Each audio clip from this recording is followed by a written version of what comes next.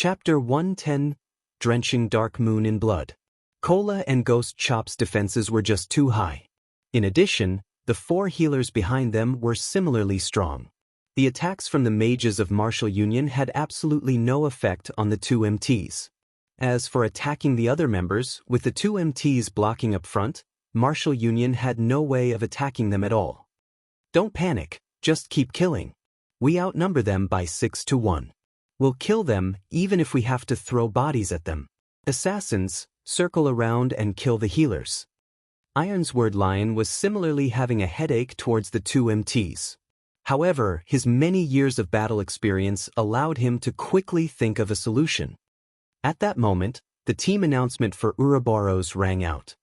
System: Team Martial Union has initiated an attack against your team. For the next 2 hours, all members within the team are able to freely retaliate without receiving any punishment. Without the need to worry about becoming a red player, everyone became much more motivated. You dare initiate a war against us, Ouroboros? None of you know the immensity of heaven and earth. All of you die. The flame witch, Zhao Yueru, could finally display her frightening might. After her hand traced out the final incantation in the air, one of her ultimate skill, Frost Flame Explosions, activated. Magic struck Martial Union's MT, causing a series of damages over -200 points and instantly reduced his HP to a critical level. However, shortly after, the healers of Martial Union quickly pulled their MT's HP back up. Fire Dragon's Roar. Zhao Yueru revealed a smile as she finished chanting her incantation. She lightly pointed a finger at that MT, causing the fire mana in her surroundings to gather at the tip of her finger. In the blink of an eye, a gigantic fire dragon appeared and rushed at that MT, devouring him whole. Even with over half of his HP remaining, the MT of Martial Union instantly died. The melee players of Martial Union all sucked in a cold breath. The MT that had just fallen was Martial Union's core MT. He was equipped with a complete set of level 4 bronze set equipment, and he was also using a level 5 bronze shield. The top mages within the guild could only cause -80 to -90 damage to him. Now, even though there were healers healing him, he was still killed in 2 moves. Just how high was that female elementalist's damage? During Martial Union's momentary pause, Blackie had finished chanting the incantation of Hell Flame. Immediately, pillars of green-colored flame appeared amongst the areas with a high density of players. The pillars of flame that shot towards the sky caused over -300 damage each second to every player, and within an instant, over 10 players lost their lives. The players from Martial Union were all dumbfounded at this sight. A single spell killed over 10 players. Just how were they supposed to contend against this? Don't be afraid. Spread out a bit. They'll be finished as long as we can get close to them. Ironsword Lion shouted confidently. The members of Martial Union felt what Ironsword Lion said was logical. They then continued charging towards the group from Ouroboros, starting a melee battle. The players from Martial Union were many, and very quickly, they surrounded everyone from Ouroboros. Gentle Snow raised her sword, immediately using charge to send 3 players flying. With a wave of the runic sword, Gentle Snow used Cleave, dealing over -450 damage to the 6 level 3 players that rushed at her. As a result, all 6 of those players directly fell. The players from Martial Union did not know just how frightening a berserker with 50 strength was. With just 20 strength, a berserker could snap a common weapon in half with only their bare hands. If a berserker had 50 strength, one could just imagine how frightening they were. After killing the first wave of players, Gentle Snow rushed headlong into the crowd. Like a flood dragon entering the ocean, Gentle Snow wreaked havoc amidst Martial Union. A fierce gale unfolded as Gentle Snow used Whirlwind Slash. The players within a 5-yard radius around her were all sent flying upwards, and damages of over -500 points appeared above their heads. The players crashed heavily into the ground, becoming deader than dead. The healers standing at the backlands could not even manage to heal them before they were slaughtered. The players from Martial Union who surrounded Gentle Snow were scared to a tremble. The aura gentle snow emanated was just too frightening, snatching away their courage. As for the other players from Martial Union, every one of them were still valiantly attacking, using their skills on the members of Ouroboros. However, each of their attacks only managed to cause -40 to -50 damage. On the other hand, a single hit from the players of Ouroboros took away over half of their HP, just 2 hits left them dead, and not even the healers could manage to save them in time. The players from Martial Union quickly discovered a problem, that, although they had the advantage of numbers on their side, the majority of them were all new players to God's domain. In other words, they were noobs. Not only was the difference in their levels huge, the gap in their equipment was even more ridiculous. Only the elites of Martial Union could barely contend with the members of Ouroboros.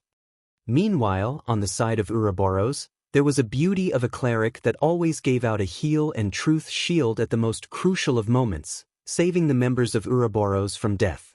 As a result, the members of Martial Union went mad with frustration. However, even though they wished to kill off this cleric, the person herself was constantly being protected by 2 assassins. As long as any player rushed at the group, a chain of attacks from the 2 assassins would massacre them. In the end, the members of Martial Union were caught in a stalemate. They could neither advance nor retreat. All assassins use stealth and get rid of their healers. Without healers, their deaths are all but guaranteed. Ironsword Lion bellowed in the team chat. If half a dozen assassins from Martial Union could sneak over with stealth, they could easily kill off a cleric if they joined hands with each other. Drifting Blood, where is that brat? I want to personally kill him myself, Ironsword Lion asked in a rage. He glanced at the surroundings, but failed to discover Shifeng's figure at all. Their losses from this battle today would definitely be huge, and all of it was due to Shifeng. Ironsword Lion would naturally not let Shifeng escape. Boss Ironsword, I don't see the brat here either. He seems to have vanished, Drifting Blood anxiously replied. Find him. He must be found. Ironsword Lion's rage burned. The person he wanted to kill the most had disappeared. If this news were to spread, he would definitely become a laughingstock. At this moment, Shifeng had already snuck to Martial Union's backline through the use of Shadow of Nothingness. This location should be it. Shifeng looked at the surrounding terrain. He then cancelled the Shadow of Nothingness, suddenly appearing some distance behind the healers of Martial Union. Meanwhile, the healers of Martial Union were currently busy healing the players on the front lines, failing to discover Shifeng's appearance. Windblade. Shifeng turned into a fierce gale, sweeping towards the healers of Martial Union. While in the middle of chanting a prayer, a male cleric suddenly found a pitch-black sword piercing through his chest. Following which, he felt a burst of pain at his neck before the sight before him turned dull gray. Under Shifeng's blade, a level 5 cloth-armored cleric was no different than a piece of paper. A normal strike from Shifeng's sword was able to cause over -330 damage. With just two basic attacks, Shifeng could kill off a single cleric. If he were to use a skill, he could practically kill a cleric with every attack. There's an assassin. The female cleric nearby screamed when she witnessed this scene. She did not think that the male cleric would die so quickly or so cruelly. Yi Feng. Ironsword Lion immediately turned his head towards the backlands, discovering Shifeng rapidly harvesting their healers, just like sheep entering a tiger's mouth. Ironsword Lion's eyes nearly cracked open in rage at this sight. He loudly bellowed as he rushed at Shifeng. Unfortunately, Shifeng's speed was extremely fast. The healers held no chance of escaping Shifeng's blades. In mere moments, Shifeng claimed more than 10 healers' lives. Without healers, the front line of Martial Union started to quickly crumble as Gentle Snow and the others butchered them. Die. Ironsword Lion's eyes turned crimson red. He used Windblade, his sword stabbing towards Shifeng's back. Now that their healers were all dead, it was needless to say that they would lose this battle. Meanwhile, Shifeng was the main perpetrator for all of this. If he did not kill Shifeng, he vowed not to be a human. After annihilating all the healers, Shifeng currently picked up the equipment they dropped. When he discovered Ironsword Lion rushing over, he did not even turn his head as he tightened his grip on the abyssal blade. Then, with a twist of his body, Shifeng slashed the abyssal blade down at Ironsword Lion's pair of swords. Ironsword Lion was forced to retreat several steps before he managed to stabilize his body, his face filled with shock as he looked at Shifeng. Shifeng's casual swing of his sword forced Ironsword Lion into retreating so many steps. Such a feat was absolutely impossible without a huge difference regarding strength. After reaching level 7, Shifeng placed all his free attribute points into strength. Shifeng's strength was even higher than Gentle Snow's, not to mention Ironsword Lion's, who had only average equipment. However, Ironsword Lion did not know this. After knocking Ironsword Lion back with a single slash, Shifeng gave Ironsword Lion no time to think before following up with a double chop. Shifeng's pair of swords instantly transformed into 4 sword images, slashing towards Ironsword Lion. With this many sword images sweeping towards him, although Ironsword Lion tried to block all of them with all his might, he only managed to block 2 of them. There were still 2 sword images that pierced his body, each causing -180 damage. Ironsword Lion hurriedly retreated, taking out a basic recovery potion and drinking it. Seeing that he was no match for Shifeng, Ironsword Lion tried to turn tail and run. However, within a split second, 3 lightning flashes entered his eyes. Before his body could even defend against the streaks of lightning, damages of -266, -352, and -463 appeared above his head. Ironsword Lion instantly died under Shifeng's swords. At his death, Ironsword Lion dropped a piece of equipment and 1 other item. Chapter 111. Dragon Hidden in the Abyss. Boss Ironsword. Boss. When a few players from Martial Union saw that Ironsword Lion was easily taken care of, they were all incomparably shocked. They had all personally witnessed Ironsword Lion's great strength before, capable of killing players as though he was merely cutting up vegetables. Now, however, that Ironsword Lion had actually been killed by Shifeng in just a few moves, it was truly an incomprehensible sight. The upper echelons of the various guilds looking from afar were similarly tongue-tied from this scene. Only Stabbing Heart was well aware of Shifeng's strength. The moment Ironsword Lion had provoked Shifeng, Stabbing Heart knew that the Martial Union in Red Leaf Town was finished. However, the others present did not know this fact.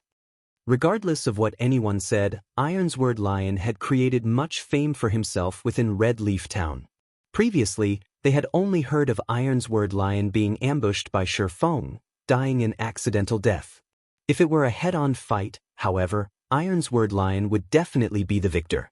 Yet, nobody could have imagined that, in a straightforward exchange, Ironsword Lion was easily defeated in just a few moves. As expected, rumors could not be trusted. Looking at the speed and accuracy at which Shifeng drew his swords, creating 4 sword images with just 2 swords, even those in the various guild upper echelons would not be able to block off all those attacks. In addition to Shifeng's excessively high attack power, Ironsword Lion was definitely not his opponent. Shifeng was no ordinary swordsman. It was no wonder why the Snow Goddess would stick out and defend him. I had originally thought that Ironsword Lion would be a huge competition to us. Now that I'm looking at him, he is but an upstart from another small virtual reality game. I never thought that he would be such a brain-dead fool, biting at whoever he meets.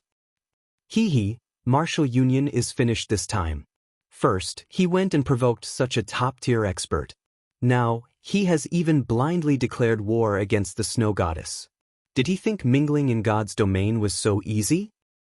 It would be enough if he were to be a fool in reality. Now, he is even showing it in God's domain. As expected of someone that came from a minor game. He truly does not know the immensity of heaven and earth. Martial Union will definitely have to remove their name from Red Leaf Town now.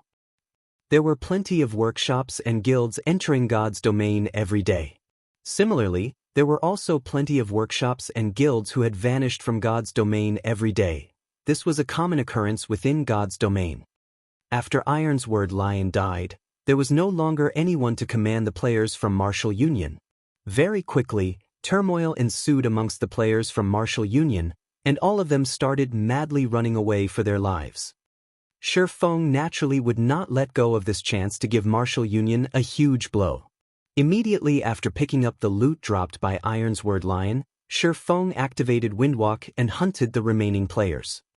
Ignoring the level 3 noobs, Shi Feng specifically chased after the elite players of Martial Union.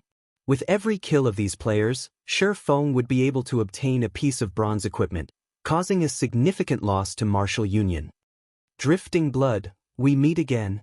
Shi Feng blocked off the escape path of several Martial Union elites, discovering a person he was familiar with amongst them. It was Drifting Blood, the person who had harassed Violet Cloud, and had then gone on to seek trouble with Shi Feng. Drifting Blood was shocked into a jump. He trembled as he pointed a finger at Shi Feng, timidly saying, "Yi Feng, you shameless bastard. What kind of expert are you, to bully 4 people with one?" Without speaking any further, Shi Feng stepped forward, slashing both of his blades. 8 sword images appeared, immediately aiming for the lives of the 4 players. A shield warrior amongst the 4 immediately activated shield wall, prepared to receive Shi Feng's attack. Meanwhile, Drifting Blood had used Chop at Shi Feng, while another berserker used Charge, and a cursemancer used Dark Arrow. Shi Feng noticed that the cooperation between the 4 was very good. It would not be beneficial for him if he were to receive their attacks forcefully. Deciding so, Shi Feng used Phantom Kill, his doppelganger blocking the attacks in front of him. Shi Feng then hurriedly turned his body, his feet carrying out an illusory footwork as they left behind after images. Meanwhile, Shi Feng's doppelganger had continuously fended off the attacks of the 4 players, receiving some damage in the process as well. However, after Shi Feng himself moved to a side, he abruptly waved the abyssal blade. The 3 streaks of lightning from Thundering Flash had struck at the 3 melee players that were battling against his doppelganger, instantly killing Drifting Blood and the other berserker. As the shield warrior had shield wall activated, he was able to barely survive the attack. However, Shi Feng's doppelganger had taken the chance to use a chop on the shield warrior. Now, only the cursemancer, who was in the midst of chanting, remained. Shi Feng used Wind Blade, dashing up to the cursemancer like a fierce gale. Seeing this scene, the cursemancer was frightened into a run. However, Shi Feng had used Chop, his sword slashing down on the cursemancer's back, causing a critical hit of -1156 damage and instantly killing the cursemancer. With the difference, in terms of equipment and battle techniques, Shi Feng was able to bring an end to the battle quickly. After looting the equipment dropped by the 4 players, Shi Feng continued hunting for the other elite players from Martial Union. 10 minutes later, all the elite players from Martial Union were dead. The damage caused to Martial Union this time was absolutely devastating. It was practically impossible for them to contend with the other guilds for dominance over Red Leaf Town now. Miss Snow, thank you for help today. Otherwise, our losses would be immeasurable. Shi Feng expressed his gratitude towards Gentle Snow. Even if he could kill off many players in a battle against Martial Union, and even escaping in the end, his other party members would definitely have died. It's nothing. Just a minor effort. Although Martial Union's losses are devastating in Red Leaf Town, there are still members of Martial Union in other towns. When everyone is gathered at White River City at level 10, that version of Martial Union will not be as easy to deal with as this small group, Gentle Snow softly said. I see that you're just an independent player without any guilds to rely on. If you do not have any large guilds protecting you, you would easily become a target for Martial Union. Why don't you join Ouroboros? Right, big brother Yi Feng. With Ouroboros' strength, by the time we reach White River City, even the people from first-rate guilds would not dare to provoke us. Moreover, our guild gives out extremely good benefits, Xiao Yuer commented. Many thanks for Miss Snow's worries. However, I'm too used to freedom, so I never had any intentions to join a guild before. Shi Feng straightforwardly rejected the invitation. Although Ouroboros was a good guild, they similarly had a lot of problems. Take Gentle Snow for example. She was clearly the first vice leader of the guild, yet She had still left Ouroboros in the end, just like how Shifeng himself was casually chased away from Shadow. At the end of the day, it was still best to hold his decision rights in his own hands. Since that is your way of thinking, I won't try to insist that you join us. However, if you ever change your mind in the future, Ouroboros would welcome you anytime. Gentle Snow could naturally see through Shifeng's thoughts. However, everyone had their own ambitions, and it would not do well for her to force the situation. Right now, it was enough for them to maintain an amicable relationship. Following which, Shifeng led Blackie and the others away from the Dark Moon graveyard, returning to town to sort out everyone's bags. He then planned to take them to level up. Previously, he had always been tight for time. Now that he had finished dealing with his matters, the time was just right for everyone to rise up to level 10 quickly. Meanwhile, Zhao Yuer looked at Shifeng's departing back, faintly feeling a sense of familiarity. She did not know why she was feeling an indescribable sense of loss in her heart. Snow, why didn't you try harder? If you told him about the matters of the god-slaying army, he might have even agreed to join, Zhao Yueru asked. Gentle Snow smiled, saying, "Didn't you hate the thought of him joining us before? But now you want him to join us instead." A blush appeared on Zhao Yueru's delicate face as she said in an upright tone, "Aren't I doing this for you?" Regardless of what anyone said, he is also a top-tier expert.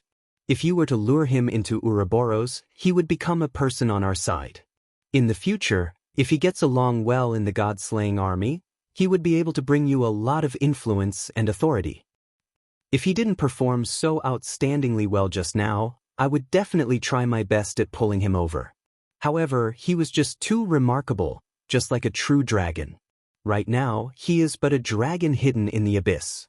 Sooner or later, he will be able to soar into the skies, and we will be able to do nothing to hold him back. Who knows, in the future, he might even become a headache of an opponent to Ouroboros. Gentle Snow lightly laughed.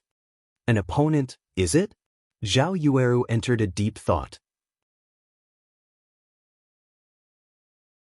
Chapter 112, 7 Luminaries Gemstone. After Martial Union was exterminated, the news of its demise was quickly spread around Red Leaf Town. Some people had even recorded the battle and posted it onto the official forums, the incident quickly becoming popular. Ouroboros had first conquered the Hell mode of Dark Moon Graveyard. They had then gotten rid of Martial Union's over 100 members. The valiant appearance of the Snow Goddess had captured the hearts of all the male players, and instantly, Ouroboros' position and influence around the region of White River City had skyrocketed. As a result, countless players wished to join Ouroboros. Due to the recording of this battle, there were plenty of upper echelons of guilds that had noticed Shifeng's existence. The origin of this battle was, after all, due to Martial Union's enmity towards Shifeng.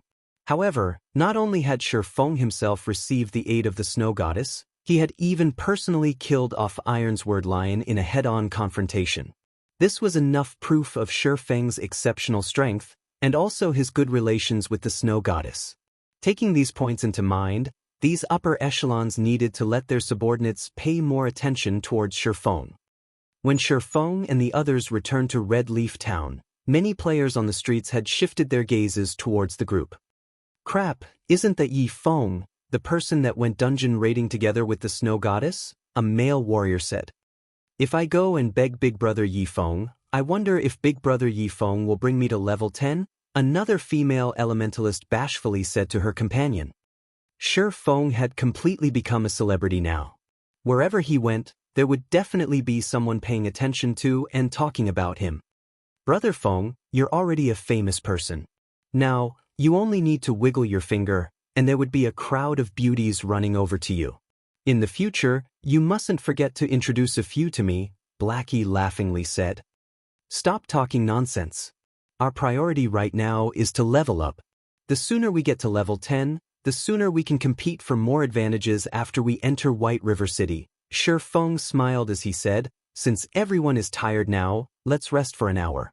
We'll gather again after you all get your equipment repaired and replenish your necessities." After hearing Shifeng's arrangements, Blackie and the others immediately went to the smithy to repair their equipment. They did not know why, but normally when they were grinding on the level 5 forest wolves, even if they had been grinding for over 10 hours, the durability of their equipment did not fall by much. However, right now, just after raiding a dungeon once, the durability of their equipment had all fallen by almost half. If they were to raid the dungeon another time, the durability of their equipment might fall to 1 within just 3 to 4 hours, becoming useless. When everyone arrived at the smithy to repair their equipment, they suddenly discovered a frightening matter. Previously, it was a normal occurrence for them to change into new equipment. Hence, they had never repaired their equipment even once before.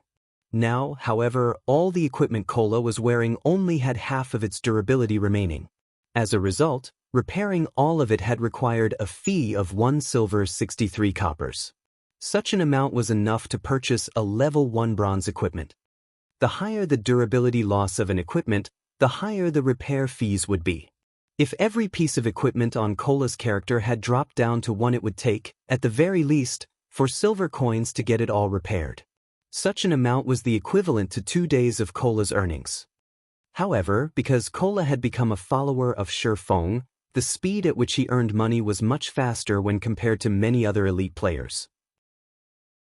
If those elite players were to repair their equipment, the total fees would be equivalent to several days of their earnings.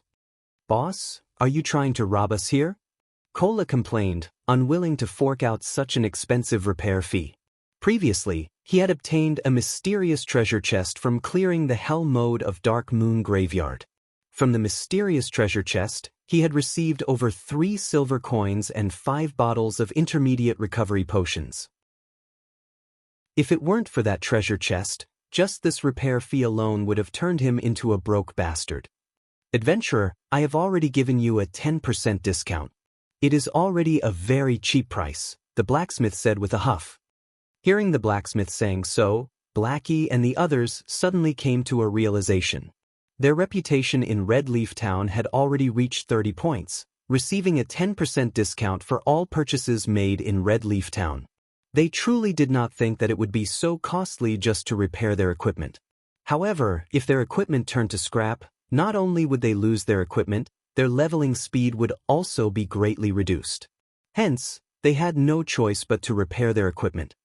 Trade Area, Auction House. Shi Feng was frantically purchasing items from the auction house.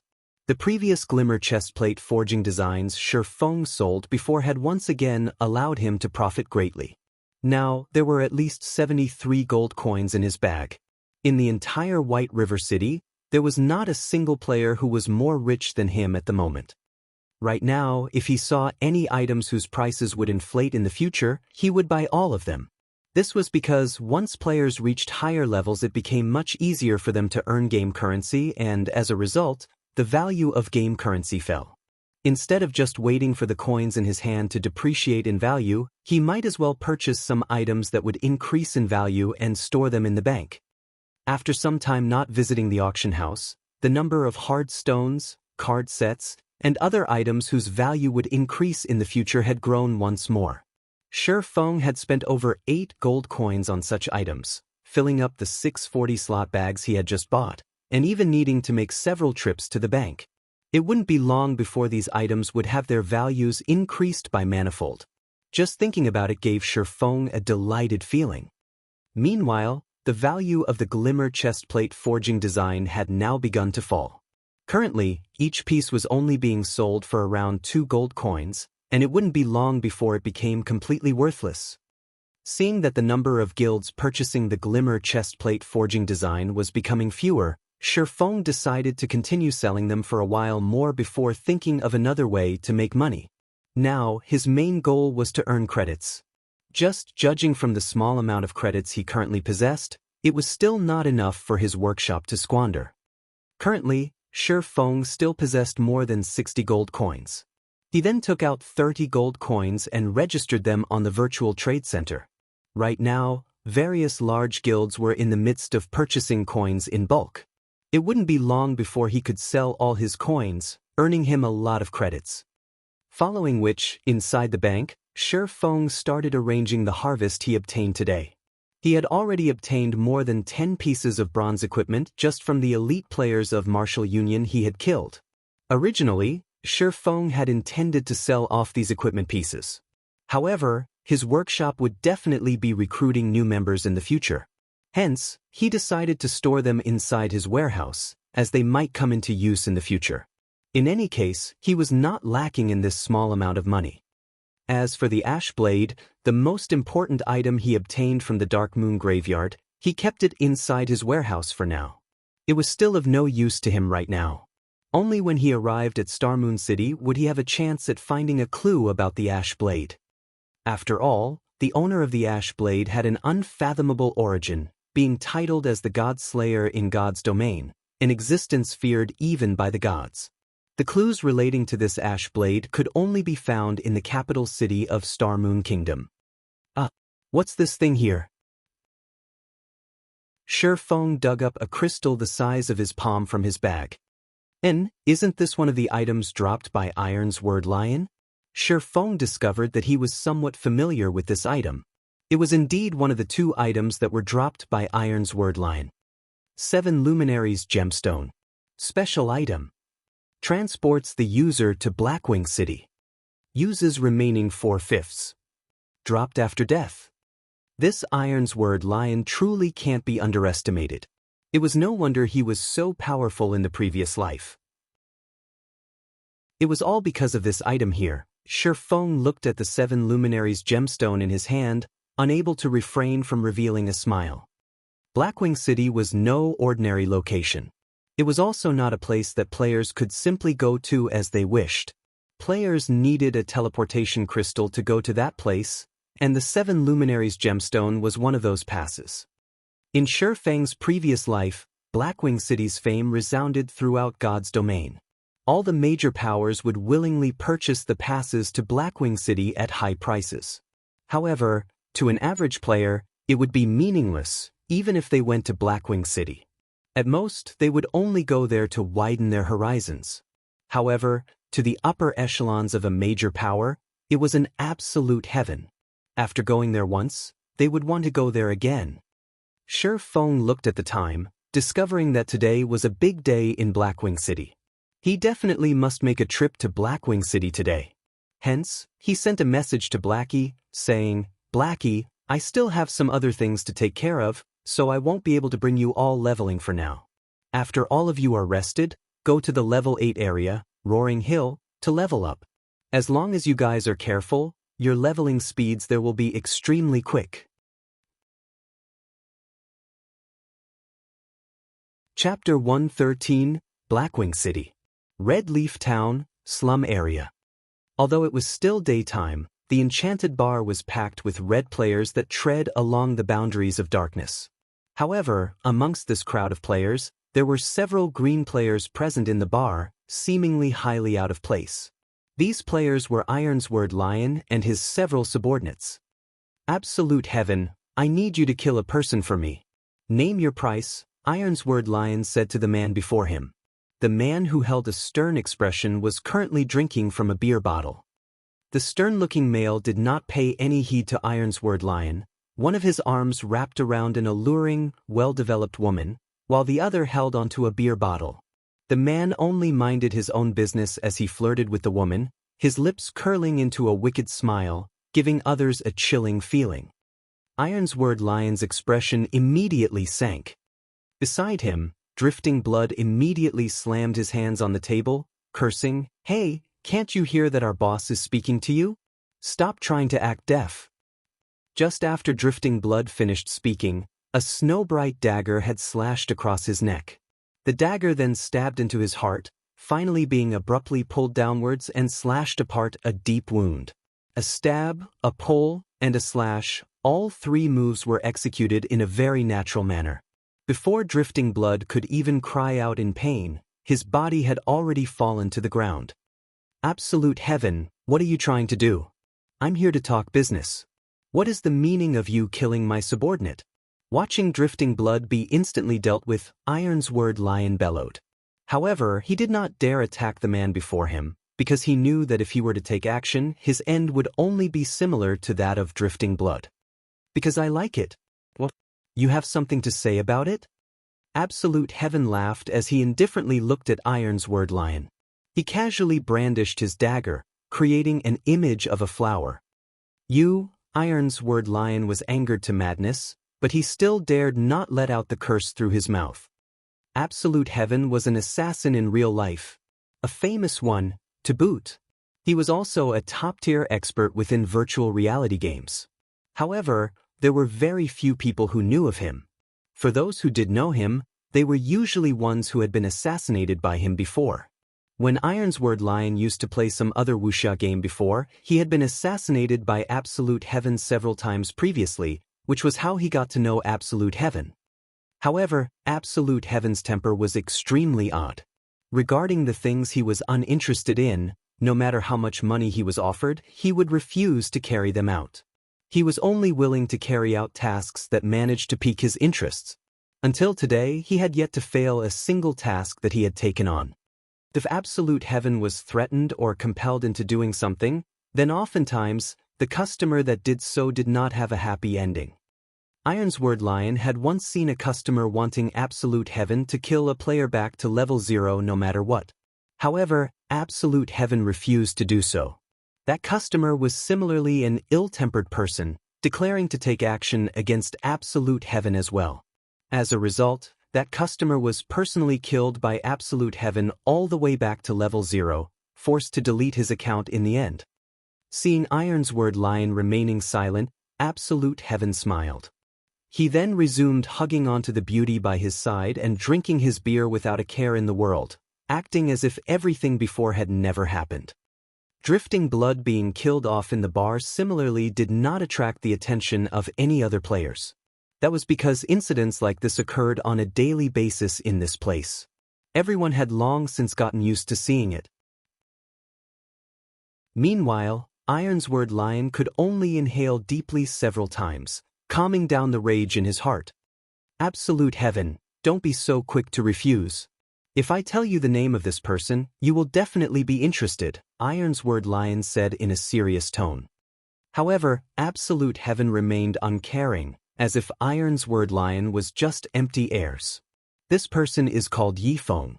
He is a top-tier expert. I only wish for you to kill him back to level 0, or force him to delete his account and start all over again. As for the price, it is up to you to decide. Ironsword Lion took out a recording, sending it to Absolute Heaven. The recording depicted the scene where Ironsword Lion himself was killed off by Xianxia. 2 swords, for images, impossible to fend off.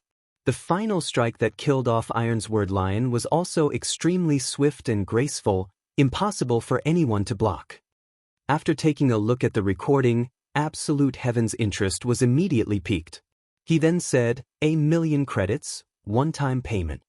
Ironsword Lion's heart could not help but twitch after hearing this price. However, he had long since known of Absolute Heaven's way of setting prices based on the target strength. Normally, killing a player would only cost around 100,000 credits. Ironsword Lion did not imagine that Xianxia would be worth so much, actually requiring 1,000,000 credits.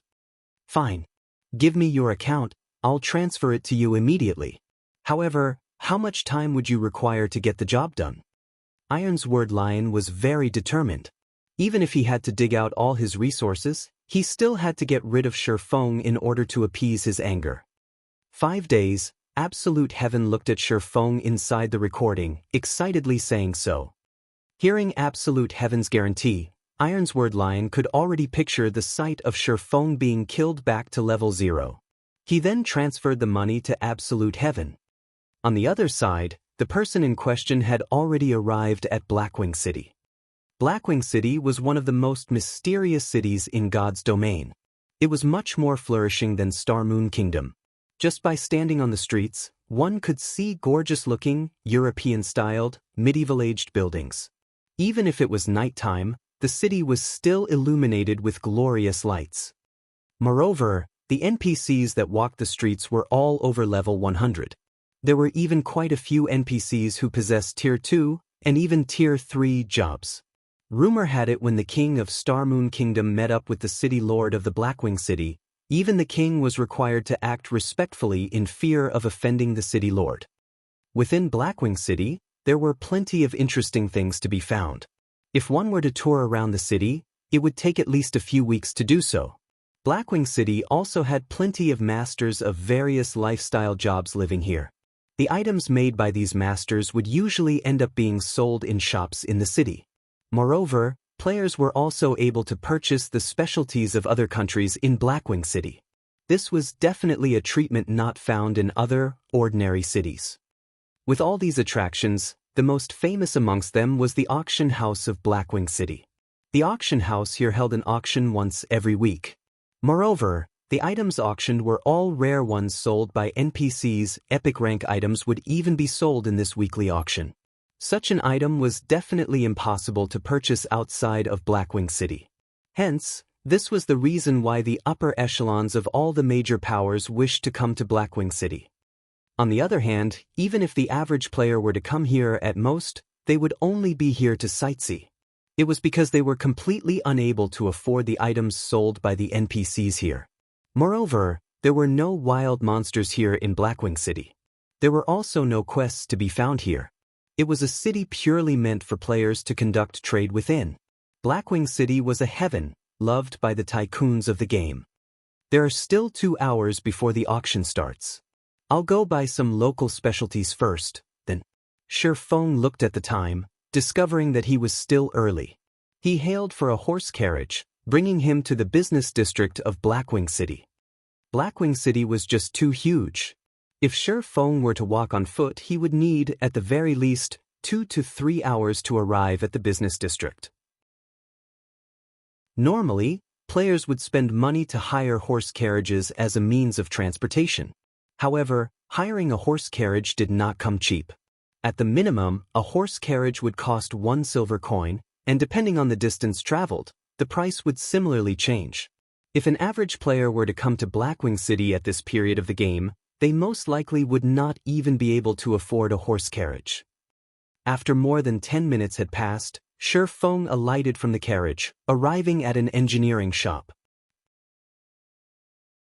This engineering shop was not large. It was only a small building with 2 floors. There was an old-looking, wooden signboard hung at the entrance with the words, Cruz's Workshop, carved into the wood. Although the shop seemed shabby at first sight, Feng knew that the shop was opened by the engineering grandmaster, Cruz Gaia. He was also the one and only engineering grandmaster in Blackwing City. As for the other engineering shops, those were all operated by engineering masters or engineers. Although those shops appeared to be flourishing, the items sold by them were all very expensive, yet of poor quality. Back in the early days, Feng had often been scammed by those shops. Feng pushed open the door, entering Cruz's workshop. The caretaker of the shop was called Luciola, a shy-looking girl who had her hair tied into 2 ponytails. If one used observing eyes, they would quickly discover that this frail-looking girl was in actuality a professional mage, a job that advanced 2 tiers from an elementalist. Furthermore, she was even at level 100. A level 100 tier 2 mage could easily extinguish a single red leaf town. If a player dared to cause a scene in this shop, they would quickly turn into a pile of ash. Chapter 114, Blackwing Auction House. Very rarely did Cruz's workshop have customers, and Feng's entry into the shop immediately roused Luciola's attention. Lord Demon Hunter, I wonder what items my lord requires? Our shop has a variety of items and we guarantee their quality. Luciola walked towards Feng, asking respectfully. Feng did not think that, regardless of location, the Demon Hunter title would be so respected. The title even held effect in Blackwing City. I wish to have a look at the new goods you have this week, Feng replied. My lord, our shop is stocked with many new items this week. I guarantee that my lord will be satisfied with them, Luciola said. Guide me to them, then. Feng nodded his head. In Feng's previous life, he had never once before gone to the 2nd floor of the shop. He did not think there were even items being sold on the 2nd floor. My lord, this way please. Saying so, Luciola brought Feng to the 2nd floor. The second floor was filled with display cabinets, all of them showcasing many rare engineering tools that dazzled a person's eyes. Amongst the display cabinets, there was an item that greatly attracted Shifeng's attention. Rocket boots. One of the godly escaping tools in God's domain. With it, one could easily escape when met with dangers in the wild or when being hunted by other players. Moreover, this was epic equipment that was made by an engineering grandmaster. Regardless if it was the attributes or effects, both were not something with which the common ranked rocket boots could compare. However, the price tag hanging on the epic ranked rocket boots was a frightening 1,200 gold. Even if Shifeng considered himself as rich, he could not even afford a fraction of such an amount. After making a round through the display cabinets, a majority of the items sold were all to Shifeng's liking. Moreover, they would be of huge aid to himself, and he could not help but wish that he could just take all of them away. However, his pockets were not sufficiently deep, and he could only lament over his fate. Lord Demon Hunter, are these items not to your liking? Seeing that her long-awaited customer was shaking his head, Luciola hurriedly asked. However, how would Shifeng have the cheek to tell Luciola that he did not have that much money? Any of the items showcased here would, at the bare minimum, cost around tens to hundreds of gold coins. Just based on the 30 over gold coins in his bag, he would at most be able to purchase a single item here. Do you have frost grenades here? After giving it some thought, Shifeng decided that it would be better to buy some more useful items. Lord Demon Hunter, the frost grenades are sold in the common section on the first floor. The VIP section on the second floor does not sell them. My lord, please follow me. Luciola brought Shifeng down to the first floor once more. At this moment, Shifeng finally realized that the second floor was the VIP section. It was no wonder the items on display there were so expensive. In his previous life, when he had discovered this workshop here, he was already around level 70 to level 80. However, he did not possess the Demon Hunter title at that time, so he could only shop at the common section. Yet, even then his gains were already bountiful. Now, he had inadvertently discovered the VIP section on the second floor. Moreover, there were so many items sold in that section. Unfortunately, the money he possessed was just too little to buy anything. He could only come again in the future, after earning more money. Corresponding to the lower number of items being sold on the first floor, their prices were similarly much lower. Lord Demon Hunter, these are the frost grenades that you requested. They are categorized into 3 tiers. May I know what type you are seeking? Basic Frost Grenade. Effective against monsters and players below level 30.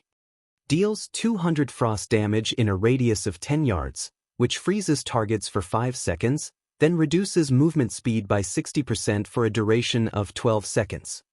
Price, 1 silver 50 coppers. Intermediate Frost Grenade. Effective against monsters and players below level 70. Deals 800 frost damage in a radius of 12 yards, which freezes targets for 5 seconds, then reduces movement speed by 60% for a duration of 12 seconds. Price, 10 silvers. Advanced Frost Grenade. Effective against monsters and players below level 120. Deals 2,000 frost damage in a radius of 15 yards, which freezes targets for 5 seconds, then reduces movement speed by 60% for a duration of 12 seconds. Price, 70 silvers. Just a single intermediate frost grenade was enough to instantly kill a level 5 MT, fully equipped with bronze equipment. Meanwhile, although the basic frost grenade could not instantly kill a player, it could freeze them for 5 seconds, followed by a 60% reduction in movement speed for 12 seconds.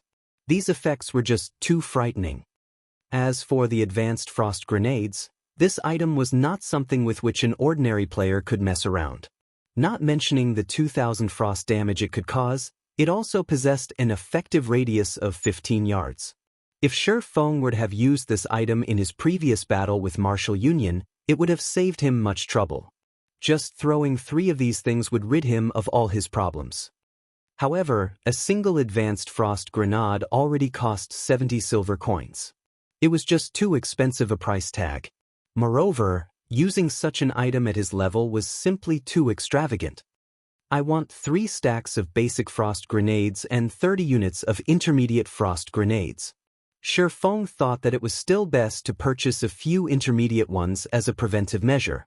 If he were to end up being hunted by Martial Union again, these intermediate frost grenades would aid him in getting rid of all those troubles.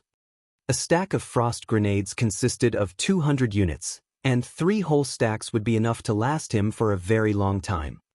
Lord Demon Hunter, you can enjoy a 10% discount in our shop. The total amount for these items is 10 gold 80 silver. Luciola brought out all the requested items, saying after making a quick calculation. All right. Shifeng felt joy in his heart.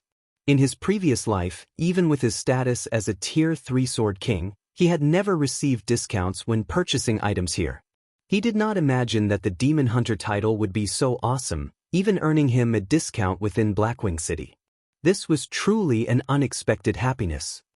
After purchasing the frost grenades, Shifeng rode on the horse carriage to the heart of the trade area, the Blackwing Auction House. The Blackwing Auction House was one of the most majestic buildings within Blackwing City. The land it took up was the size of 4 football fields. Moreover, the building possessed 188 floors. The royalty of the various countries in God's domain, and even great characters, like Tier 5 NPCs, would sometimes visit this place to purchase items. Immediately after arriving at the Blackwing Auction House, Shifeng had noticed that there was actually a dozen or so players queuing up to enter the auction house. However, such a sight was nothing strange to behold. Even a small place like Red Leaf Town had managed to produce a pass to Blackwing City. There were hundreds of towns under the influence of White River City, while there were over 100 cities under the rule of Star Moon Kingdom. Moreover, there were hundreds of countries in the entirety of God's domain. Hence, it was only normal for hundreds of players to appear in Blackwing City right now. The ones who were capable of coming to Blackwing City right now were either those who had extremely good luck or those who belonged to the upper echelons of major powers. For the average players that did arrive at this place, however, they would quickly discover that although Blackwing City was a good location to be, it would be of no help to average players like them. Hence, it would be better for them to sell the entry ticket to a major power, earning some quick money. Meanwhile, the players that were lined up here all had very high levels. The highest amongst them was a level 7 bearded man. The large man wore a complete level 5 bronze set equipment and was also carrying a mysterious iron axe on his back. One glance at the man was enough to tell that the man's strength was not to be trifled with. As for the other players, they were all at level 6, each wearing complete bronze set equipment, and none of them looking to have a simple background. Noticing Shifeng walking over, these players all discovered that Shifeng was surprisingly at level 7, the same level as the bearded man beside them. However, the silvery white, delicate set equipment worn by Shifeng faintly gave off a chilling and heavy pressure. Although it was a bronze set equipment, a single look at it and anyone could tell that it was not just any ordinary set equipment. Moreover, there were even individual pieces of secret silver ranked equipment. Although they could not tell what rank the black sword hanging around Shifeng's waist was at, the other sword gave off the glow of a secret silver equipment. Compared to the bearded man, Shifeng was obviously much more powerful, and the players present immediately started having notions of befriending him. This one is Lonely Goose of the Moon Temple. Fellow friend, I have never seen you around before. Is this your first time visiting Blackwing City? A gentle scholarly-looking, level 6 swordsman walked up and asked Shifeng. After arriving at Blackwing City, Shifeng did not disguise his equipment, leaving them in their original appearance. He had only altered his own facial appearance, turning it into the appearance of the middle-aged man, Black Flame. That way, nobody would be able to recognize him as Yifeng. Hearing this scholarly person introduce himself, Shifeng could not help but size up this man called Lonely Goose.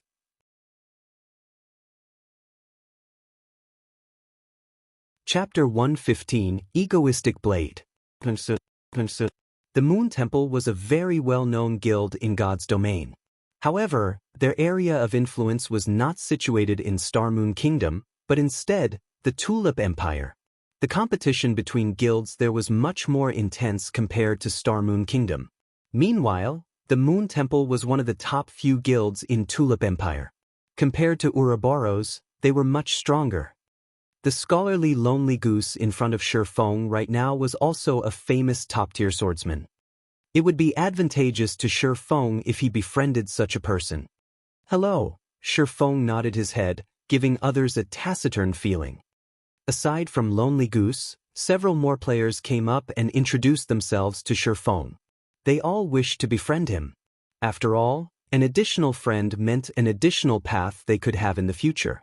It was especially true for the top-tier experts that could arrive at Blackwing City. As to whether they would become enemies in the future, the possibility of such a situation happening was low. As for the reason to such a conclusion, up till now, the group of them had yet to see a top-tier expert belonging to the same country as them in Blackwing City. Also, every country was very far apart from each other, and countries coming in touch with each other would be a matter in the far future. On the other hand, if they could become friends and have a cooperative relationship, then it would be beneficial to both sides. This was also one of the hidden benefits of Blackwing City. The bearded man swept a glance at Shi Feng, discovering that Shi Feng's level was actually the same as his own. Being able to reach level 7 was an achievement of which he was extremely proud. However, now that he realized he was the same level as an independent player, he immediately felt a sense of provocation. In addition to the other players trying to befriend Shi Feng, the bearded man snorted, "He's just an independent player. What is the point in trying to curry favor with him?" With the bearded man's words, the entire atmosphere in the auction house became tense. Playing the part of the friendly guy, Lonely Goose said with a smile, "Brother Egoistic Blade, not everyone can easily come to Blackwing City. Is there a need for such a cold treatment? If we can all get along with each other, it would be a great benefit for all of us in the future. Help. Just based on the luck of an independent player, how would he be able to mutually cooperate with us? How can he be of any help to us?" The disdain in the bearded man's words kept on growing. The man then flaunted the guild emblem on his chest, the words "Bloodthirsty War God" written on the emblem. The emblem was silver in color, signifying that the bearded man was at the rank of an elder within the guild. Bloodthirsty War God was one of the top 3 first-rate guilds in Black Dragon Empire. Bloodthirsty War God was a long-established guild, its lengthy history tracing back at least 60 years ago. At that time, not even Shi Feng's parents had been born yet. Looking at Egoistic Blade behaving so, even Lonely Goose felt helpless about it. He then looked at Shi Feng apologizing, "Truly sorry. Brother Egoistic Blade doesn't usually behave this way. Maybe he is in a bad mood today." This should be Brother Black Flame's first time coming to the Blackwing auction house, right?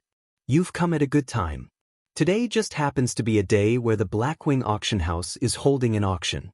However, if you wish to participate in the auction, you need to purchase a Blackwing insignia that costs 2 gold coins. You will only be allowed entry if you possess the Blackwing insignia. Furthermore, the players who possess the Blackwing insignia can bring along 2 more players with them. How about Brother Black Flame, let me bring you into the auction. You could save a big expenditure that way.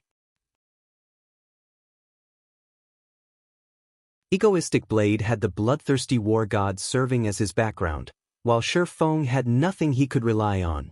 Egoistic Blade was extremely confident that Lonely Goose and the others would choose him without even the need to think. Only when the strong cooperate with each other would they be able to bring out the greatest benefits.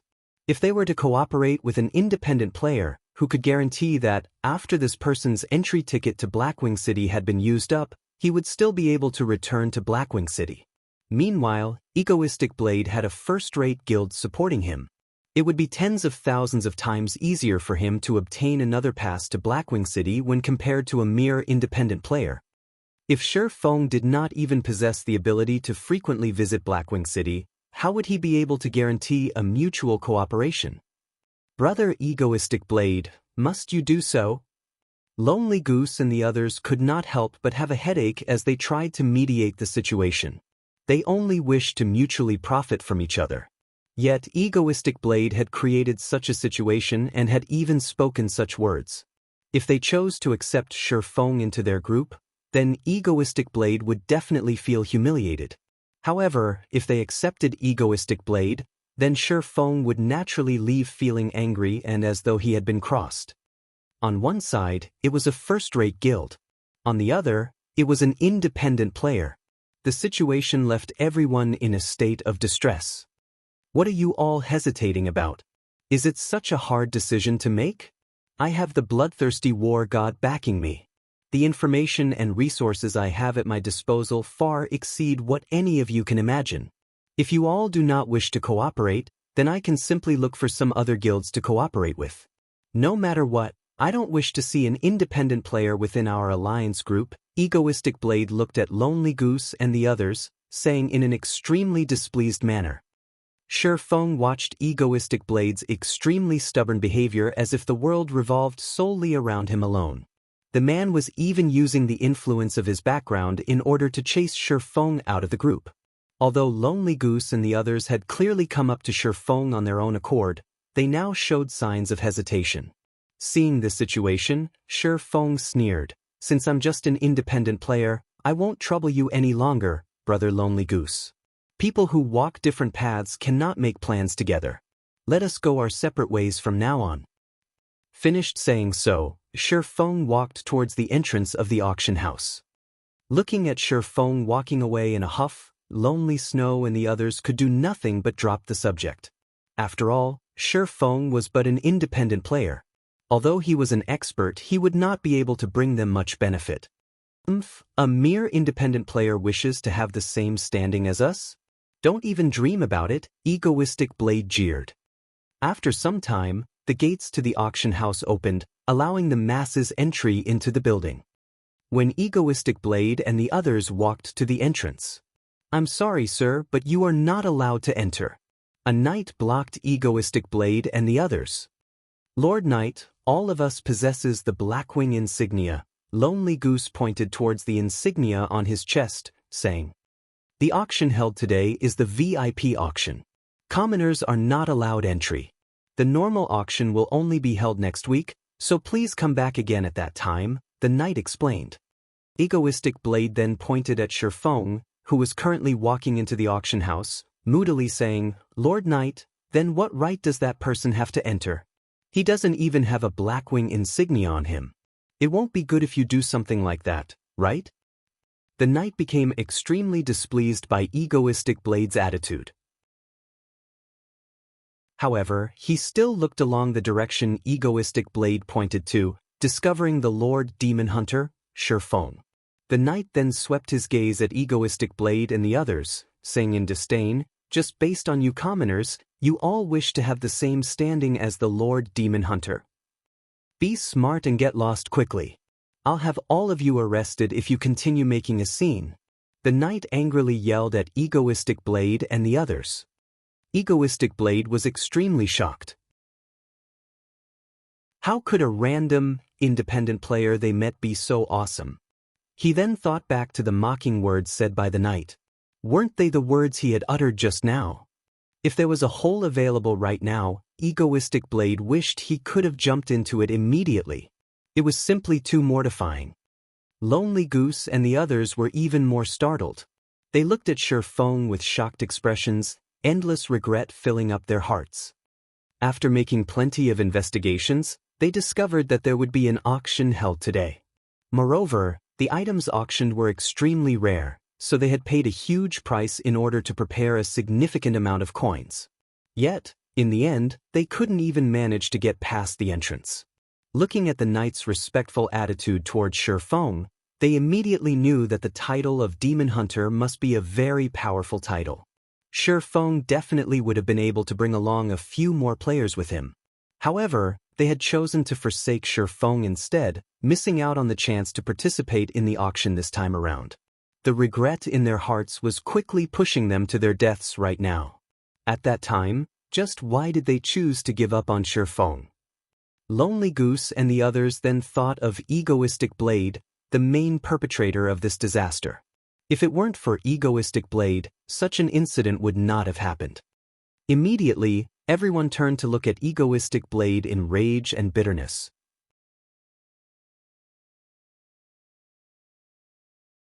Chapter 116, Silver Dawn. Ladies and gentlemen, distinguished guests, please come over here. Take the floating platform up to the 66th floor. There will be a person assigned there to receive you. A golden-haired beauty stood beside the floating platform, saying with a smile. The floating platform of the Blackwing auction house was extremely large, capable of fitting more than 50 people at a time. It was from 7 luminaries crystals, which have extremely good magical conductivity. Many magical runes were carved onto the crystals, allowing the platform to freely float in the air. However, the floating platform was extremely expensive to make, and even if all of Red Leaf Town was sold, it would not be enough to make a floating platform as large as the one in Blackwing City. In the entire Star Moon Kingdom, only the auction house at Star Moon City, and also the Royal Palace, had a floating platform implemented. Moreover, the size of each of those floating platforms was much smaller when compared to the one in the Blackwing auction house. It displayed the level of wealth held by the Blackwing auction house. To say the least, the Blackwing auction house was extremely large in size. It was categorized into 3 different sections, which were the common section, the VIP section, and the luxury section. The auction venue for the common section was located from the 4th floor to the 36th floor. As long as one possessed the Blackwing insignia, they could participate in the common auction. However, there were much less rare items auctioned there. The auction venue for the VIP section was located from the 50th floor to the 100th floor. One must have a certain amount of status before being allowed to participate in the VIP auction. As for the items auctioned, rare items were the mainstay of the auction, with the occasional precious item. The auction venue in the luxury section was located from the 150th floor to the 180th floor. Aside from those with transcendental strength, they were usually the overlords of a region. For example, the characters at the pinnacle of Star Moon Kingdom. In Shifeng's previous life, after he became a Tier 3 Sword King, he obtained a relatively good title, allowing him the fortune of entering the VIP section. As for the luxury section, only the guild leaders and vice leaders of first-rate guilds had the right to enter this area. The pinnacle players who had reached Tier 5 in their jobs were also allowed in this area. As to what items were sold at the luxury auction, Shifeng had no information about them whatsoever. It was a secret only known to the tyrants and pinnacle players of God's domain. Shifeng arrived at the auction venue on the 66th floor. The entire venue was about the size of a single football field, and at this moment, it was completely packed with people. These people were all NPCs with the status of nobles or above, and it was an extremely difficult task for players who wished to compete for items with these NPCs. These NPCs were here specifically to prevent players from easily winning a bid without any competition. Frankly speaking, the NPCs were just props at the auction venue. If a player's bid did not reach the standard amount, then the item would be taken away by the NPCs, preventing players from conveniently obtaining rare items. After everyone was seated, the auction officially started. After a white-bearded old man walked up to the stage, declaring the start of the auction, an item was slowly brought out onto the stage. The first item auctioned was a level 20 secret silver chestplate, its starting bid set at 2 gold. The attributes on it are good, but the price is just too expensive. Clicking on the equipment's information, Shifeng quickly gave up after looking at its attributes. Although it was good equipment, he was unable to put it to use right now. If Shifeng could really buy the item for only 2 gold, then he might have still considered it. However, after a bout of bidding from the NPCs, the price of the equipment had already soared to 7 gold. If he were to sell the chest plate to a first-rate guild, he could not possibly obtain 7 gold for it. At most, he could sell it for 3 to 4 gold. After all, to the average players right now, even copper coins were considered a precious commodity, not to mention gold coins. After which, piece after piece of secret silver equipment was brought out. There was even fine gold equipment being auctioned. However, not a single piece managed to attract Shifeng's attraction. The reason was simple. All of them were just too expensive. If the average level of players reached around level 20, then the prices of equipment would become much cheaper. However, God's Domain had started its operation only recently, so most players were still around level 4. Where would these players find that much money? Half an hour later, the equipment phase of the auction finally ended, and the auction for other items began. The following item being auctioned is a weapon forging design. This forging design is a fine work of Master Korean, and the bid for it will start at 3 gold coins. Immediately, Shifeng's interest was roused. He then clicked to check on the item's information. Silver Dawn Forging Design, Secret Silver Rank, One-Handed Sword. Level 10. Seeing that it was Secret Silver ranked, Shifeng knew that his luck had come. Moreover, the Silver Dawn was a level 10 weapon. It was absolutely something that he needed the most. The Abyssal Blade also needed 10 level 10 Secret Silver weapons to level up. With this forging design, that problem would easily be handled. However, besides Shifeng, there were still a few other forgers who participated in the bid. After all, a secret silver forging design was extremely rare. With that, the bidding for the forging design quickly started. Within moments, the bidding price had already reached 6 gold. Shifeng gritted his teeth, shouting, 7 gold. 7 gold 30 silvers. 7 gold 50 silvers. 8 gold. With the crazed bidding from the NPCs, the price for the Silver Dawn steadily rose. Crap, I bid 15 gold. Seeing that the price has reached 13 gold, Shifeng immediately raised it by 2 gold, showing his determination and shaking the composure of these NPCs.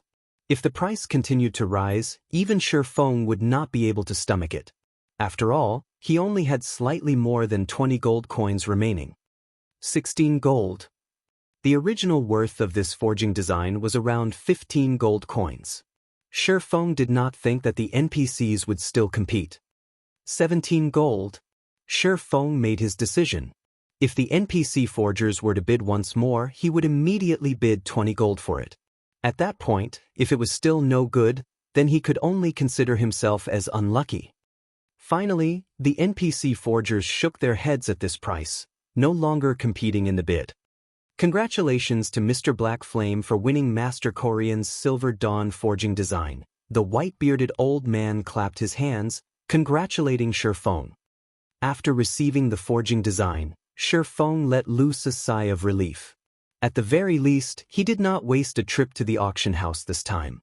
As for the 17 gold he had spent, sooner or later he would be able to get it all back through the Silver Dawn. After auctioning off the forging design, the white-bearded old man continued, the next item is a super rare skill for melee jobs. The bid starts at 5 gold coins. Thunder Flame Explosion, Action Type. Requires melee weapon. Causes 200 base damage and additional flame and thunder damage to enemies within a 5-yard radius. Enemies struck will be placed in a fainted state for 4 seconds. Cooldown, 45 seconds. Shifeng's eyes shone after seeing this item. Thunder Flame Explosion was definitely a super skill for melee jobs and was one of the most precious items in this auction. What to do? I don't have enough money right now. Shifeng greatly desired this skill book. However, the starting bid for it was already at 5 gold. At the very least, the final price for it would be 20 gold or above. While Shifeng was in silent contemplation, the price for the skill book had already risen to 10 gold. Compared to the Silver Dawn, the bidding for the skill book was even more fiery. Shifeng had no choice but to call out the interface for the virtual trade center, canceling the remaining gold coins he had registered. Thank God, Shifeng let loose a breath as he discovered that there was still 23 gold remaining out of the 30 gold he had registered. In addition to the coins he had on hand right now, it just barely totaled over 30 gold. Such an amount should be sufficient to purchase this Thunder Flame Explosion. 20 gold! Shifeng shouted. 20 gold! Mr. Black Flame has bid 20 gold. Is there anyone else interested in bidding? This is the only precious item in the auction this time around. Everyone should not miss this chance to obtain it. Shifeng could not help but send a disdainful glare at this old man. 21 gold. Since it is a precious item, then it definitely won't be anything simple. I bid 24 gold, a tier 2 swordsman pleasingly said. I bid 26 gold, a tier 3 shadower yelled. The majority of the NPCs present in this auction consisted of melee jobs. Hence, the competition for the skill book was extraordinarily intense. Moreover, the higher-tiered NPCs were all filthy rich. Just by doing a simple quest, they would be able to obtain compensation of several gold coins, so their rate of income was extremely quick. If Shi Feng did not earn a lot previously, he stood absolutely no chance at competing with these high-tiered NPCs. Looking at these high-tiered NPCs, he found each one of them was more powerful than the other. There was even a tier 4 NPC placing a bid for the skill book. Seeing as the price was about to reach Shi Feng's bottom line, 30 gold, Shi Feng placed his final bid. He would either succeed or die trying.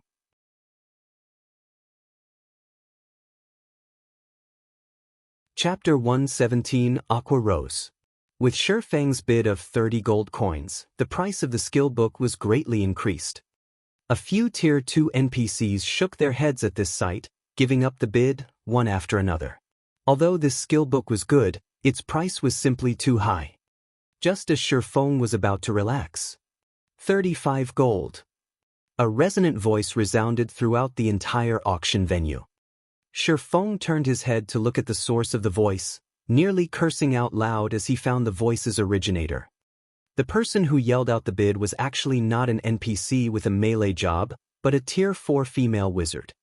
Magicians were always the richest individuals in God's domain.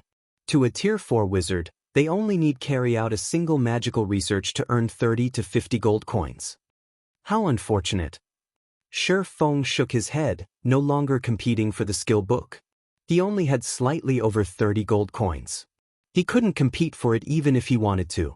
If he had known this skill book would be sold, then he would not have chosen to sell his gold coins for credits. Although Shi Feng had retired from the bidding competition, the other tier 4 melee job NPCs were still fervently competing over it. The price of the Thunderflame explosion had already risen to 45 gold at this point.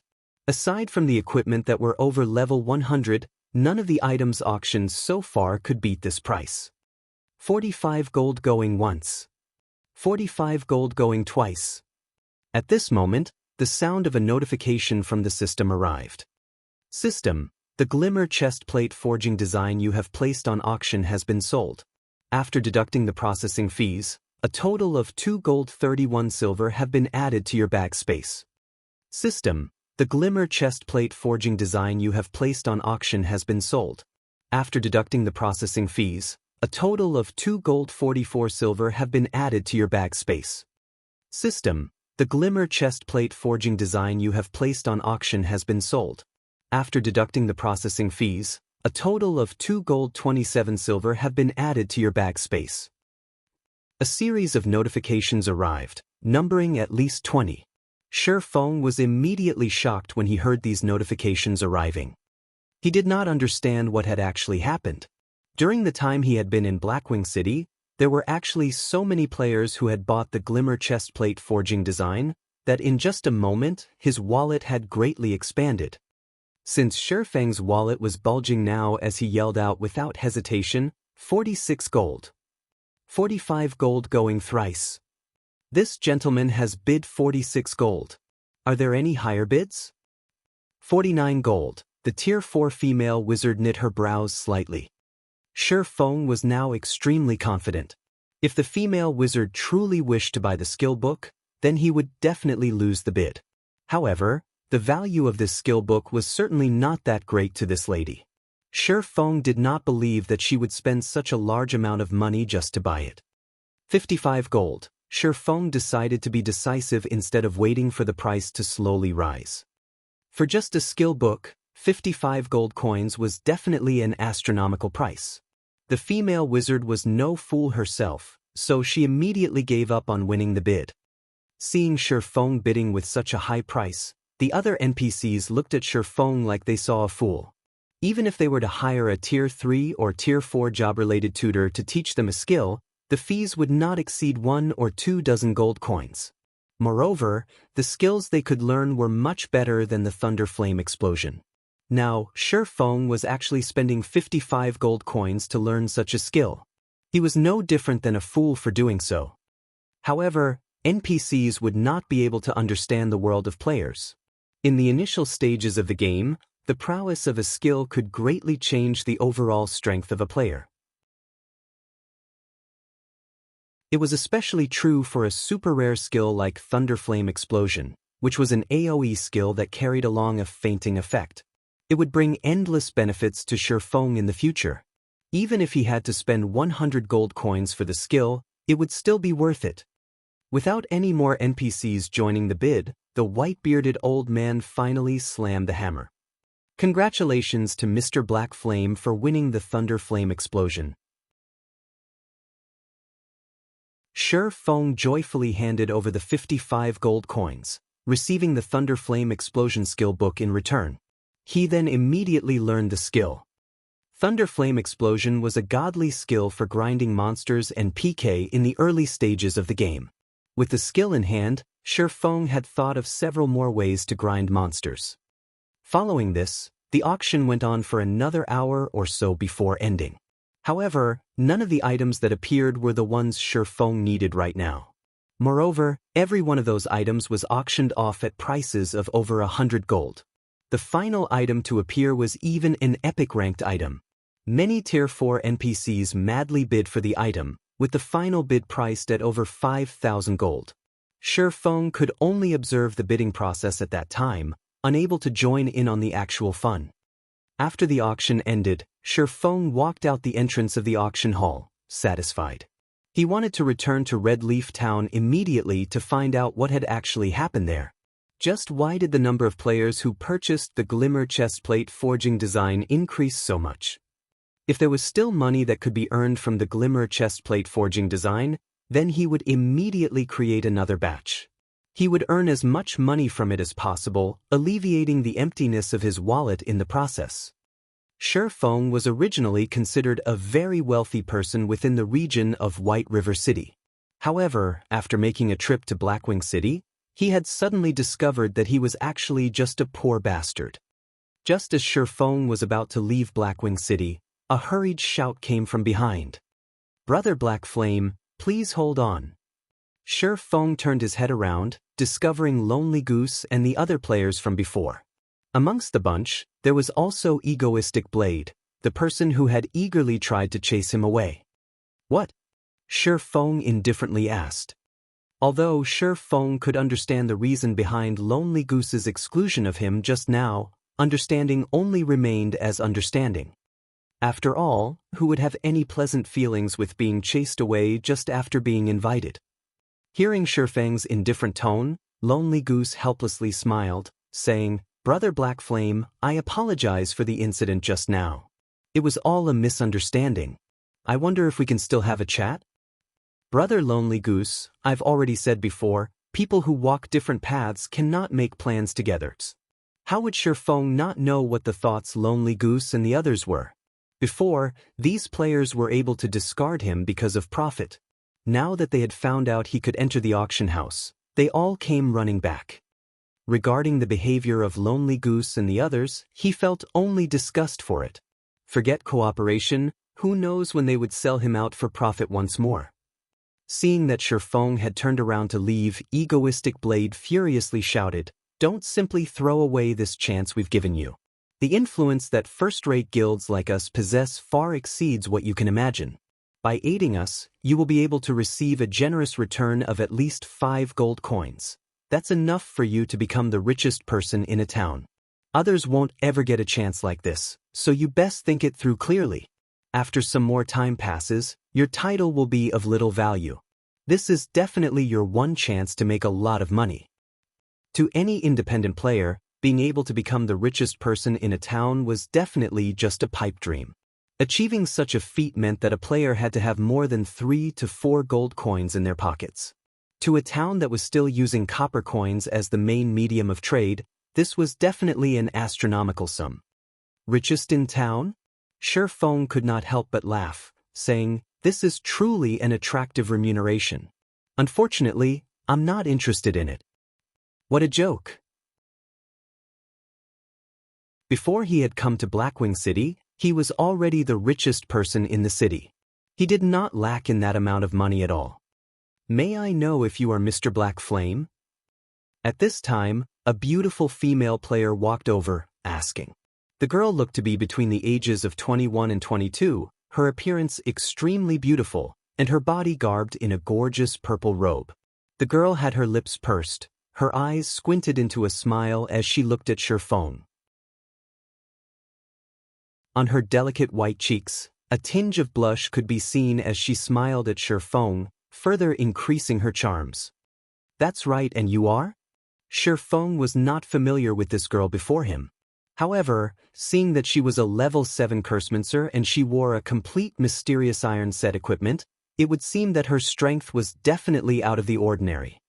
Hello, you can call me Aqua Rose. We previously met inside the auction venue, but you might have missed me there, the elegant girl named Aqua Rose said with a smile. Hearing the girl's self-introduction, Shifeng was greatly shocked. One of the top 10 ranking cursemancers in God's domain, the Tier 6 curse god, Aqua Rose. Shifeng was actually able to meet her at this place. In Shifeng's previous life, Aqua Rose's fame was much greater than the cleric god, Violet Cloud. And were you at the auction just now? Shifeng was startled. It should be known that, in order to enter the VIP section's auction venue, one required a certain amount of status. Shifeng was only fortunate to have obtained the Demon Hunter title after doing the first phase of an epic quest. I naturally can't compare to Mr. Black Flame. I was only in there to take a look, unlike you, Mr. Black Flame, spending 55 gold just to buy a single skill book, Aqua Rose sighed, saying, hence, I am representing Twilight Echo to seek cooperation with you. I wonder if Mr. Black Flame would be interested in this? Twilight Echo was a grandly reputed guild in the virtual gaming world, a titanic existence. Meanwhile, Aqua Rose was one of the more famous elders of Twilight Echo, and her position was extremely high within the guild. Her fame was no less than that of Gentle Snow, and she was an existence of which very few had not heard. Hearing the conversation between Aqua Rose and Shifeng, Egoistic Blade and the others were extremely shaken, their tongues tied up as they dumbly stared. Originally, they had thought of Shifeng as a mere independent player. So, how much money would a player like that possess? If they were to give him 5 gold coins, he would definitely be deeply grateful to them. Yet, from Aqua Rose's words, Shifeng had actually spent 55 gold just to buy a single skill book. Even if they added up all the money they possessed, such an amount was still more than double theirs. Just who was this Shifeng actually?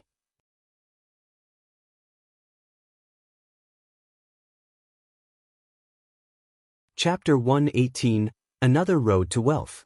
Receiving Aqua Rose's invitation, Shifeng nodded his head in agreement.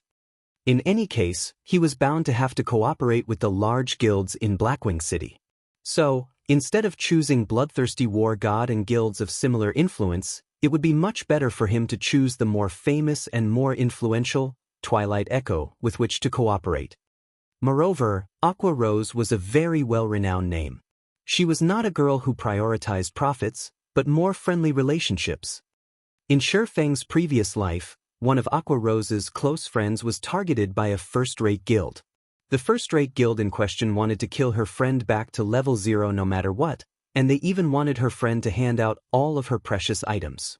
In order to aid her friend, Aqua Rose had unhesitatingly declared war with that first-rate guild. As a result, both guilds incurred massive damage, and Twilight Echo's overall strength was greatly reduced, becoming only an ordinary first-rate guild from then on. If a person prioritized profit over friendship, then they would never have done such a damaging action just to help a friend. However, Aqua Rose had done it. Aqua Rose's friend became extremely touched because of Aqua Rose's actions, becoming one of the fierce generals of Twilight Echo. In the end, Aqua Rose's friend, Unyielding Ice, had even become a Tier 6 mage god, turning Twilight Echo into a tyrannic existence in God's domain. With Aqua Rose's personality guaranteed, Shifeng felt much more assured at cooperating with her. I know a good restaurant up ahead.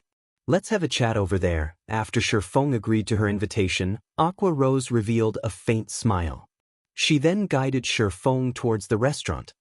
After Shifeng and Aqua Rose departed, egoistic Blade curled his lips in disdain, sourly saying, "Does he think he's amazing just because he has some money? He's just a wealthy spindrift. Sooner or later, I'll definitely be richer than him." Hearing egoistic Blade saying so, Lonely Goose and the others could not help but look at him in disdain. Shifeng was already having discussions of cooperation in Blackwing City with Aqua Rose.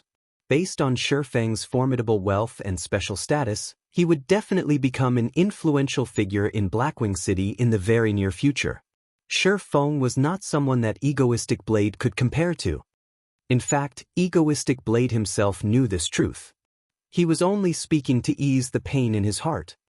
Red Rose High-Class Restaurant. It was one of the few upper-class restaurants in Blackwing City. Just the NPCs that were guarding the restaurant's entrance were already level 180 Tier 2 jobs. Moreover, the delicacies served here were of absolute perfection.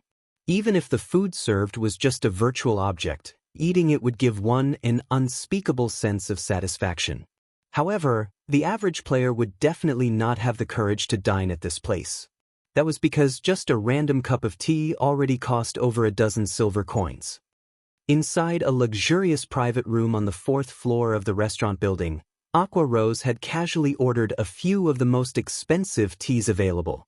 She sat down quietly, staring at Shifeng, completely unfazed at spending more than 30 silver coins on just beverages. "Whatever sorts of cooperation you have in mind, just speak. It would feel extremely awkward if you just keep staring at me like that." Looking at Aqua Rose's smiling expression as she stared at him, Shifeng started inwardly getting the chills. "Pardon me, I was just very curious about you. I never imagined that the famous chief forger of Star Moon Kingdom would actually be such a matured and composed man like you. Originally, I had even thought that the chief forger would be some quirky old man in his 50s or 60s, Aqua Rose smiled. "I didn't know that Miss Aqua would be so interested in forging. Could it be Miss Aqua wishes to recruit me into your guild?" Shifeng drank a mouthful of the black tea served, smiling faintly. Shifeng did not feel anything out of the ordinary from Aqua Rose knowing his identity as a forger. After all, the name of Black Flame had become relatively huge now. As long as one made a quick search on the internet, they would be able to find plenty of related information. Aqua Rose shook her head, softly saying, "No. I know that Master Black Flame's ambition is not that small. Hence, I do not have such an intention. I only wish to purchase a few glimmer chestplate forging designs, and also some equipment made by Master Black Flame. For example, a secret silver weapon such as the Silver Dawn. In addition, I wish to make a long-term purchase of gold coins from Master Black Flame. Naturally, I would buy the coins at 20% above the market price. I wonder how Master Black Flame feels about all of this? There won't be a problem with selling you the forging designs and equipment. However, I can only say that I am helpless about the sale of gold coins. Moreover, I have an additional condition myself," Shifeng said after some thought. If Aqua Rose was willing to purchase his items in bulk, then it would naturally be a good thing. It was especially true for the glimmer chestplate forging design. Selling that item was no different than carrying out daylight robbery. Furthermore, Shifeng could also utilize Twilight Echo to purchase some items for him. As for the gold coins, Shifeng had no intentions of selling them. "Master Black Flame, please speak. If it is something that we, Twilight Echo, can carry out, we will definitely do so," Aqua Rose joyfully said as she saw Shifeng agreeing to her conditions. "I need various types of ores and stones. You should know that a lot of ores and materials are required to forge equipment. With the influence of Twilight Echo, I deem that it should be very easy for you all to purchase a large number of ores, right? In addition, I also require the entry pass for Blackwing City. If I cannot frequently come to Blackwing City, I would also be unable to conduct trade with you all," Shifeng calmly said. "At this point, Master Black Flame can rest assured. I can obtain as many ores for you as you want. Moreover, their prices will definitely be cheap. As for the entry pass to Blackwing City, even if Master Black Flame does not mention it, we will definitely prepare them for you. Hearing Shifeng's request, Aqua Rose's smile became even more dazzling. Twilight Echo's location was situated in the Storm Empire. The Storm Empire was a giant ad or production. Hence, the quantity of ores available was extremely high, while their prices were extremely cheap. It would be a very easy task for Twilight Echo to obtain a large amount of ores and stones for forging. Moreover, they could also earn a large sum of money from selling the ores and other materials. Shifeng naturally knew why Aqua Rose was so cheerful. Star Moon Kingdom was unlike the Storm Empire. Its geography was situated on flatlands. Hence, the amount of ores available was very little, while their prices were extremely high. Hence why Shifeng wanted Aqua Rose to provide him with a large amount of ores, while he would provide the equipment, making it a mutually beneficial exchange. Moreover, if he was unable to use up the ores and materials he purchased at a low price, he could simply sell them off to the other guilds in Star Moon Kingdom. These guilds all needed to nurture their own forgers. Hence, they would need a very large amount of ores and materials. Shifeng would not have to worry about looking for a buyer at all. Shifeng did not imagine that, just by making a single trip to Blackwing City, he would obtain both the items he wanted and also another road to wealth. Let's trade the forging designs first, then. As for the other equipment and materials, we will trade them on another day. How about 2 days later? Shifeng's heart was constantly filled with thoughts regarding the fellowship party of Jinhai University. It was only a few days before the fellowship party would be held. With his forging skills, if he were to put all his efforts into forging equipment in these 2 days, he should be able to make a large sum of money. If he took the chance to sell off ores as well, he would make even more money. If his luck was good, he might be able to obtain a good harvest from the fellowship party. Master Black Flame, you too should know that God's domain has only recently started its operation, so every guild is slightly tight on gold coins. Can we perhaps conduct the trade with both gold coins and credits? If we can conduct the trade in this way, Master Black Flame, I will purchase as many glimmer chestplate forging designs as you possess, Aqua Rose said in a slightly embarrassed tone. Oh dear. Shifeng pretended to sigh, showing a troubled expression. Seeing this, Aqua Rose became slightly panicked. Right now, every large guild was tight on gold coins, and though they wished to purchase them in bulk, it was an extremely difficult task. After all, God's domain only acknowledged coins, not credits. Moreover, the officials of God's domain had also declared that they would not activate the mechanics of exchanging credits to gold coins. Instead, they only conducted the exchange of gold coins to credits. Regarding the selling price of the glimmer chestplate forging designs, Aqua Rose had previously conducted an investigation. Each forging design was sold at around 3 gold coins. If she was to use only gold coins to conduct the exchange, she would at most be able to buy 4 to 5 pieces. However, after purchasing them, the gold coins spent would greatly affect the development of her guild. Yet, looking at Shifeng's appearance, he did not seem to be very lacking in credits. If she had to trade in only gold coins, then she would truly be left helpless.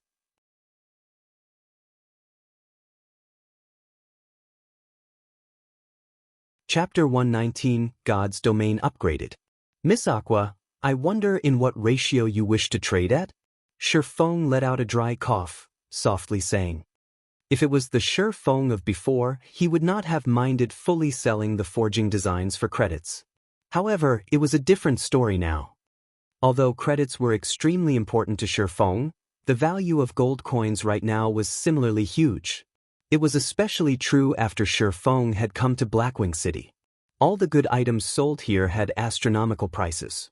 Moreover, the NPCs here only accepted gold coins, running a no money, no talks policy.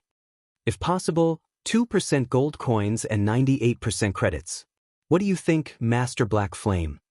Aqua Rose's curved eyelashes flickered as she spoke in an embarrassed tone. After all, the glimmer chestplate forging designs were just too expensive.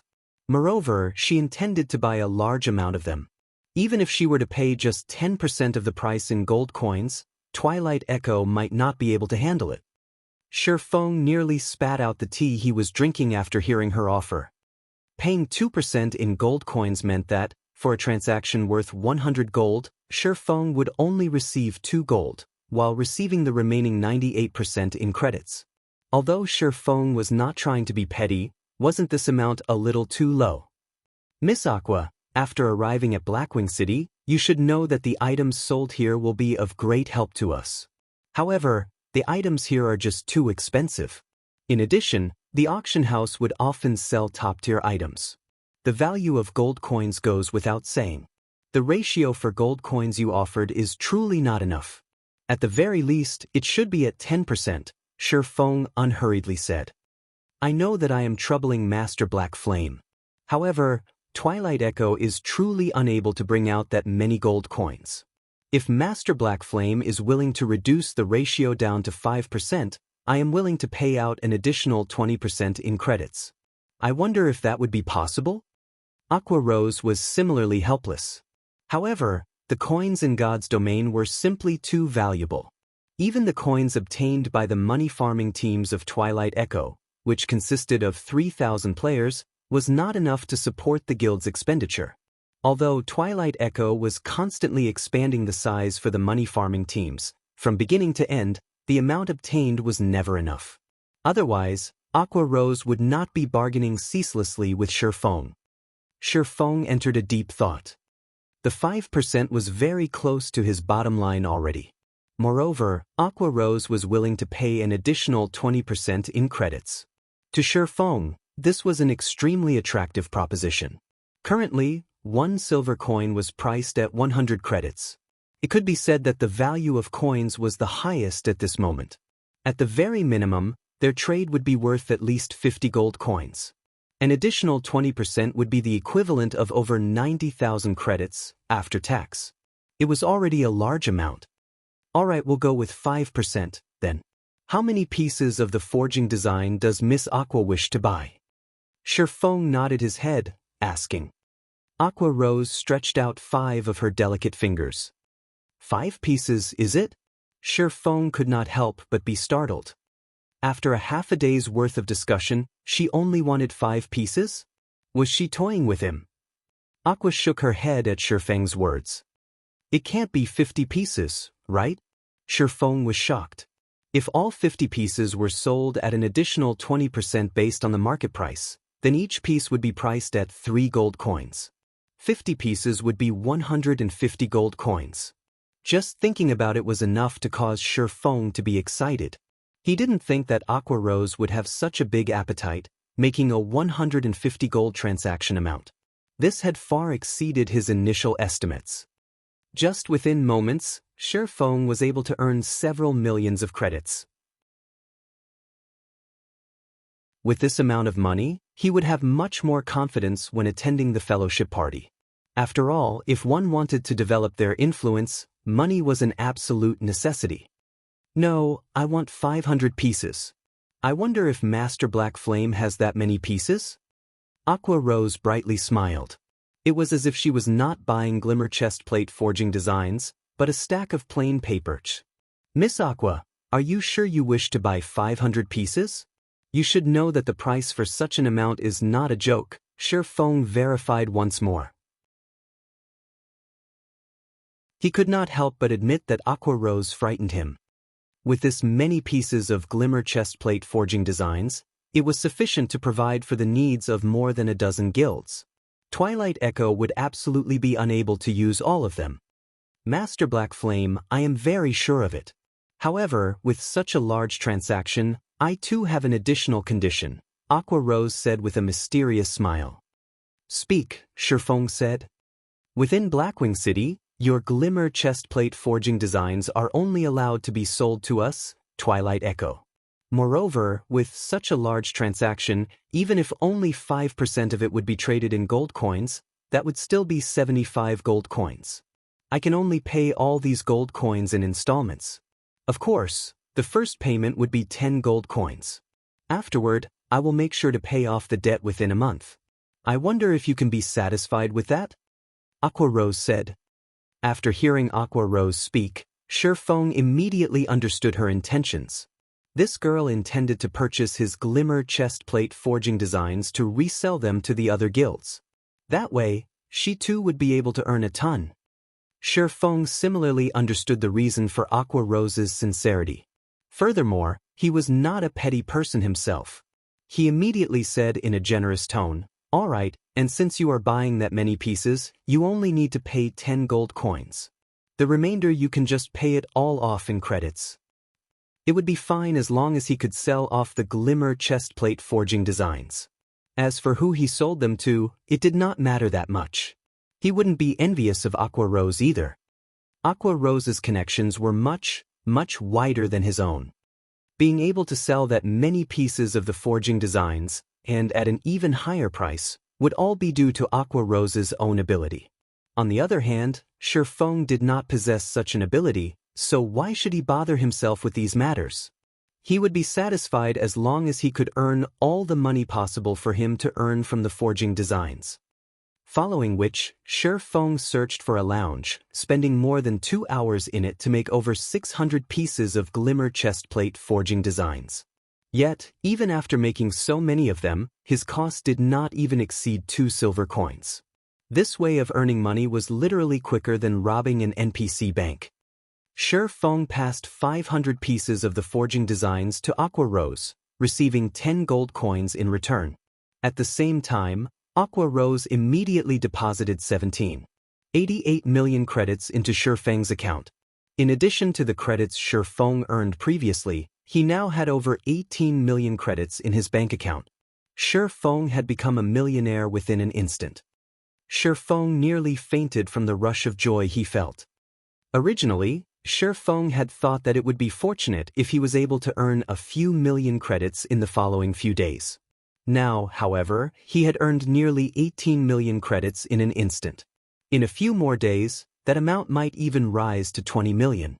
Although it was not enough to put him on the same level as the young masters of large corporations, it was still enough for him to compete with Shadow at the fellowship party. Moreover, he would be able to establish a high-quality workshop quickly. Aqua Rose became overjoyed when she received the 500 pieces of glimmer chestplate forging designs. With Twilight Echo's influence, she would definitely be able to sell out all of the forging designs, earning a large sum of gold coins. The speed at which she earned gold coins would be several hundred times faster than that of the money-farming teams. With this many gold coins, the development of the guild would definitely rise greatly. Who would be able to compete with Twilight Echo from then on?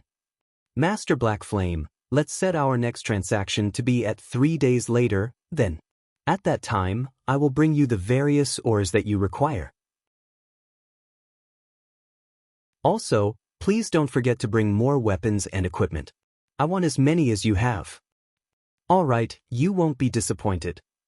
After the two of them finished their trade, both promptly departed from Blackwing City, returning to their own respective countries to make preparations.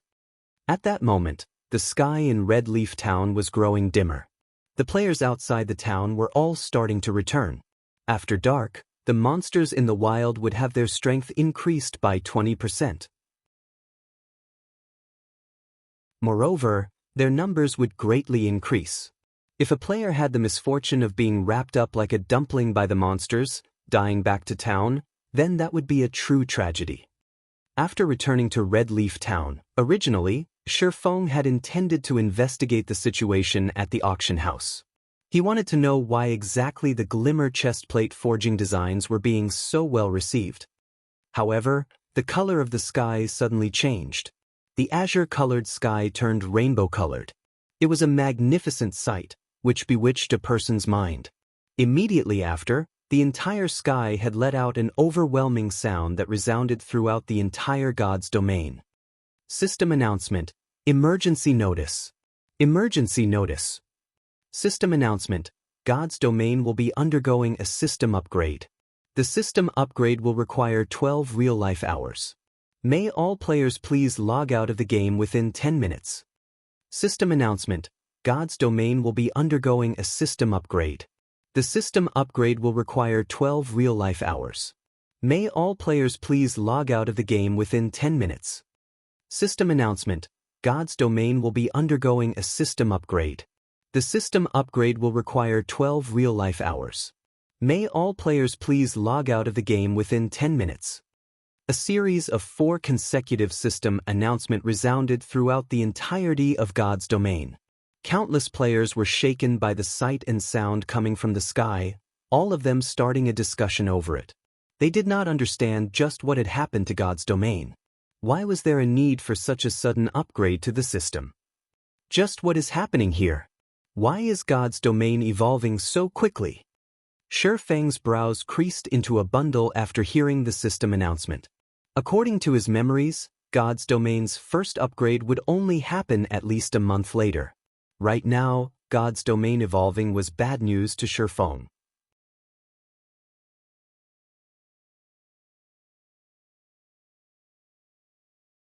Chapter 120 Evolution. Once the system announcement ended, every single player began looking for a safe location, preparing to log out of the game.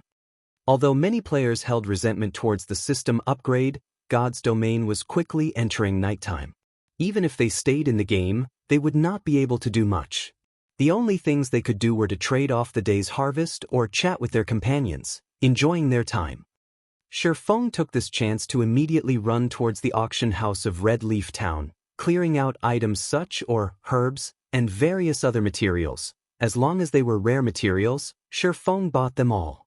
After purchasing all the items he could and filling his bag up completely, Shifeng ran towards the bank, intending to return to the auction house once more to do more shopping. Unfortunately, the system notified him that he only had 3 minutes remaining to log out. He would not have enough time to make a return trip from the bank. I only managed to buy this many. Shifeng looked at the time, releasing a helpless sigh. Fortunately, he had obtained quite a number of gold coins from the trade just now, allowing him to purchase materials worth more than a dozen gold coins. Soon after, Shifeng headed to the hotel, preparing to log out. On his way, he met many players who were uncontrollably excited over the system upgrade that was to come. They all started a discussion amongst themselves, anticipating the benefits that would come with this system upgrade. Shifeng only wanted to chuckle at them due to their anticipation. Without a doubt, there would be benefits from the evolution of God's domain. However, many would be unexpected. After arriving at the hotel, Shifeng paid a fee of 10 coppers to rest for a day.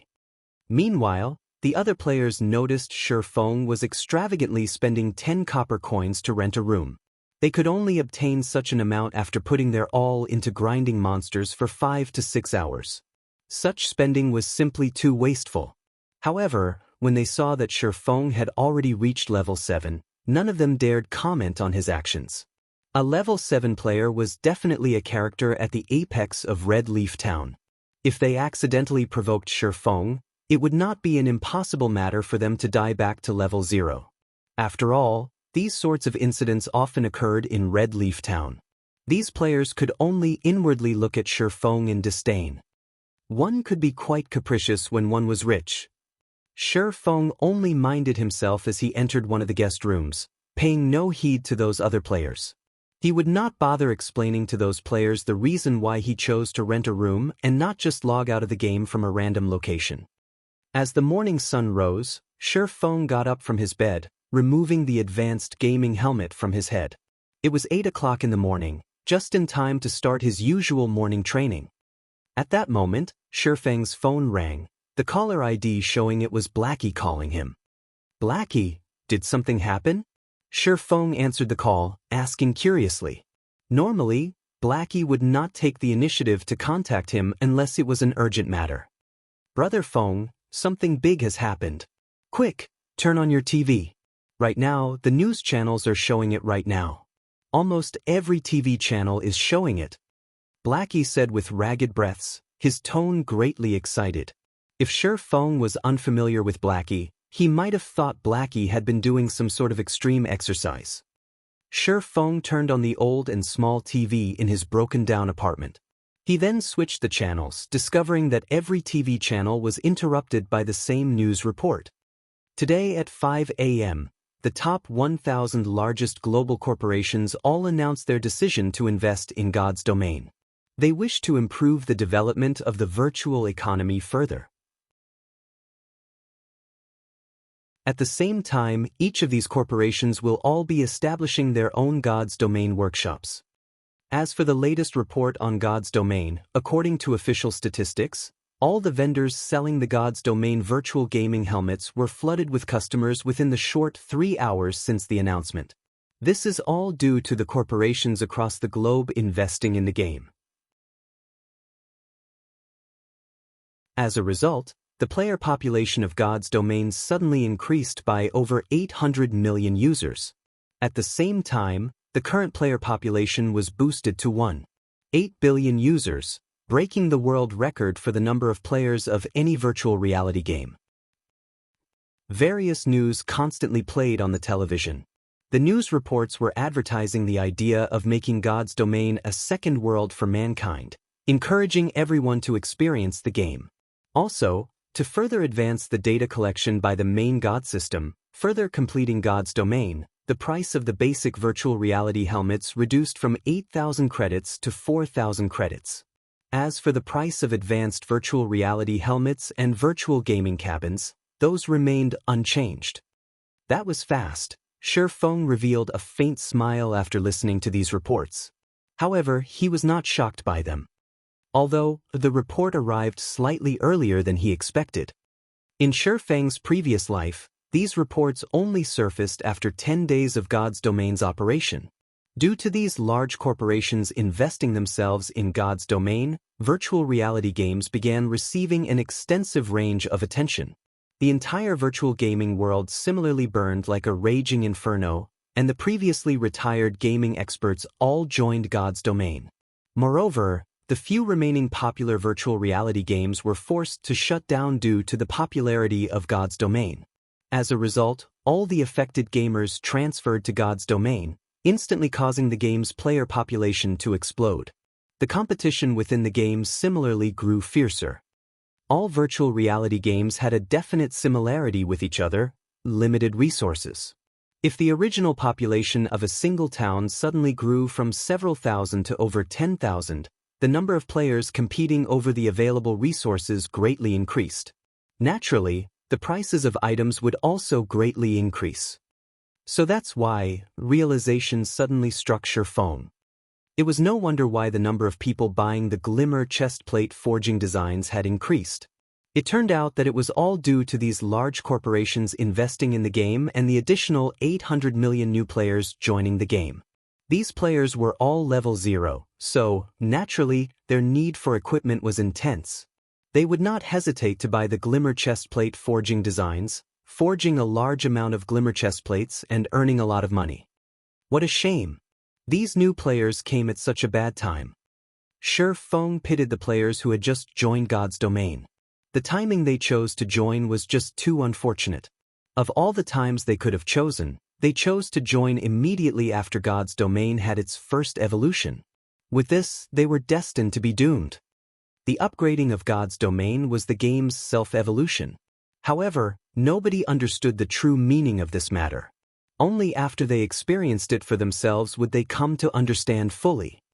The reason Xianxia chose to use the words evolution instead of upgrade was because evolution represented evolving and adapting. It was survival of the fittest, in short. While players were living their lives in God's domain, the main God system constantly collected various data from the game. When the data collected reached a certain degree, quantitative change would become qualitative change, which meant evolution. Virtual reality allowed players the ultimate experience of a realistic fantasy world. However, the process of turning something virtual into reality was just incredibly difficult. Moreover, God's domain was an extremely realistic world in which magic and superhumans existed. Hence why the existence of the main God system. The system's purpose was to turn God's domain into an even more realistic world, constantly perfecting and evolving God's domain.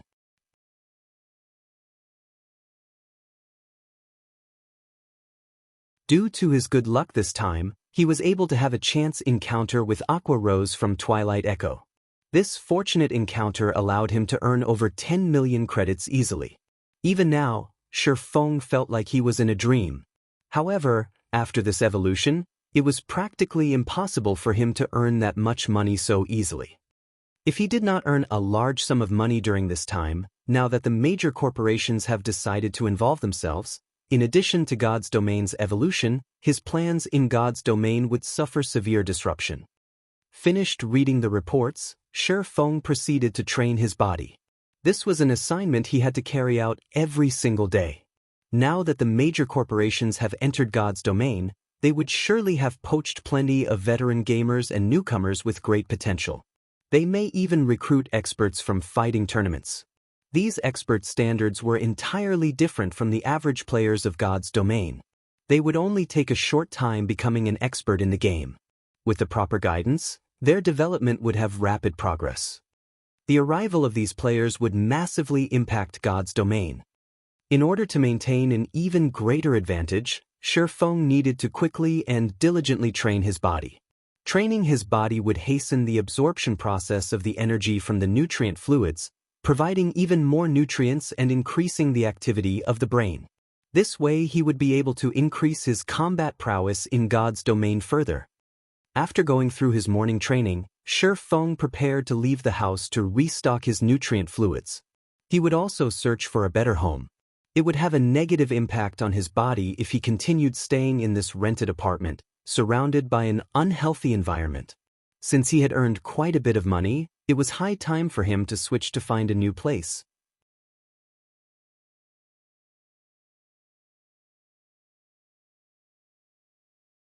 Chapter 121, Invitation. When Shi Feng arrived at Jinhai City's business district, he wandered about and discovered customers flooding the electronics department store. He noticed several youths rushing out of the department store after much difficulty, their hands holding a God's domain virtual gaming helmet and their expressions filled with joy and excitement. After leaving the apartment, Shi Feng immediately hitched a ride to the business district in the city's center. Haha, this is just wonderful. Fortunately, I came here as early as 7 o'clock in the morning to queue up. After 3 hours of waiting, I finally got my hands on it. From today onwards, I will be fighting for my future in God's domain. The lean youth wearing a blue t-shirt laughed loudly as he grasped the helmet. Do you need me to carry you guys? I have a friend who has been playing God's domain since the game started. Right now, he is already a level 4. As long as we have him to help us, we'll definitely level quickly. If we're lucky, we might even be able to have him carry us, another curly-haired youth proudly proclaimed. Really? Then it's a promise. Our futures will be in your hands from now on. As for your lunches at the university, we'll pay them for you. Leave it to me.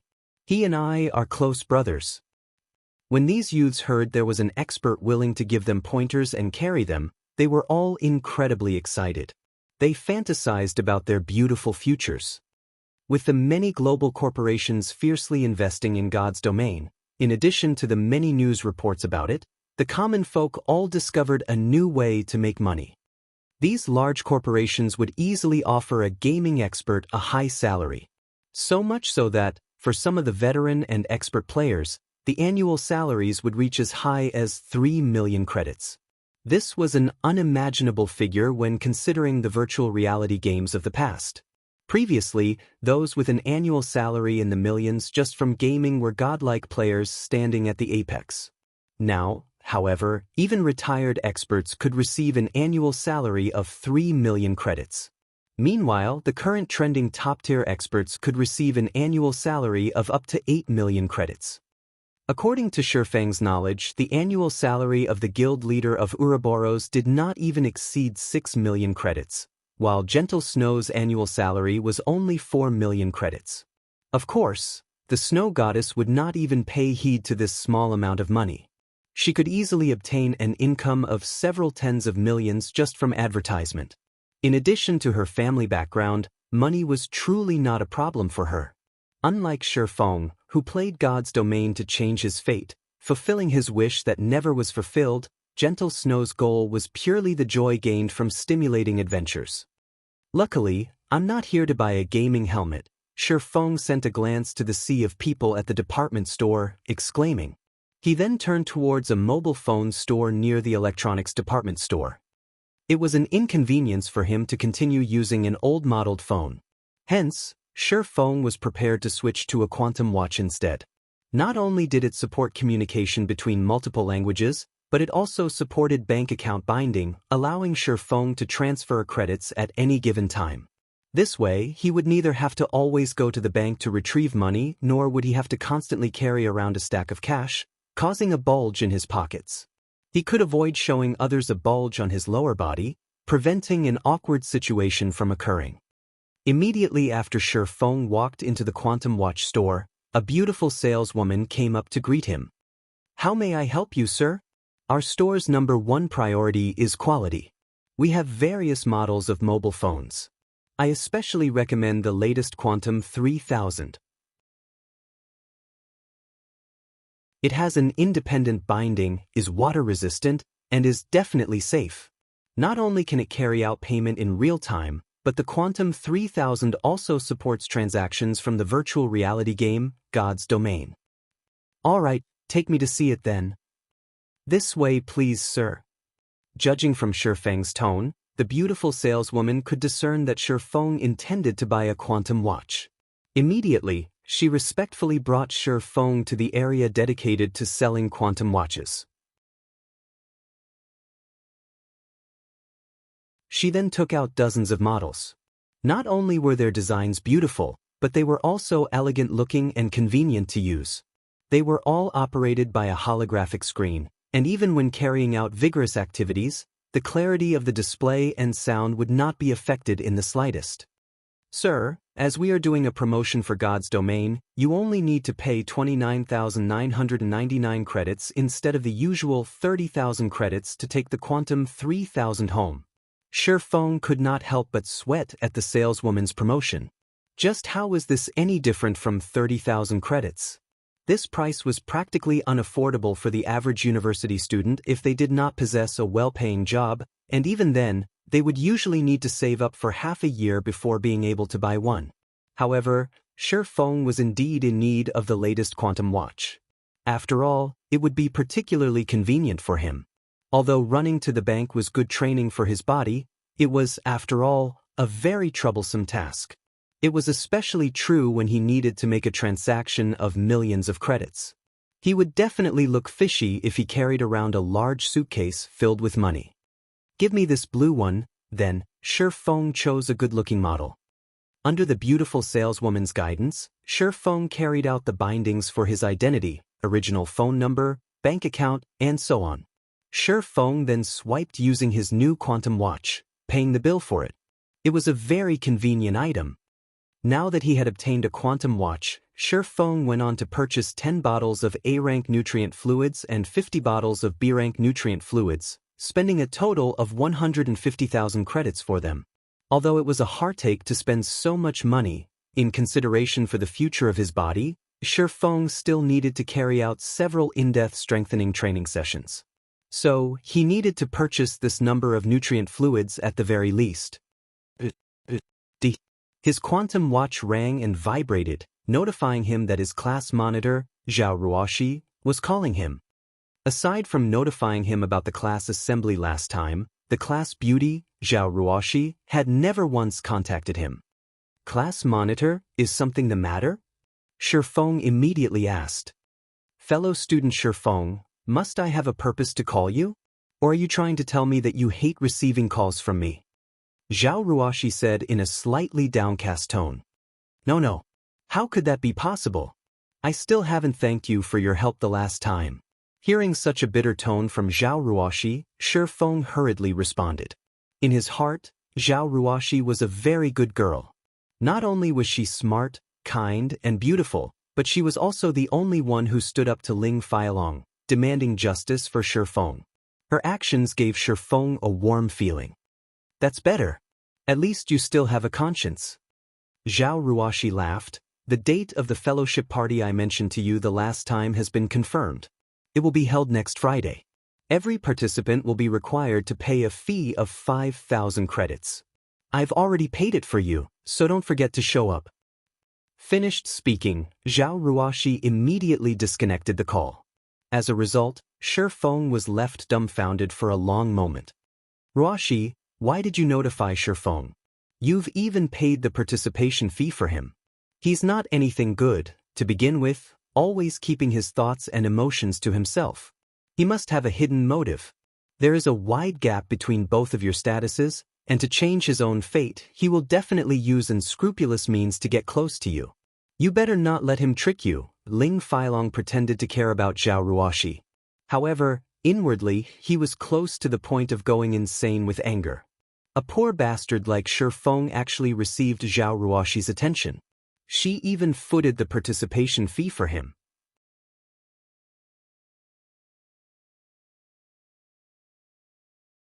Her actions revealed that she indeed possessed some interest towards him. Enough, Ling Feilong. Whoever I pay for is my own business. I don't need you to butt in on it, Zhao Ruoxi said in displeasure. Ling Feilong was speechless. However, he did not dare to display his thoughts, hatred for Shi Feng permeating his heart. Originally, everything had been smooth sailing for him. Yet, Shi Feng's sudden appearance caused everything to run amok. Shi Feng, just you wait. If I can't deal with you myself, then I'll just tell Zhao Ruoxi's uncle. We'll see how he takes care of you. Ling Feilong inwardly sneered. With Shi Feng's lowly status, Zhao Ruoxi's uncle would definitely reject them being together. As long as he exerted a little effort, he could easily deal with a small fry like Shi Feng. At 6 p.m., Shi Feng returned to his rented apartment. After spending the afternoon running around, Shi Feng finally found himself a good apartment in the city's center. The furnishing of the apartment was quite thorough. Moreover, the surrounding environment was very appealing. With the initial deposit paid, as long as he packed up his things, he could move into the apartment tomorrow. After tidying himself up, Shi Feng drank a bottle of B-rank nutrient fluids. He then lay on the bed, donning his gaming helmet and resuming his conquest in God's domain.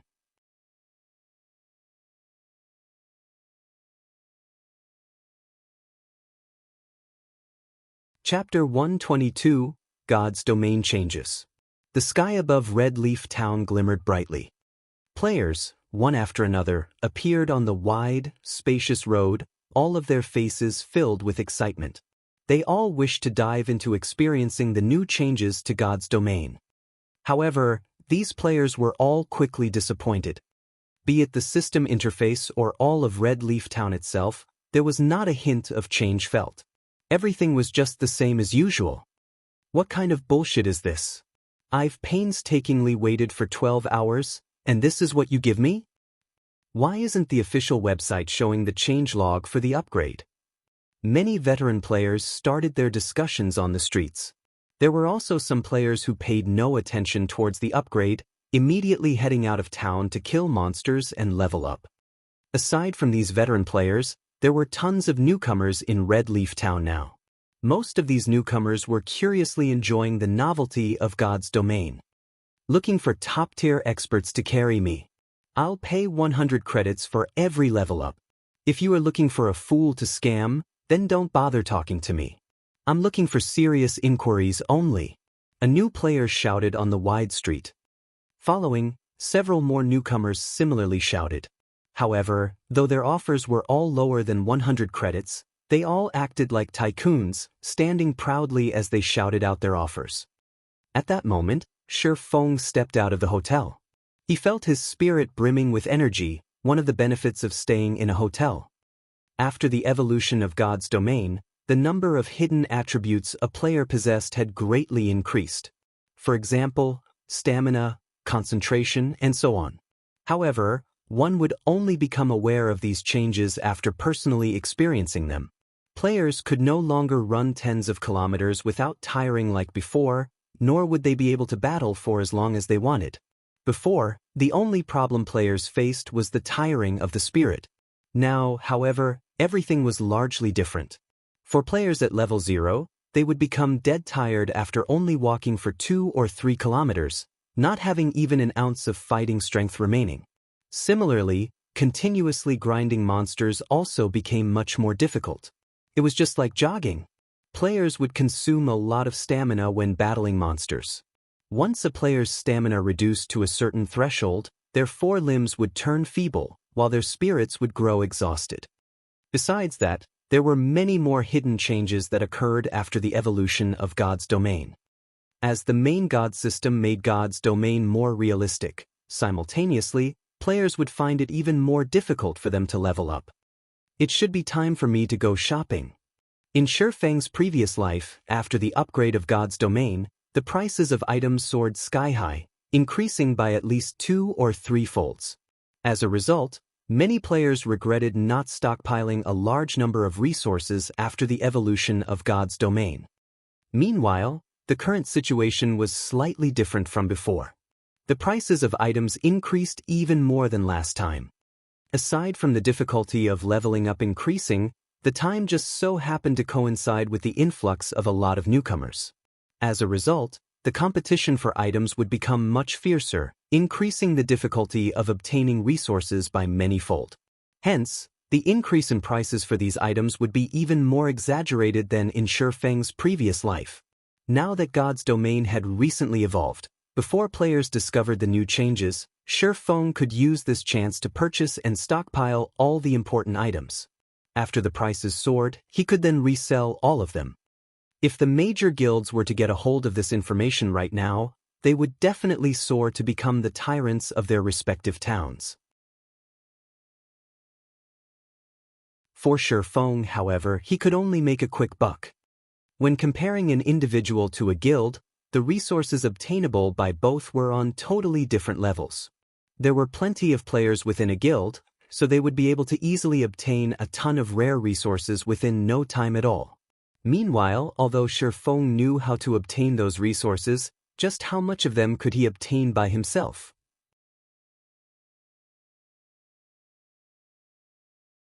During the time he was procuring those resources, his level might be surpassed by other players. Hence, his only choice was to shop for the resources at the auction house.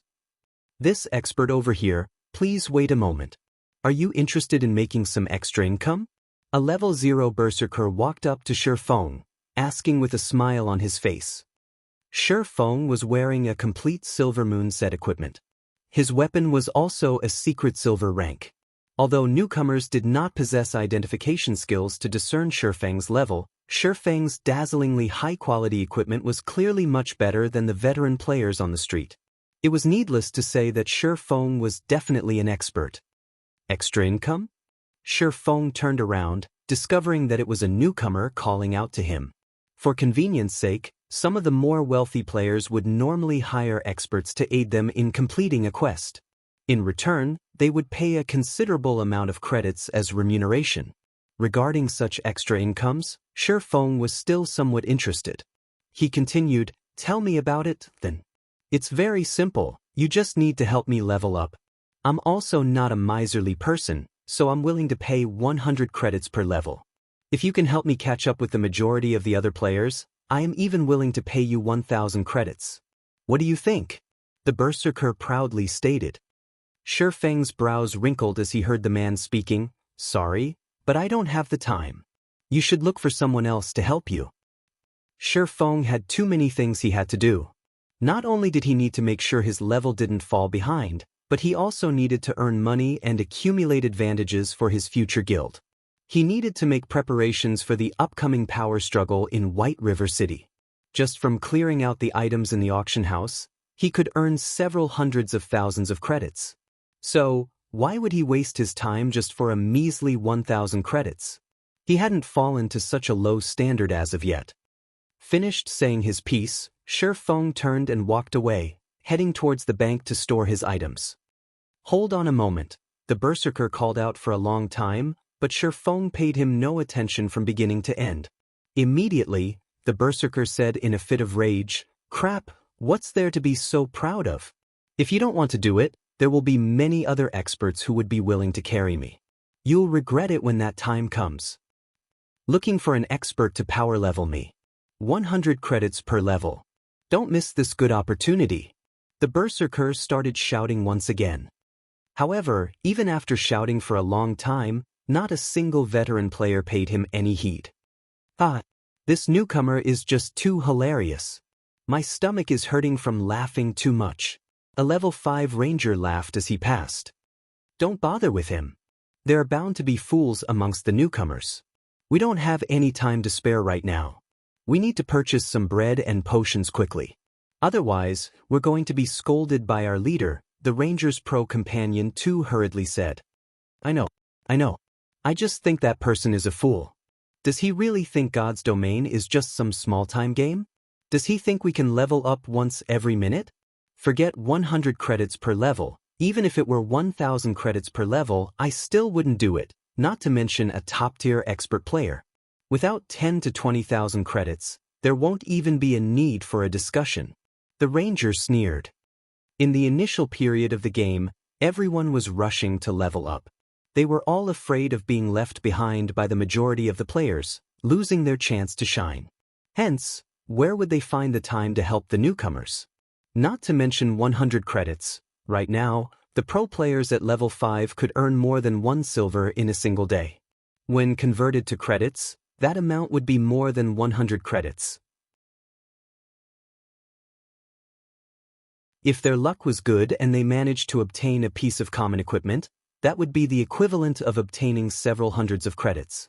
If it were an expert player, it was an entirely different story altogether. They certainly did not lack such a meager amount of money. When the newbie berserker heard their conversation, he was greatly shocked by the ranger's words. Moreover, he could tell that the ranger was not fooling around. The berserker was just a white-collar worker in a company. Previously, he was similarly willing to spend some money to seek the aid of others, letting others power level him. At that time, his offer had been only 30 to 50 credits, yet even then, there were tons of players fighting over his offer. However, right now, his offer of 100 credits did not receive even the slightest attention. It turned out that power leveling even a single level required several thousand credits. That was practically an entire month of his salary. The berserker's face immediately flushed bright red. He felt that he had just humiliated himself greatly. He had been shouting on the streets for so long, thinking highly of himself all this time. Even when he heard the gossiping of the passerby players, he only thought that they were astonished by his offer. However, in reality, it turned out that they were just scolding him as foolish. It was no wonder the previous expert had rejected his offer immediately after hearing the price. Meanwhile, the other newcomers seeking the aid of an expert had similarly shut their mouths, one after another. Every one of them felt their cheeks burning up, shamefully walking away to search for quests to level up. In another location, Shi Feng was currently fervently buying items at the auction house, accumulating a large amount of rare resources. When he had spent all of his money, only then did Shi Feng release a sigh of relief. He then placed the glimmer chestplate forging designs for auction, their base prices set at 2 gold coins each. He would not need to worry about them not selling. It should be about time to collect the ice blue devil flame. After Shi Feng finished busying himself, he switched back to his original appearance. He prepared himself to collect the mysterious flame ahead of schedule. Now that God's domain had evolved ahead of schedule, the mysterious flame might similarly be obtained by other players ahead of schedule. To prevent the unexpected from happening, it was best for him to obtain it a little earlier. He would only be able to relax when the ice blue devil flame was in his possession.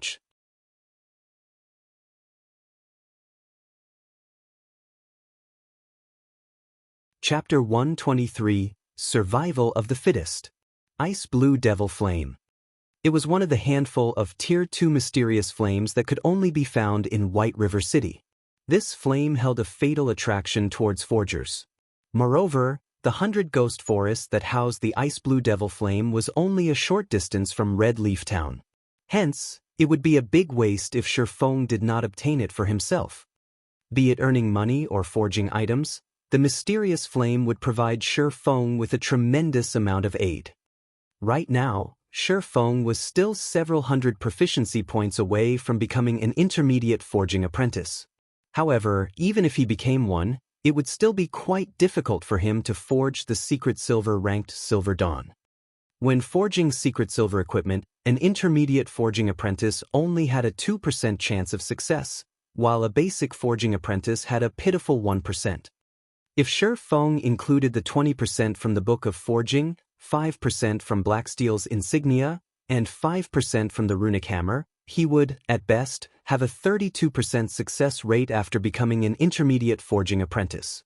Furthermore, forging the Silver Dawn required 3 extremely rare materials, which dictated that Shi Feng would be unable to create many of them.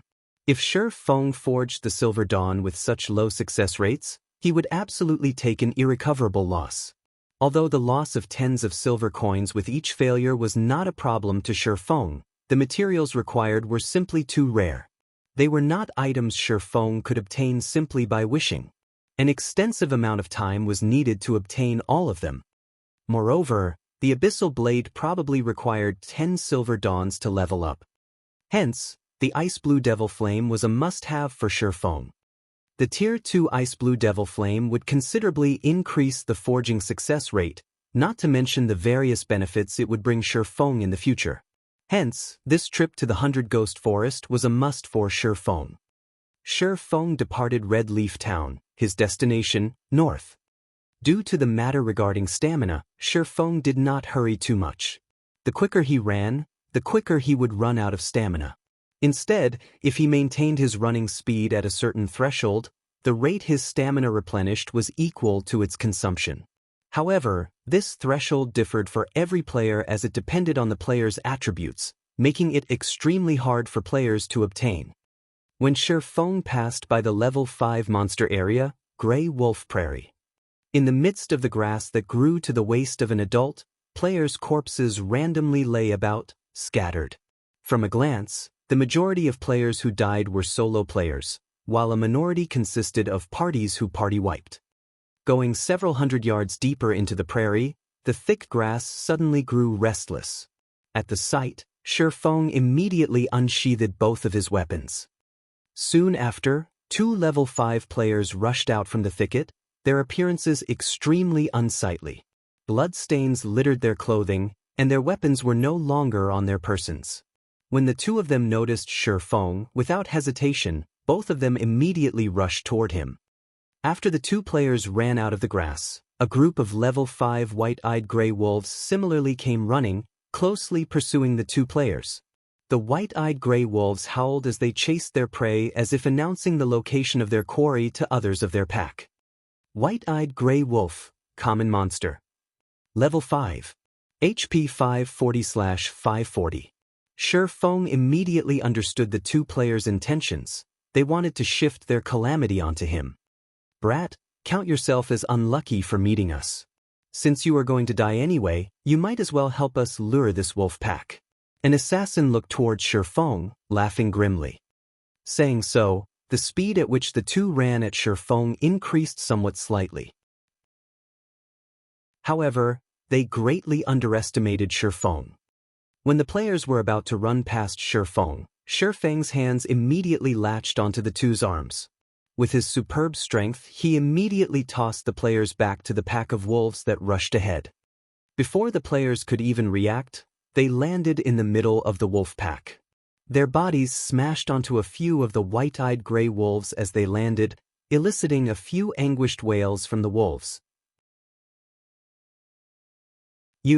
Before the assassin could even curse, the surrounding white-eyed gray wolves snapped at his neck and limbs. His flesh being torn apart, the assassin's HP madly fell as he let out an agonizing wail. The ranger beside him was naturally not spared this fate, and very quickly, the wolf pack finished him off as well. Shi Feng held not an ounce of pity towards them. If the 2 of them had run in a different direction, they might have had the slight hope of surviving. However, instead of doing so, they made the worst possible decision of trying to drag Shi Feng into the mess. They had absolutely no idea that, when compared to the pack of wolves chasing them, Shi Feng was much more terrifying. While the wolf pack was attacking the 2 players, Shi Feng took the chance to use Thundering Flash the instant the 2 players were about to die. Like a fierce tiger released from its cage, the green-colored arc of lightning loosed an earth-shaking howl as it pierced the bodies of the white-eyed gray wolves, causing a series of damages over -300 points. The white-eyed gray wolves died instantly, and only piles of burnt ash remained. Although Shi Feng had killed over 10 white-eyed gray wolves with a single attack, he was already level 7. The total EXP of several hundred points was almost negligible to him now. After collecting all the loot, Shi Feng took an isolation scroll out from his bag. With the evolution of God's domain, the monsters in the wild had similarly received a huge upgrade. Not only was their sensitivity greatly increased, but they also had a more flexible way of thinking, and their range of activity greatly widened. Their battle methods started varying, becoming more similar to real melee battle. Meanwhile, the biggest change the monsters underwent after the evolution of God's domain was that these monsters would no longer shrink back, even against high-leveled players. Also, their range of vigilance would no longer reduce. Hence, players needed even more caution when dealing with monsters. Otherwise, they could easily lure a large group of monsters onto themselves. On his way to this place, Shi Feng had met many players who died in such a way. For example, a party that had killed a few white-eyed gray wolves failed to leave the location quickly. As a result, the scent of blood spread to the surroundings and attracted more white-eyed gray wolves, wiping out the party. After using the isolation scroll, Shi Feng quickly departed the Gray Wolf Prairie. He then passed through Kirk Grand Canyon, Cybus Lake, and many other high-level monster areas. After traveling for 6 hours, Shi Feng finally arrived at the level 15 monster area, 100 Ghost Forest. The 100 Ghost Forest was a cursed location. In this dark and withered forest, where sunlight never reached, only the cursed apparitions lingered. These apparitions had a 60% resistance against physical attacks and possessed 20% evasion. The monsters also had insanely high attack power, and to the current Shi Feng, they only needed to land 2 or 3 hits to kill him. However, these monsters only had 600 HP, and magical attack damage was increased by 100%. Hence, the 100 Ghost Forest was a leveling heaven for mage classes. Due to God's domain evolving, these cursed apparitions had become much more sensitive to their surroundings. They were widely different from the other beast-type monsters. Instead of scent, these monsters could easily sniff out the aura of living beings within a 100-yard radius, and even if one used stealth, the cursed apparitions could still detect them. However, Shi Feng had come prepared. He took out a bottle of dispersing potion, immediately emptying its contents. The potion concealed the aura of a living being for 10 minutes. With the aid of the dispersing potion, Shi Feng only needed to be slightly careful to avoid the detection of the cursed apparitions. According to Shi Feng's knowledge, the location of the ice blue devil flame was at the center of the 100 Ghost Forest, at the fountain located at the central of 100 Ghost Town. To obtain this ice blue devil flame, the guild, Glorious Light, had gone through a painstaking amount of trouble. Only after sending thousands of their members and having hundreds of them die, did they manage to clean out all the monsters found in 100 Ghost City, obtaining the ice blue devil flame. Naturally, Shi Feng knew he did not possess the ability to clear out all the monsters in 100 Ghost Town. However, he had other methods of securing the mysterious flame. Only, they were all filled with extreme danger. After arriving at the 100 Ghost Town, with much difficulty, Shi Feng halted his steps, observing the town. When a cooling breeze blew over Shi Feng from the withered forest, he suddenly felt an indescribable chill. Killing intent. If Shi Feng did not have the experience of many years of blood-soaked combat, earning himself a natural instinct to detect danger, he would have been completely ignorant towards this faintly discernible killing intent.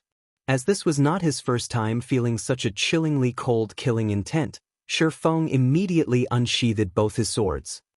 At that very instant, a black figure appeared behind Shi Feng, following which, a silver glow stabbed directly towards Shi Feng's neck and another towards his lower back. Like a poisonous snake, the two attacks were both swift and fatal.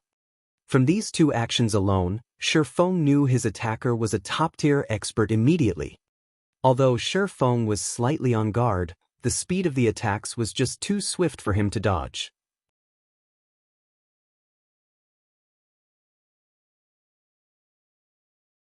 Chapter 124, Absolute Heaven. Just as Shi Feng was about to take damage, Shi Feng abruptly activated Defensive Blade, successfully blocking the ambush. If an assassin's ambush struck a player, they would enter a fainted state for 3 seconds. These 3 short seconds were enough for an expert assassin to obliterate half a MT's HP. Moreover, assassins did not possess only a single skill that could place their target in a fainted state. As long as an assassin placed a player in the fainted state, they would remaining in that state until their death. Scram! Shi Feng roared. He struck out with his sword as he withdrew his body, his sword capable of annihilating an army of thousands. As the abyssal blade hurtled towards its target, it carried along sounds of explosions. Interesting. The black figure reacted quickly, doing a swallow's turnover. As the abyssal blade scraped past his body, like a whip, the black figure brandished both his weapons once more, one of his daggers slicing into Shi Feng's side. Throughout the entire process, the black figure's actions were as smooth and natural as flowing water. You're courting death. However, Shi Feng paid no attention to the daggers sailing towards him, the crimson blade already in motion. The crimson blade transformed into 4 sword images, all aimed for the black figure's vital points. Shi Feng was utterly confident in his own attack power. The black figure was suddenly shocked. He did not think Shi Feng would be so decisive, giving up his defense and instead, aiming for mutual destruction. In a hurried motion, the black figure used his other dagger to block Shi Feng's attacks. Dang! Sparks flew in midair. Shi Feng's immense strength knocked the black figure back by 2 yards. He only managed to stabilize his body after retreating 3 consecutive steps. The black figure gazed at Shi Feng in shock. Indeed, you do not disappoint me, the black figure let out a muffled sneer. The black figure did not understand how Shi Feng possessed such impressive strength. Shi Feng also perceived him right before his ambush, taking preventive measures against it immediately. Furthermore, the instant before Shi Feng was attacked, he unhesitatingly chose to attack in turn, giving the black figure no choice but to attack. This was the first time he had failed an ambush in a virtual reality game. At this moment, Shi Feng was similarly in great shock. This black figure was practically a killer amongst killers. His movements were both soundless and lethal. His assassination techniques also seemed extremely well practiced. Furthermore, his attack speed was insanely quick. The black figure was even able to tail Shi Feng without discovery. If he had not revealed his killing intent the instant before he attacked, Shi Feng might truly have been his prey. The black figure wore a black hooded cape, which completely concealed his facial features. Moreover, the hooded cape he used was very special. It was capable of rendering identification skills useless, and as a result, even his name was obscured. Shi Feng then turned to read at the system notification. System: Red player Absolute Heaven has initiated an attack against you. Although the cape managed to trick identification skills, hiding the black figure's red name, it could not fool the system. Shi Feng had never heard the name Absolute Heaven. However, judging from his skills, Absolute Heaven was definitely not some nameless figure. The failure this time is due to my inept preparation. The next time I come, I'll definitely take your life, Absolute Heaven said as he turned around to retreat. You think you can escape? Shi Feng used Wind Blade, the abyssal blade thrusting towards Absolute Heaven. As long as an assassin was revealed, their battle prowess reduced by half. Since Absolute Heaven wanted to kill him, Shi Feng would not let him off, naturally. He needed to kill this assassin before anything else. He did not wish to have someone constantly following him, aiming for his life. The abyssal blade moved along the wind, instantly arriving and slicing towards Absolute Heaven's back. As if he had long since been prepared, Absolute Heaven twisted his body, lifting his silvery white dagger. Using only a small amount of strength, Absolute Heaven managed to block Shi Feng's sword. Simultaneously, his other silver-colored dagger stabbed towards Shi Feng's abdomen. Kidney strike. From the series of attacks from before, Absolute Heaven had accumulated sufficient energy to force Shi Feng into a fainted state for 4 seconds. Shi Feng did not think that Absolute Heaven would return with a counterattack. He immediately did a side flip, avoiding the kidney strike. However, Absolute Heaven's second dagger closely followed, the dagger aiming for Shi Feng's backside. Backstab. Shi Feng immediately leaped into the air, avoiding the backstab. Then, as Shi Feng descended, he abruptly brandished the abyssal blade. Thunder and fire coalesced around the abyssal blade, and like a thunder dragon roaring, the weapon struck down towards the ground. Thunder flame explosion. Absolute Heaven instantly noticed the ferocity of Shi Feng's attack. He lifted both his daggers in front of him, using block to defend against this violent strike. However, how could Shi Feng's super strength be so easy to defend against? At the moment of contact, Absolute Heaven was immediately forced to kneel. Both his legs sank into the ground, while his body nearly crumbled from the pressure. The successful block of the thunder flame explosion shocked Shi Feng. However, he reacted by swinging the abyssal blade, casting Abyssal Bind on Absolute Heaven. Immediately, 9 chains bound Absolute Heaven, preventing him from moving a muscle. Shi Feng then followed up with an attack with both of his swords, his full strength placed behind the strikes. 10 sword images flew towards Absolute Heaven, the target unable to dodge or avoid any of the images. "Let's meet again next time," Absolute Heaven laughed. He discovered that Shi Feng had a plethora of attack patterns, allowing him to send out attacks in unbroken succession. Absolute Heaven's body then started dissipating, the 9 chains that bound him falling to the ground. Similarly, the 10 sword images managed to pierce only air. This was an advanced skill of assassins, Vanish. Not only would it forcefully place the user in an invisible state, but it would also allow the user to enter an invulnerable state for 1 second. Don't even think of getting away. Shi Feng was not willing to let Absolute Heaven go. Looking at the impressions in the grass left by Absolute Heaven's feet, Shi Feng used Thundering Flash. 3 electric arcs shot out. Absolute Heaven activated Wind Steps, entering an invulnerable state once more for 1 second and successfully fending off the attacks of Thundering Flash. He then ran speedily away. Similarly, Shi Feng activated Windwalk to chase after him. However, shortly after Shi Feng began pursuit of Absolute Heaven, he noticed Absolute Heaven taking out a handful of white powder. Shi Feng immediately turned his head, shutting his eyes tightly. The moment Absolute Heaven scattered the white powder, he released a blinding white light. Flash Powder. It was an item that temporarily blinded monsters and players below level 20 for 4 seconds. It was an extremely rare tool, and it was only sold in the magic shop located in the slums of Red Leaf Town. Moreover, each player could only purchase 10 bags of it per day. After the momentarily blinding light subsided, Shi Feng opened his eyes, searching for Absolute Heaven. However, he discovered that Absolute Heaven had long since escaped, his figure no longer in sight. After searching for a long time, Shi Feng was unable to discover his tracks. Without any better options, Shi Feng could only choose to give up.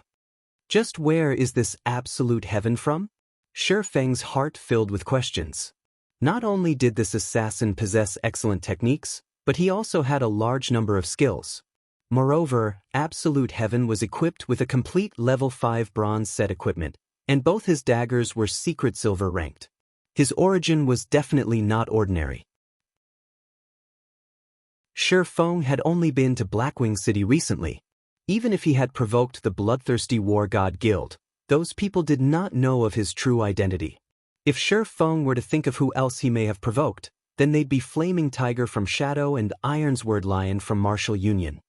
Shi Feng was extremely familiar with the internal members of Shadow, and he knew Flaming Tiger was not capable of finding such an unknown expert. The only possibility remaining was Ironsword Lion. Shi Feng had previously killed Ironsword Lion. Based on Ironsword Lion's personality, he would definitely not let this matter rest. There was over an 80% possibility that Ironsword Lion had hired this hidden expert. Shi Feng could not help but admit that this situation was a headache. With his current strength, he was unafraid of Iron's word lion coming at him straight on. However, an assassin constantly following him, especially an expert assassin like Absolute Heaven, was truly a bother. If Absolute Heaven appeared and attacked him while he fought a monster or during a crucial moment, there was a 90% possibility for him to actually die. It looks like I can only use another appearance in the future. For now, Shifeng's only option was to alter his appearance. This way, even if that assassin called Absolute Heaven was powerful, he would absolutely be unable to find him. If Absolute Heaven couldn't find him, he couldn't harass him. However, Shifeng could not alter his appearance right now. He needed to find a place with nobody present before doing so. Shifeng worried that this person named Absolute Heaven hadn't left the vicinity yet, and instead, was still tailing him. Thinking so, Shifeng immediately activated the Ring of Nothingness, his body vanishing in thin air. First, he needed to look for a place without other players before changing his appearance. Then, he would continue searching for the ice blue devil flame. Sometime after Shifeng vanished, a figure revealed itself from behind one of the large withered trees. Indeed, this figure was Absolute Heaven. Crap, is he an assassin or a swordsman? Absolute Heaven could not help but curse. He was normally not one to easily give up. Previously, he constantly said that he was leaving all in order to mislead Shifeng, looking for a good chance to ambush his target once more. He did not think Shifeng possessed such a move, instantly disappearing. Just how was he supposed to look for the chance to ambush Shifeng now?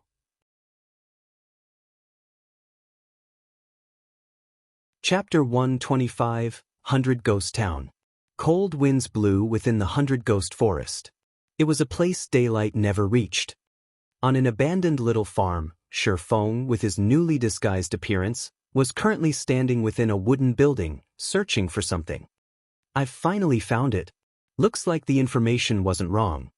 After turning the place upside down, Shifeng obtained a bronze key from a wooden bucket.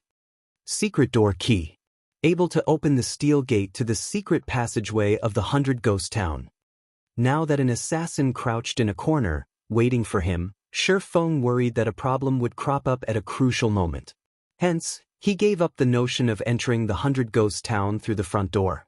With this key, he could use the secret passage to enter the 100 Ghost Town. Only, the process of doing so was filled with many complications. Legends had it, the entire 100 Ghost Forest was once cursed by an extremely powerful dark cursemancer, turning all the living inhabitants into ghosts. Trapped in an existence of endless torment, these ghosts harbored an intense hatred of the living. As long as a living person approached the 100 Ghost Town, the countless evil ghosts would ambush and devour them. Meanwhile, the secret passage would lead Shifeng directly to the central region of the 100 Ghost Town. Although Absolute Heaven was very powerful, he could not enter the 100 Ghost Town. What's more, Shifeng had altered his disguise again. Even if they met, Absolute Heaven wouldn't recognize him. Shifeng found a cellar a short distance from the farm. This cellar was the entrance to the secret passage that led to the 100 Ghost Town, while the owner of the farm was this secret passage's gatekeeper. The cellar was very dark, and Shifeng could not make out a single thing within. His only option was to take out a magic lamp to shine the way. He followed along the cellar's passage, advancing forward until he finally reached the large steel gates that led to the secret passage. At this moment, however, the steel gates were tightly sealed. If Shifeng's strength were over 100 points, even if he did not possess a key, he would be able to force open these steel gates with his arms alone. However, he was still very far from possessing 100 points in strength, so he could only obediently use the key to open the gates. After only taking a few steps into the secret passageway, Shifeng discovered that his surroundings were littered with pearly white bones, while the walls on both sides were filled with the scars of battle. Such a sight gave Shifeng a very bad premonition. The curse on the 100 Ghost Forest turned the living into ghosts. That meant that all the inhabitants of this place were ghosts. This pile of skeletons. Oh! At this moment, a large group of pitch-black evil spirits came rushing out from the depths of the secret passage, roaring. Their scarlet eyes firmly locked onto Shifeng as they bared their fangs and brandished their, speeding towards him. Cursed Evil Spirit, Common Monster. Level 15. HP 700/700. Cursed evil spirits, when compared to cursed apparitions, were much more ferocious. They were unlike the cursed apparitions who were sluggish in their motions, depending solely on their instincts to move. Cursed evil spirits possessed a set intelligence and were extremely lively. They also possessed an instinctive madness and sensitivity to flesh and blood. The cursed evil spirits were all level 15. Meanwhile, Shifeng was only level 7.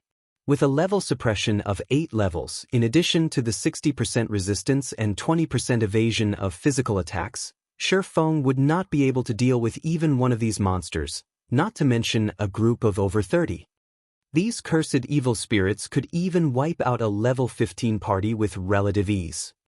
Watching these cursed evil spirits rush at him, Shifeng took out a frost grenade from his bag, throwing it at them. The frost grenade instantly discharged in the midst of the group of cursed evil spirits. In the blink of an eye, the cursed evil spirits within a 10-yard radius were frozen. They also received -400 frost damage from the explosion. As expected, the 100% increase to magical damage was these ghosts' Achilles' heel. The reason Shifeng chose to hurry to 100 Ghost Forest was the frost grenades he had managed to buy during his trip to Blackwing City. The basic frost grenades were sufficient to deal with the ghosts in 100 Ghost Town. After all, 200 damage was no small amount. In addition, the frost grenades would have a 100% damage increase when used on the ghosts here, becoming even more remarkable. As expected, the frost grenades were very effective against these ghost-type monsters. Moreover, they had a throwing range of 30 yards and a cooldown of 1 second. However, it was half as effective when used against players. Previously, Shifeng was worried that the number of frost grenades he brought to 100 Ghost Town was not enough. Hence, he did not use any of them against Absolute Heaven. Moreover, the frost grenades might not be able to surely kill off Absolute Heaven, and even if they did manage to kill Absolute Heaven, Shifeng would reveal one of his trump cards. If others caught wind of this information and started making preparations against the frost grenades, it would truly be an unworthwhile trade. If he revealed this card, he needed to reap the most benefit out of it. Using the frost grenades to get rid of a single Absolute Heaven was just not worth it. At the very least, he should use them to give Martial Union a ruthless blow. Right? How could I forget that the ghosts are darkness-type monsters? The Demon Hunter title should have quite some use. Shifeng suddenly recalled his own Demon Hunter title, swapping out his current title. Immediately, the attributes of the cursed evil spirits reduced by 10%, while the damage they received increased by 10%. Shifeng then threw another frost grenade, the bomb exploding with a loud bang in the midst of the group of evil spirits. A patch of damages of -440 points appeared above the group of monsters. Instantly, he annihilated the 30+ cursed evil spirits. System: Level 15 Cursed Evil Spirit killed. Level difference of 8. EXP obtained increased by 800%. Obtained 4,800 EXP. System: Level 15 Cursed Evil Spirit killed. Level difference of 8. EXP obtained increased by 800%. Obtained 4,800 EXP. System: Level 15 Cursed Evil Spirit killed. Level difference of 8. EXP obtained increased by 800%. Obtained 4,800 EXP. A series of more than 30 notifications appeared in Shifeng's view. Although ghost-type monsters gave the least amount of EXP, the rewarded EXP for killing monsters of a higher level was still extremely high. Even if Shifeng was level 7 now, his experience bar still increased by a sizable chunk. He reached 23% of level 7, his leveling speed even faster than a rocket. After these evil spirits died, they dropped quite a lot of copper coins and tiny spirit essences. 10 tiny spirit essences could be used to form a spirit essence, one of the needed materials to forge magical attachments. Hence, Spirit essences were also worth quite a lot of money. After collecting the drops, Shi Feng discovered that the evil spirits had actually given him over 1 silver coin. There were also over a dozen tiny spirit essences that dropped. When formed into a spirit essence, it was worth 1 silver coin. This was definitely a good place to earn money. Although there was still the loss of 2 frost grenades, costing a total of 3 silver coins, if Shi Feng could lure more than 50 monsters each time, he would barely make a small profit. Hopefully there will be more evil spirits in this place, Shi Feng said with expectation, his hand holding another frost grenade. Half an hour later, Shi Feng finally arrived at the secret passage's exit. The secret passage was very long, and on his way here, he met with the ambushes of another 5 groups of evil spirits. However, the frost grenades dealt with them all. The number of evil spirits in each ambush only counted slightly over 20, causing Shi Feng a loss. In return, however, Shi Feng's experience quickly rose. He would level up if he just killed a few more groups of evil spirits. It was truly an invigorating experience. The gate that opened to the 100 Ghost Town was widely agape. Before Shi Feng exited the secret passage, he could already hear the countless roars and wails outside. Above the secret passage was the Hotel of 100 Ghost Town, and one could just imagine that the number of ghosts there was definitely not few. However, in such a cramped space, it would not be a good idea for Shi Feng to use the frost grenades. Having no better choice, Shi Feng activated the Ring of Nothingness. The state of nothingness was different from stealth. Shi Feng entered another space entirely, and even the ghosts could not discover Shi Feng. Shi Feng could stay in the state of nothingness for a short time. Hence, he ran with wild abandon as he quickly departed the hotel, dashing towards one of the private houses. Seeing the duration of the state of nothingness about to end, if Shi Feng were to take a stroll on the streets of 100 Ghost Town, filled with ghosts, he would truly be seeking death. As for the frost grenades, they had a 1-second cooldown, and they could encompass every location. 3 seconds, 2 seconds, 1 second. With only 10 yards remaining before Shi Feng reached the private house, the state of nothingness ended, his body revealed. Suddenly, the heads of the countless ghosts on the streets all turned towards Shi Feng, revealing sinister expressions. Amongst these ghosts, there was no lack the elite-ranked monster, ferocious evil spirit, and they all rushed towards Shi Feng. Chapter 126, Left in the Dust. Watching the ghosts rushing forth from all around, Shi Feng immediately activated Windwalk, his speed increasing by a huge leap as he dashed towards the dilapidated house. Oh! The level 15 elite-ranked ferocious evil spirits let out an ear-piercing screech. Immediately, more cursed evil spirits dashed over, crowding the private house.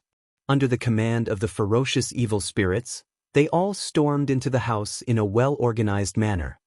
The private house was not large, and the place was a mess, with dust covering every surface. Meanwhile, the main door of the house could, at most, fit only 2 people at a time. The moment the cursed evil spirits squeezed through the main door, a small-sized basic frost grenade exploded in the threshold. Cold air overflowed from the entrance, and everything within a 10-yard radius froze solid. Instantly, the 50-plus cursed evil spirits in front of the private house froze as well, and a damage of minus 440 points appearing above each of their heads. Their remaining HPs dropped under half. With the cursed evil spirits at the entrance rooted in place, the others who, unaffected, were unable to rush into the house to devour Shi Feng. The frost grenade could hold the evil spirits for 5 seconds. Shi Feng took this chance to use Thundering Flash. 3 arcs of lightning immediately pierced towards the main entrance. However, due to the gap between levels being too wide, the total damage the skill caused to each cursed evil spirit did not even exceed minus 100 points. System: proficiency of Thundering Flash raised by 3 points. However, because of the high level of these cursed evil spirits, whenever Shi Feng used a skill to attack them, his skill proficiency greatly increased. Each usage would raise the skill proficiency by 3 points. As it so happened, Shifeng could use these cursed evil spirits to train his skill proficiency while waiting for the cooldown of the frost grenades to end. Earth Splitter. Thunder Flame Explosion. AoE skills landed on the cursed evil spirits, one after another. Although the damage was extremely low, the skill proficiency greatly increased. After using the 3 skills, Shifeng threw another frost grenade. Instantly, the 50+ cursed evil spirits died, transforming into a large sum of EXP for Shifeng and dropping plenty of copper coins and tiny spirit essences. With the first wave of cursed evil spirits dead, the ones behind rushed forward once more. Shifeng waited until they started squeezing through the main entrance before throwing a frost grenade. Once again, the cursed evil spirits halted. Shifeng then used the skills that had their cooldown completed before using another frost grenade to finish off these cursed evil spirits. Countless cursed evil spirits swarmed the 100 Ghost Town. There were also the ferocious evil spirits continuously screeching and luring the other cursed evil spirits over. By this time, cursed evil spirits and ferocious evil spirits overflowed the private house's yard. If there were not a team of several hundred players here, it was practically a pipe dream to clear all these monsters. However, Shifeng only camped inside the private house, using the frost grenades to clean away these monsters slowly. Although his efficiency was a lot slower when compared to a team with hundreds of players, his method was extremely safe. He could also grind for skill proficiency, killing 2 birds with 1 stone. With the deaths of batch after batch of cursed evil spirits, Shifeng's experience and skill proficiency rose without stop. Before 5 minutes had even passed, Shifeng had already risen to level 8. Although he had killed an insane number of cursed evil spirits, towards the 100 Ghost Town, such a number was only a drop in the bucket. After reaching level 8, the EXP he obtained from killing the cursed evil spirits was reduced by a large chunk. However, the death of each cursed evil spirit still yielded Shifeng with 4,200 EXP, and his leveling speed was still rising quicker than a rocket. With every wave of monsters killed, his experience bar filled by a large chunk. If others were to see this, their eyes would most likely pop out of their sockets. They could only raise their experience bars by a small chunk after striving for 1 or 2 hours. Yet, Shifeng's experience bar expanded by a large portion with each passing moment. With the slow decrease of Shifeng's remaining frost grenades, the number of cursed evil spirits also continuously fell. This situation greatly enraged the ferocious evil spirits, and they worked even harder at summoning their allies. 20 minutes later, a golden flash surrounded Shifeng's body. He leveled up once more, reaching level 9. Meanwhile, Thunder Flame Explosion had risen to level 2, and Earth Splitter to level 3. If including the skill level bonus from the Abyssal Blade, Thunder Flame Explosion would be level 4, while Earth Splitter would be level 5. Thunder Flame Explosion, Action Type. Level 4. Requires melee weapon. Causes 300 base damage and additional flame and thunder damage to enemies within a 5-yard radius. Enemies struck will be placed in a fainted state for 5 seconds. Cooldown, 36 seconds. Earth Splitter. Level 5. Requires sword. Causes 190 base damage and based on the period of charging power between 0.2 seconds to 3 seconds, a maximum of 360% weapon damage. Attack range of 10 yards. Cooldown, 40 seconds. The cooldown of both of these skills greatly reduced, while their power increased. If both skills were used, common monsters of the same level would die without question. However, the most frightening part was still the fact that Shifeng had risen to level 9. Even in all of White River City, no one could find another level 9 player. If there were a ranking for levels, Shifeng would unquestionably be placed at the number 1 spot, while the player in second place was still a great distance from level 8. It could be said that Shifeng had left others in his dust, and even if the others tried, they could not catch up. After reaching level 9, Shifeng placed all of his attribute points into agility. With this, Shi Feng's agility finally reached 75 points, satisfying the condition for equipping the Dark Pursuer's cape. After equipping the Dark Pursuer's cape, Shi Feng's attributes greatly increased once more, his agility immediately rising to 80 points. As long as it reached 100 points, he could unlock agility's special hidden skill, greatly increasing his battle prowess. Besides that, Shi Feng's HP had also increased to 1,200 points, his movement speed to 24 points, and his attack speed to 30 points, allowing him to learn the skill, Silent Steps. The next time he met Absolute Heaven, he would not allow him to escape so easily. Now that Shi Feng was level 9, the level suppression from the cursed evil spirits was no longer as significant as before. Furthermore, Thundering Flash, Earth Splitter, and Thunder Flame Explosion had all leveled up as well, notably increasing their might. Right now, Shi Feng only needed to combine one Frost Grenade and his 3 skills to end the cursed evil spirits, saving him a lot of frost grenades.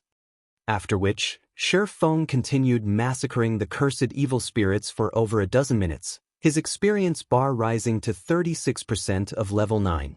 As long as he continued grinding like this for an hour, he could definitely reach level 10. Unfortunately, Shi Feng had cleared out all the cursed evil spirits that once filled the streets. Finally, those ferocious evil spirits were no longer able to remain idle. They released angry roars, intending to rip Shi Feng to shreds with their own bare hands. The scene frightened the other cursed evil spirits. They hurriedly parted to give way to the ferocious evil spirits. Suddenly, over a dozen incomparably sinister-looking beings stormed the private house, every one of the ferocious evil spirits intending to rend Shi Feng into tens of thousands of pieces. Ferocious Evil Spirit, Elite Rank. Level 15. HP 5000/5000. Compared to the cursed evil spirits, not only did the ferocious evil spirits have larger bodies, but their attack power and movement speed also greatly surpassed the former. They had many powerful melee skills, in addition to their 5,000 HP, 70% resistance, and 30% evasion to physical attacks. They were capable of easily decimating any melee class of the same levels. Moreover, the damage of magical attacks used on these monsters only increased by 50%, while magical damage of the same attribute would reduce by 50%. As a result, even mage classes were helpless against them. However, those were still not the most frightening aspects of these monsters. After God's domain underwent its first evolution, common monsters above level 10 all possessed a certain amount of wisdom. Meanwhile, these level 15 elites possessed even greater wisdom, increasing their battle prowess by many folds. In Shi Feng's previous life, these ferocious evil spirits slaughtered many players from Glorious Light. To kill these ferocious evil spirits, Glorious Light had paid with the lives of hundreds of players. Finally here, despite watching the ferocious evil spirits rushing at him, Shi Feng remained extremely calm. In actuality, there was one thing that Shi Feng had always wanted to know. In God's domain, if these monsters with high intelligence were met with players that greatly surpassed them, just what sort of reaction would occur?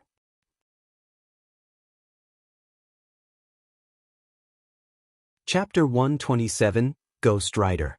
Just as the ferocious evil spirits were about to rush into the house, Shi Feng took out an intermediate frost grenade from his bag, throwing it.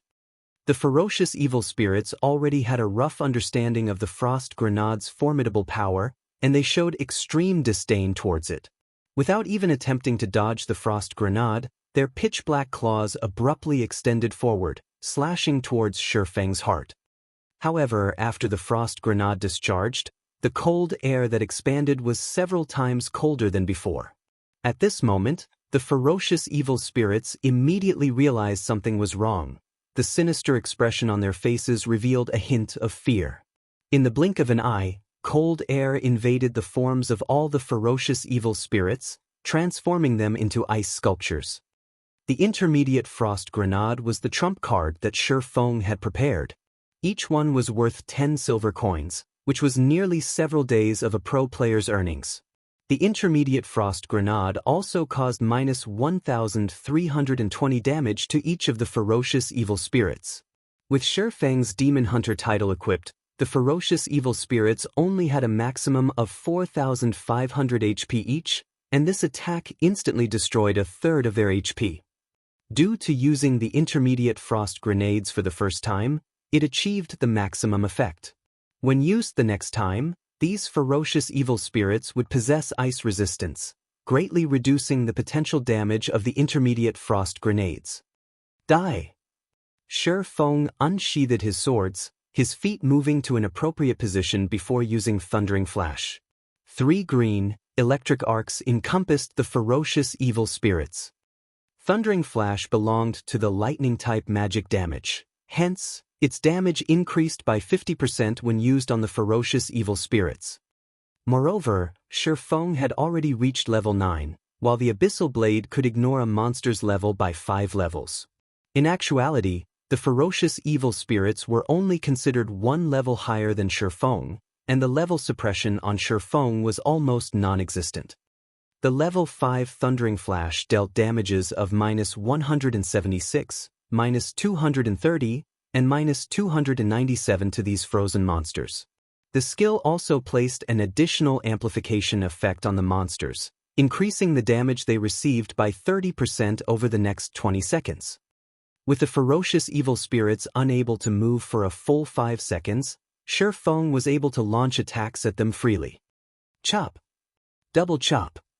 Earth Splitter. Physical type damage was no different than a scratch to these ferocious evil spirits, and even a fully charged Earth Splitter caused no more than 100 damage. As the seconds ticked by, the ice covering the bodies of the ferocious evil spirits started showing signs of cracking. It would only be a moment before they struggled free of their imprisonment. Shifeng leaped lightly, the Abyssal Blade raised high as it condensed the power of thunder and flame around it. When Shifeng landed in the midst of the group of ferocious evil spirits, an abrupt explosion occurred. Thunder and flame instantly swallowed the surroundings, enveloping the ferocious evil spirits and causing damages of over minus 500 points. In just a moment, the ferocious evil spirits all lost 2/5 of their HP, and he forced them all into a fainted state. Due to these monsters being high-leveled elites, the fainted state was less effective on them, lasting, at most, 3 seconds. Meanwhile, after Shifeng's attributes had greatly increased explosively, he created 12 sword images. Like a fierce gale, Shifeng swept through the ferocious evil spirits. Multiple damages of roughly minus 30 points appeared above the ferocious evil spirits' heads, with the occasional minus 60 points or so damage. Immediately, the ferocious evil spirits' HP reduced slightly once more. As the 3 seconds were about to pass, Shifeng tossed out another intermediate frost grenade, turning these ferocious evil spirits into ice sculptures yet again. This time, the intermediate frost grenade only managed to cause minus 860 damage to the monsters. However, the damage was enough to reduce the HP of these ferocious evil spirits to a critical level. These ferocious evil spirits truly did not imagine a weakling like Shifeng was so powerful. Within a short time span of less than 10 seconds, he managed to send all of them near death's door. Every one of these ferocious evil spirits revealed expressions of fear. They started to struggle out of the ice with all their might, their hearts filled with thoughts of escape. Unfortunately, their efforts were for naught. As another second passed, Shifeng threw out the third intermediate frost grenade, taking the lives of the dozen-plus ferocious evil spirits.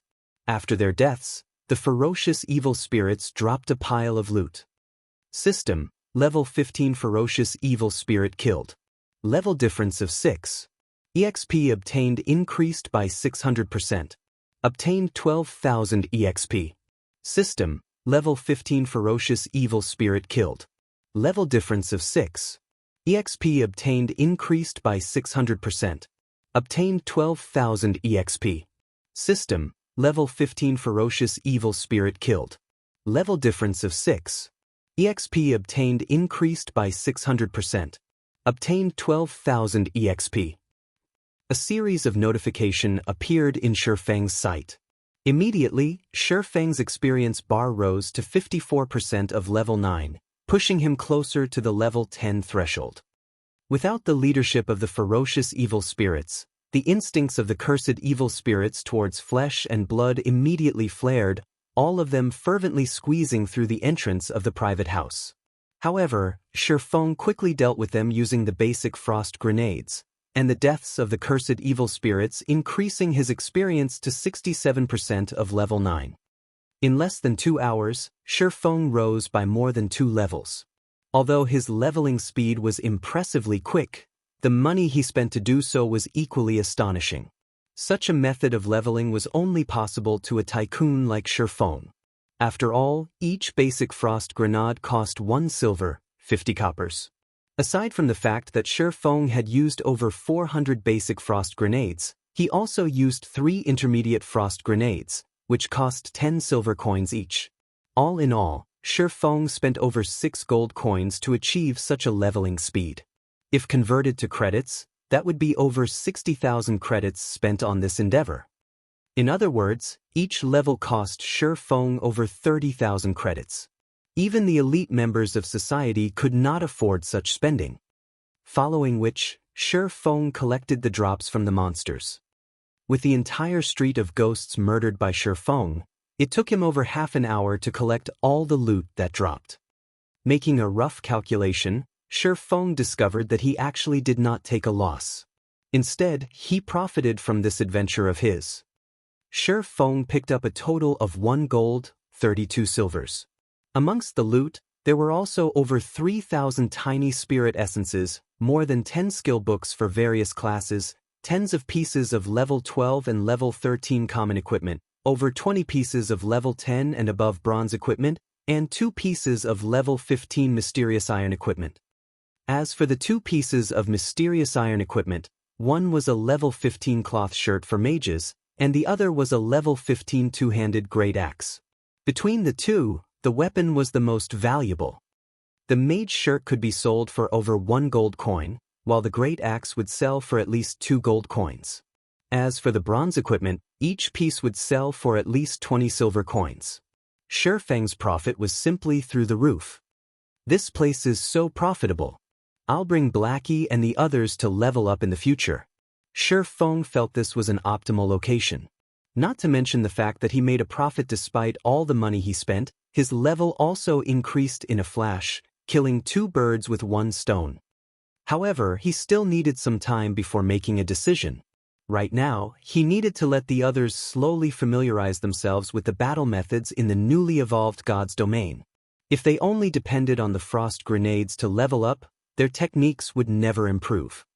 After clearing out the ghosts from the entire street, Shifeng effortlessly arrived at the central plaza of the 100 Ghost Town.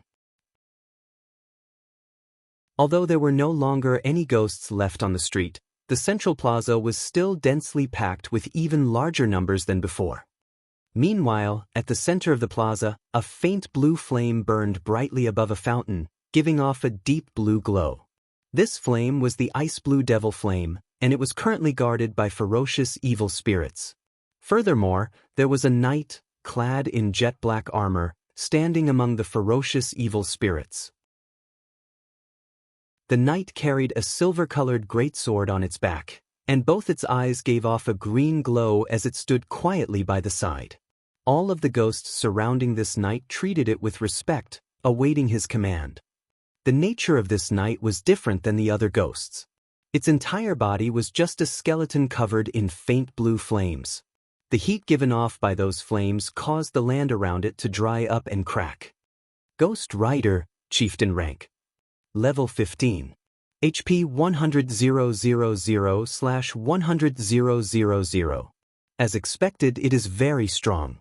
It's no wonder Glorious Light lost several hundreds of their elite players after battling the Ghost Rider.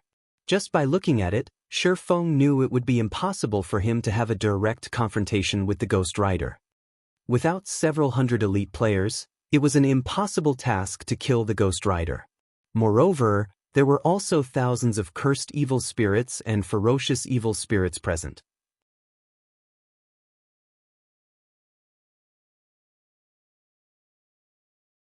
Chapter 128, Engaging the Ghost Rider. The flames in the Ghost Rider's eyes flickered, its emotions impossible to discern. However, none of the ferocious evil spirits dared to approach within 20 yards of it. With the frightening prowess of the Ghost Rider, even if Shi Feng had risen to level 20 and brought along a 20-man elite team, he would still fail to kill the Ghost Rider. Moreover, there was a 90% chance they would be wiped out instead. The Ghost Rider was simply too strong. At this stage of the game, many guilds would occasionally encounter a few elite or special elite monsters, and they could usually deal with these monsters with only a party or a team. However, after the evolution of God's domain, even only a level 5 chieftain-ranked monster could completely wipe out a 20-man team filled with level 5 elite players. Moreover, a monster over level 10 would have their intellect greatly boosted. A level 10 chieftain needed at least 30 level 15 elite players to deal with, and even then, the number casualties would be very high. As for a high-leveled chieftain like the Ghost Rider, it possessed a large variety of AoE damaging skills. It was also capable of commanding all the ghosts in the entire 100 Ghost Town. Although it was only a level 15 monster, its raid difficulty was even above that of a level 20 chieftain. Glorious Light had sent out thousands of its members to slay the Ghost Rider, paying a very heavy price. Currently, Shi Feng lacked both resources and influence. Not mentioning the gap of 6 levels, he was also alone in this place. He had absolutely no chance of challenging the Ghost Rider. It seems I can only use that method. Shi Feng observed the situation in the center of the plaza, inwardly running calculations and simulations in his mind. Right now, he stood over 300 yards from the fountain. If he wanted to obtain the Ice Blue Devil Flame, first and foremost, he needed to dispose of all these cursed evil spirits and ferocious evil spirits, then finally deal with the Ghost Rider. As long as there was the tiniest of mistakes, he would end up dead and sent back to town. Shi Feng took out 2 Tier 2 magic scrolls. These were the only 2 remaining treasured scrolls he had left. It would be extremely difficult for him to obtain another one in the future, as obtaining these scrolls largely depended on one's luck. If it weren't for obtaining the Ice Blue Devil Flame, he would not even be using such precious items. Phantom Kill, Shi Feng inwardly chanted, a doppelganger of him slowly forming into being. Shi Feng immediately passed over a dozen frost grenades to his doppelganger. The doppelganger then rushed towards the plaza. The moment the doppelganger set foot into the plaza, the Ghost Rider discovered it immediately. The Ghost Rider's pearly white skull turned towards the doppelganger, the flames in its eye sockets flaring. All living beings must die. The Ghost Rider unsheathed the silver greatsword from its back, pointing it at the doppelganger. The blue flames surrounding its body abruptly moved to engulf the greatsword as well, warping the greatsword in shape. The pommel of the sword transformed into a white-colored skull and sinister-looking barbed tips appeared on the blade. Following the Ghost Rider's command, the countless cursed evil spirits in the plaza surged towards the doppelganger like a tidal wave. The doppelganger activated a speed scroll. It then tossed out a frost grenade, instantly turning a large group of cursed evil spirits into ice sculptures, before turning to escape. On Shi Feng's side, he activated Windwalk and used a speed scroll, then activating the Ring of Nothingness. Once in the state of nothingness, Shi Feng dashed towards the fountain like a fierce gale. As the duration of the state of nothingness quickly flew by, Shi Feng's distance between the fountain shortened. 300 yards. 200 yards. 100 yards. As Shi Feng was about to arrive at the fountain, his grip on the 2 Tier 2 magic scrolls tightened. His expression became abnormally calm as both his eyes fixated on the heart of the fountain. Little rat, did you think that you could hide from my eyes? The Ghost Rider suddenly appeared before Shi Feng, and as if the flames in its eyes could see past all things, it spoke in a deep, disdainful tone. The Ghost Rider then raised its white bone greatsword, the faint blue flames surrounding the sword immediately raising the surrounding temperature to scorching hot levels. With an abrupt wave, the greatsword transformed into a flowing stream of light, splitting apart the air as it descended towards Shifeng's head.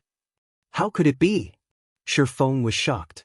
He did not doubt that the Ghost Rider's sword had the capability of instantly killing him. Hence, both his legs curved into a bend, his body similarly bending downwards. Like a cat arching its body, Shifeng instantly pulled out both the Abyssal Blade and the Crimson Blade, using parry with both swords. Suddenly, Shifeng's legs burst with strength, and with the addition of the strength from his lower back, Shifeng charged directly at the descending greatsword. The three swords colliding with each other created an explosive sound. The Ghost Rider's immense strength caused the ground that Shifeng stood on to crack apart, dust and debris scattered. Shifeng's body, as well, was removed from the state of nothingness, revealed beside the fountain. Although Shifeng did not receive any damage from the collision, the flames of the white bone greatsword were just too blistering. As the Abyssal Blade was a magic weapon, there were no problems with it. However, the secret silver-ranked Crimson Blade was different. Not only was its durability greatly reducing, but the Crimson Blade itself also turned a glowing red and even showed signs of melting. Meanwhile, the Ghost Rider was slightly shocked that its sword did not yield it an immediate victory. However, it waved its sword for a second strike. The flames on the white bone greatsword soared, rising over 5 meters into the air as the sword slashed at Shifeng. This was the Ghost Rider's Devil Flame Slash.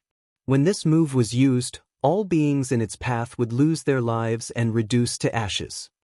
However, contrary to expectations, Shifeng did not retreat when faced with this attack. Instead, he activated Defensive Blade as he rushed towards the ice blue Devil Flame. Although the Ghost Rider's Devil Flame Slash landed on Shifeng, it had no effect at all.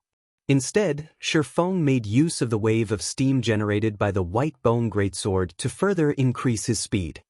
Just as Shifeng was about to reach the ice blue Devil Flame, as if they had been long since prepared for this moment, tens of ferocious evil spirits rushed at him.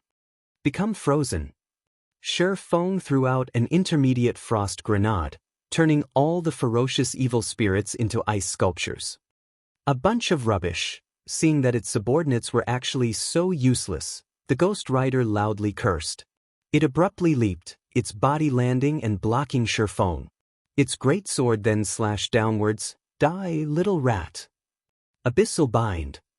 9 pitch-black chains instantly bound the Ghost Rider, saving Shifeng's life. However, the Ghost Rider's strength was just too immense. In the blink of an eye, one of the chains snapped. Seeing this, Shifeng dared not stop his movements as he ran towards the fountain. Wretched little rat, you have truly angered me this time, the Ghost Rider roared as it saw that Shifeng was already beside the ice blue Devil Flame.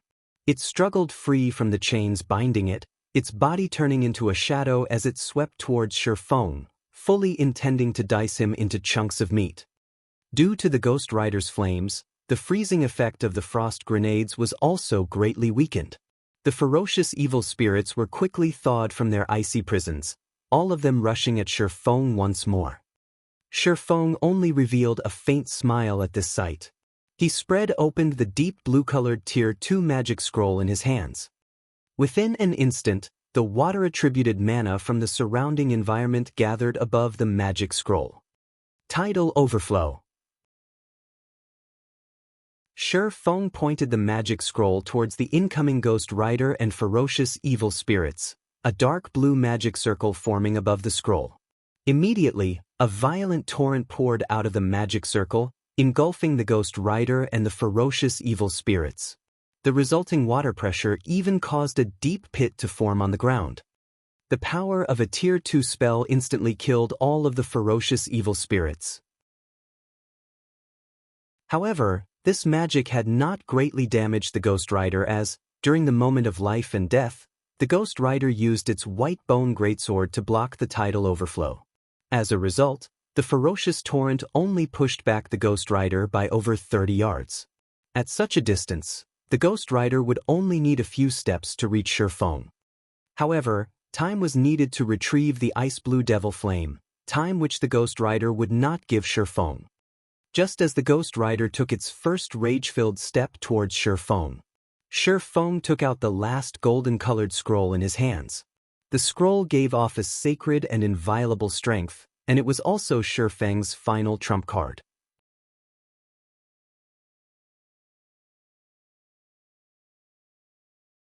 Chapter 129, Ice Blue Devil Flame. Wretched little rat, feel the wrath of the flames of hell.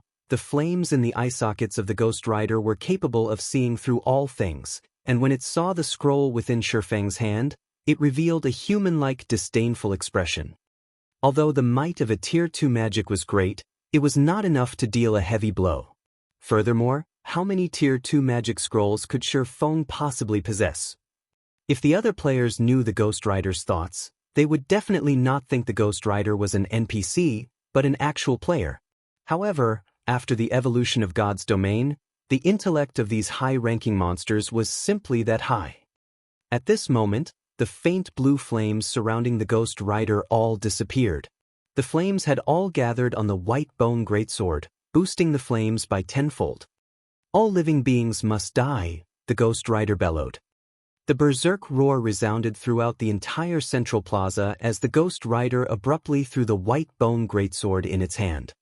The instant the white bone greatsword left the Ghost Rider's hands, it transformed into a faint blue-colored flame serpent. The flame serpent was over 10 meters in length, and if coiled into a bundle, it would look like a small building. The serpent spread open its mouth, biting towards Shifeng. As the ferocious flame serpent grew closer and closer, Shifeng still had yet to activate the final Tier 2 magic scroll in his hand. This magic scroll was different from the other magic scrolls in that it needed some time to take effect after being activated. Hurry! Please hurry! Hurry, damn it! As the flame serpent flew closer and closer, Shifeng started panicking. However, the activation bar still increased slowly as always. Just as the flame serpent's widened mouth was about to devour Shifeng, the activation bar finished loading. System: a mysterious iron-ranked weapon or above is needed to be sacrificed. Confirm to sacrifice. Without hesitation, Shifeng chose to sacrifice. As for the sacrificed weapon, it was the crimson blade he held in his hand. At this moment, the crimson blade had already reduced to just scrap metal, and it would be meaningless for Shifeng to continue holding onto it. In the blink of an eye, the crimson blade in his hand released a bright golden glow, illuminating the entire central plaza. At the same time, with Shifeng as the focal point, a large golden magic circle appeared. The magic circle then ascended to the skies at high speeds. When the golden glow shone upon the flame serpent, it wailed in agony. Following which, the crimson blade transformed into a stream of light, shooting up to the air. In the next instant, the stream of light transformed into thousands of holy swords of light. The holy swords rained down from the sky, forming a holy domain in a 30-yard radius around Shifeng.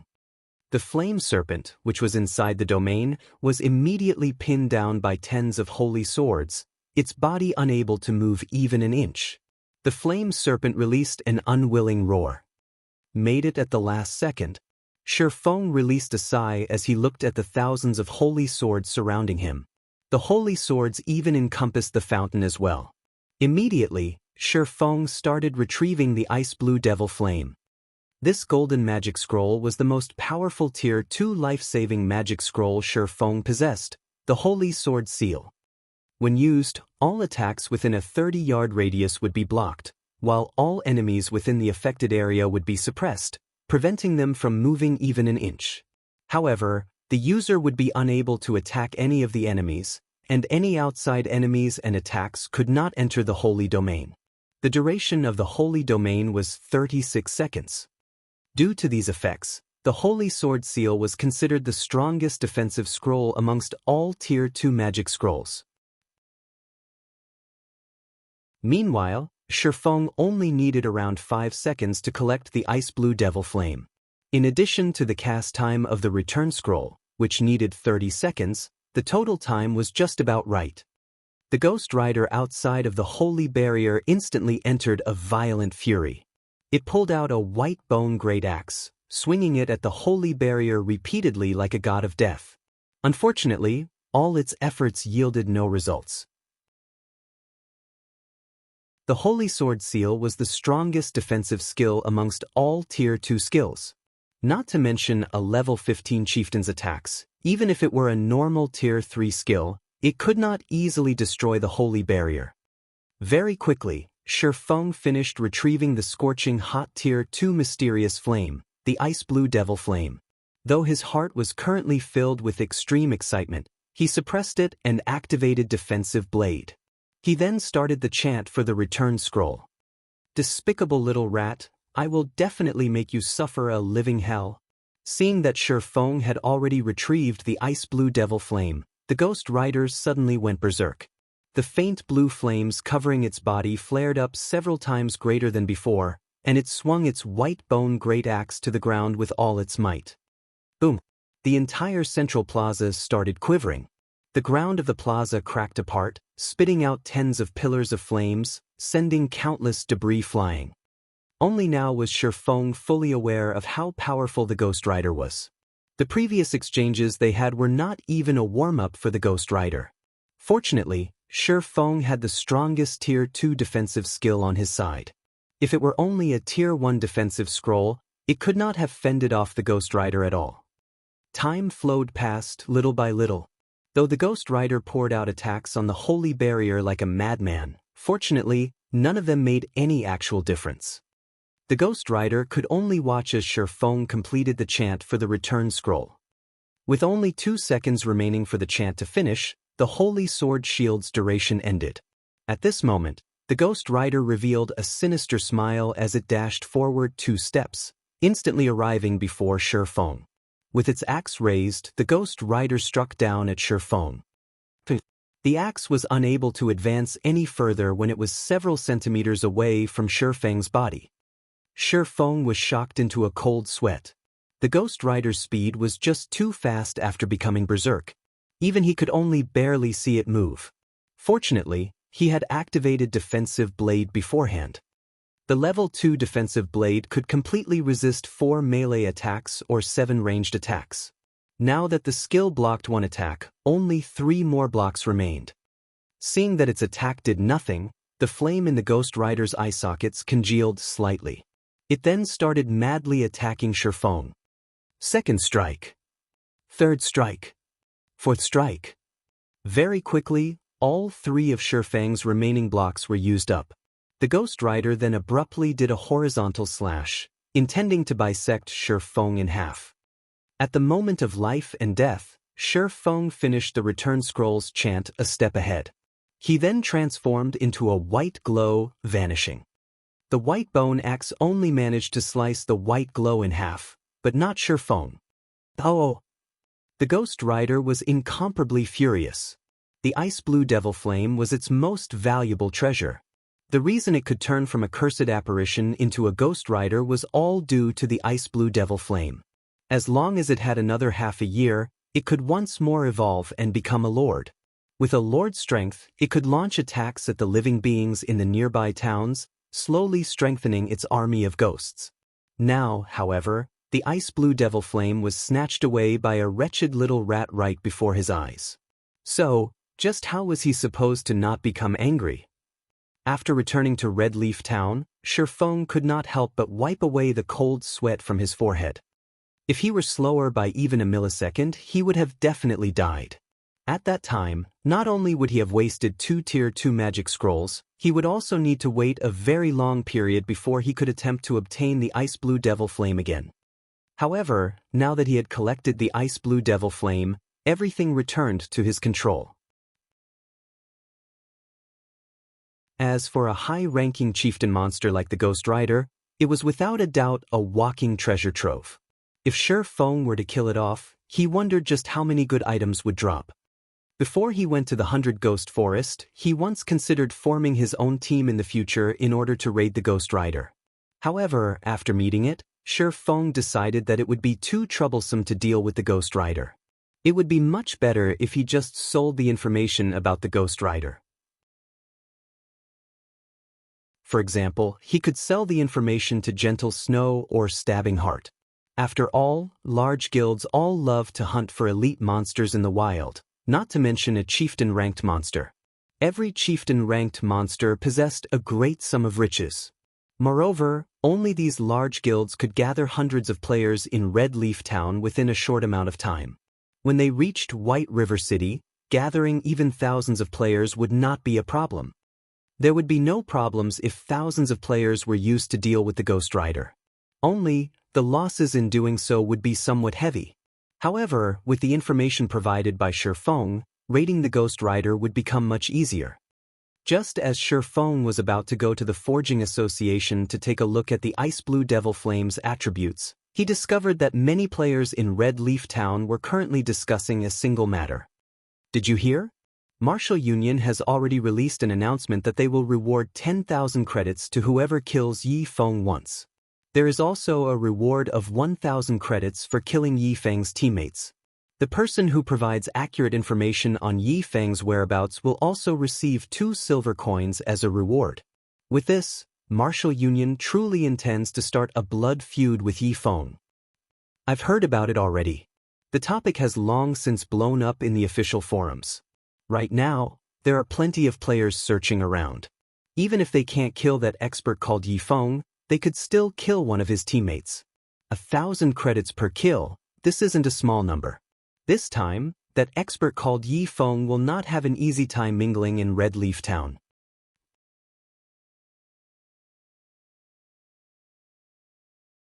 Chapter 130, If it's war they want, then it's war they'll get.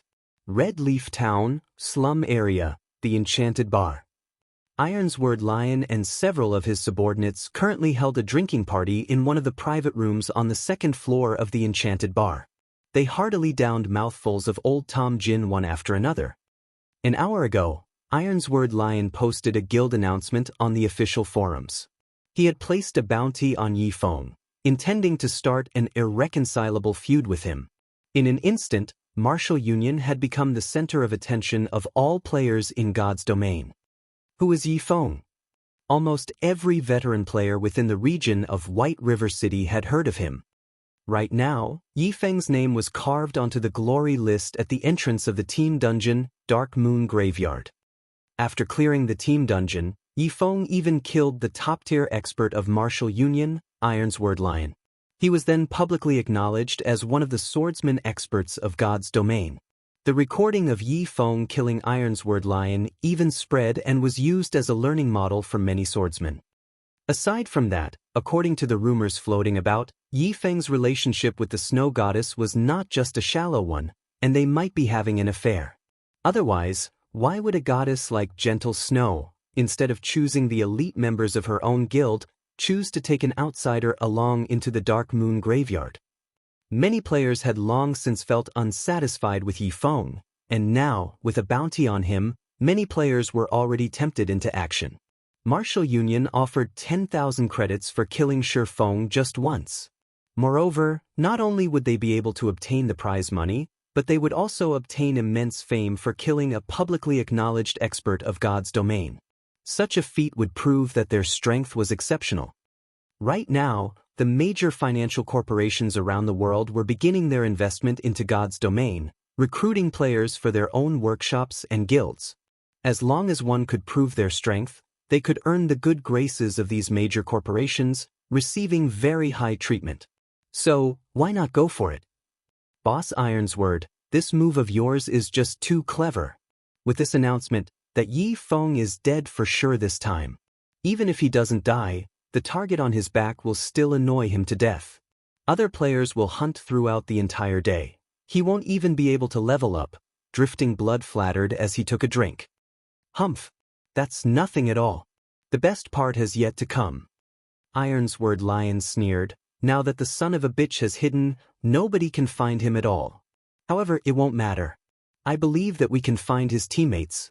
As long as we kill his teammates to level 0, I hardly believe that he will remain hidden. As long as he dares reveal himself, absolute heaven will immediately take action. It will be his death when that time comes. Just as Ironsword Lion laughed colding, Shifeng received a communication request from someone on his friend list. Are you all right? Gentle Snow abruptly asked.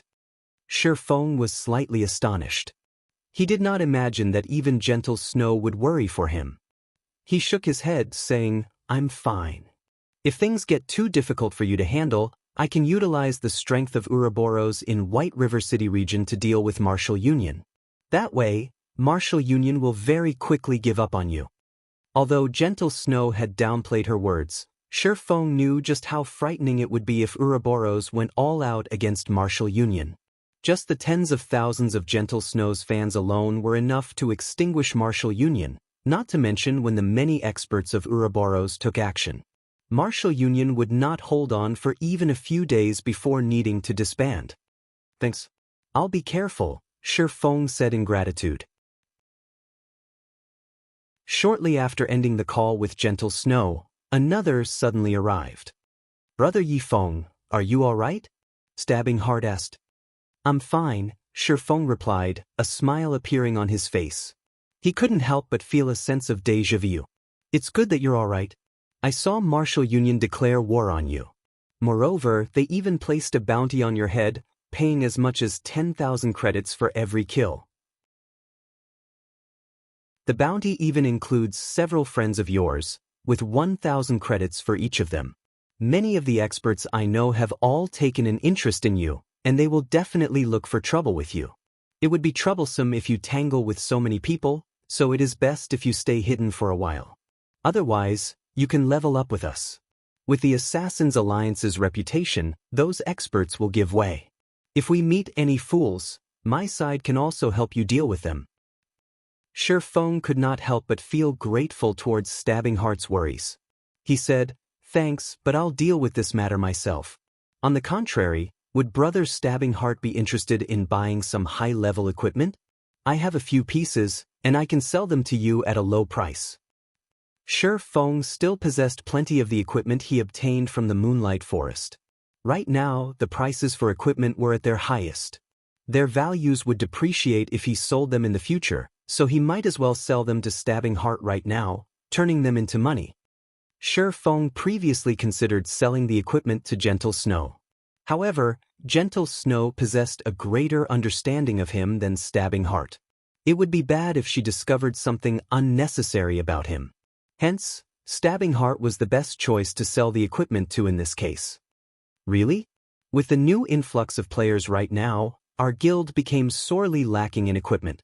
If you could sell them at a lower price and trade fully using credits, then I will buy as much as you have.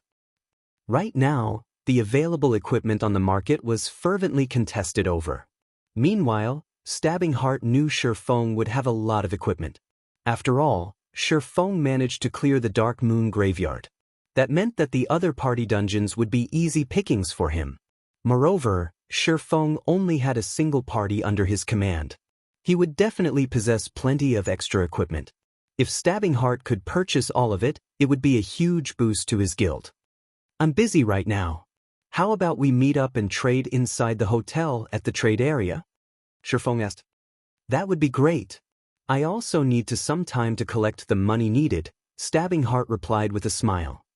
Following which, Shifeng disconnected the call with Stabbing Heart. He then sent a message to Blackie and the others, telling them to be careful of ambushes from other players. Currently, with Blackie and the others' equipment and level, a dozen or so average players could not do anything to them at all.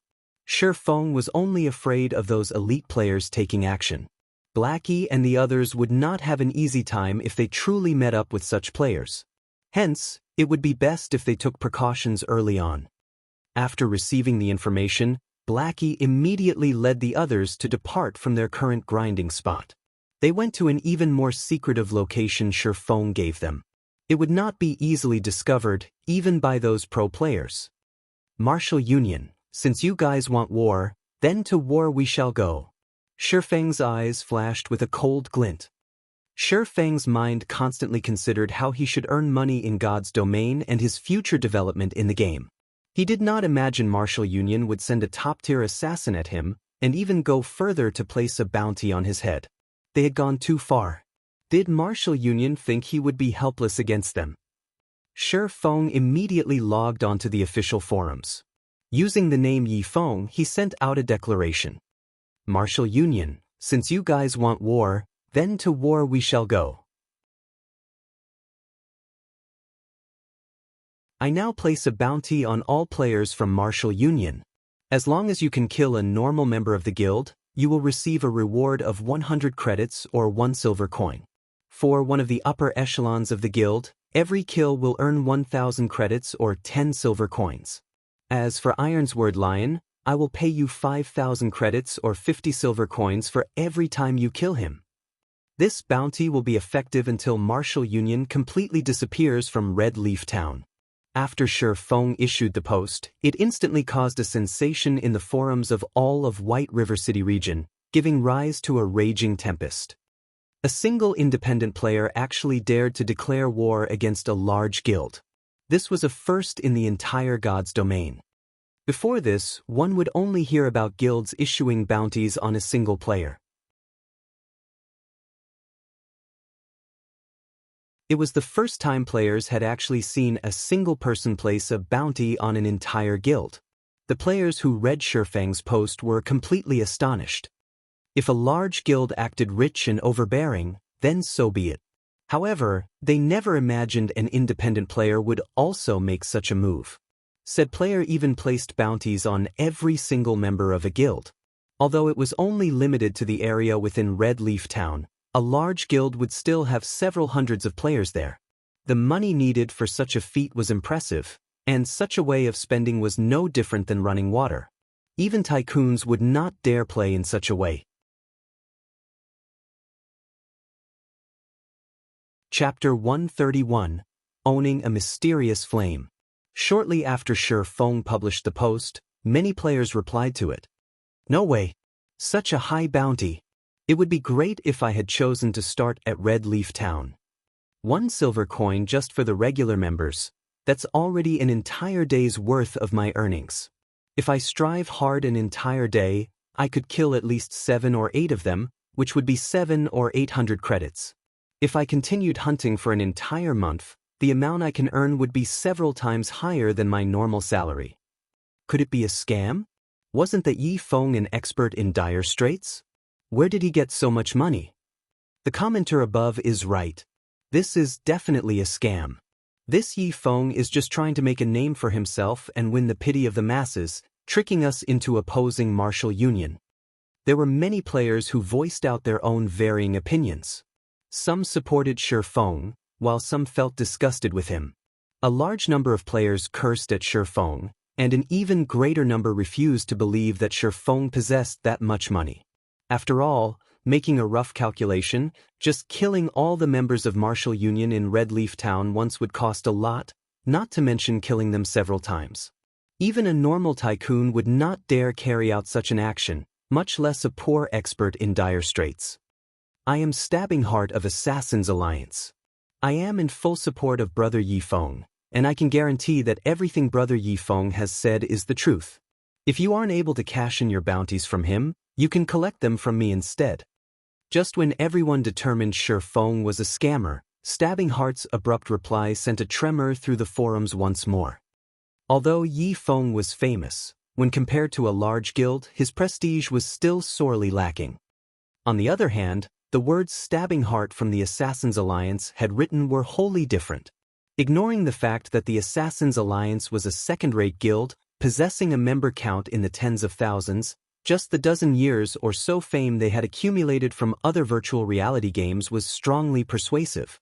But the Assassin's Alliance's Stabbing Heart has appeared. Please let me join the Assassin's Alliance. Even Stabbing Heart has already shown himself, so the bounty must be real. This time, the players of Red Leaf Town are going to make a fortune. Not long after Stabbing Heart's appearance, another reply appeared which instantly caused the number of views on Shi Feng's post to multiply by tens. Yi Feng is my friend. I can guarantee his credibility. If there are any problems, you can find me to deal with them. The reply, indeed, belonged to the snow goddess, Gentle Snow, herself.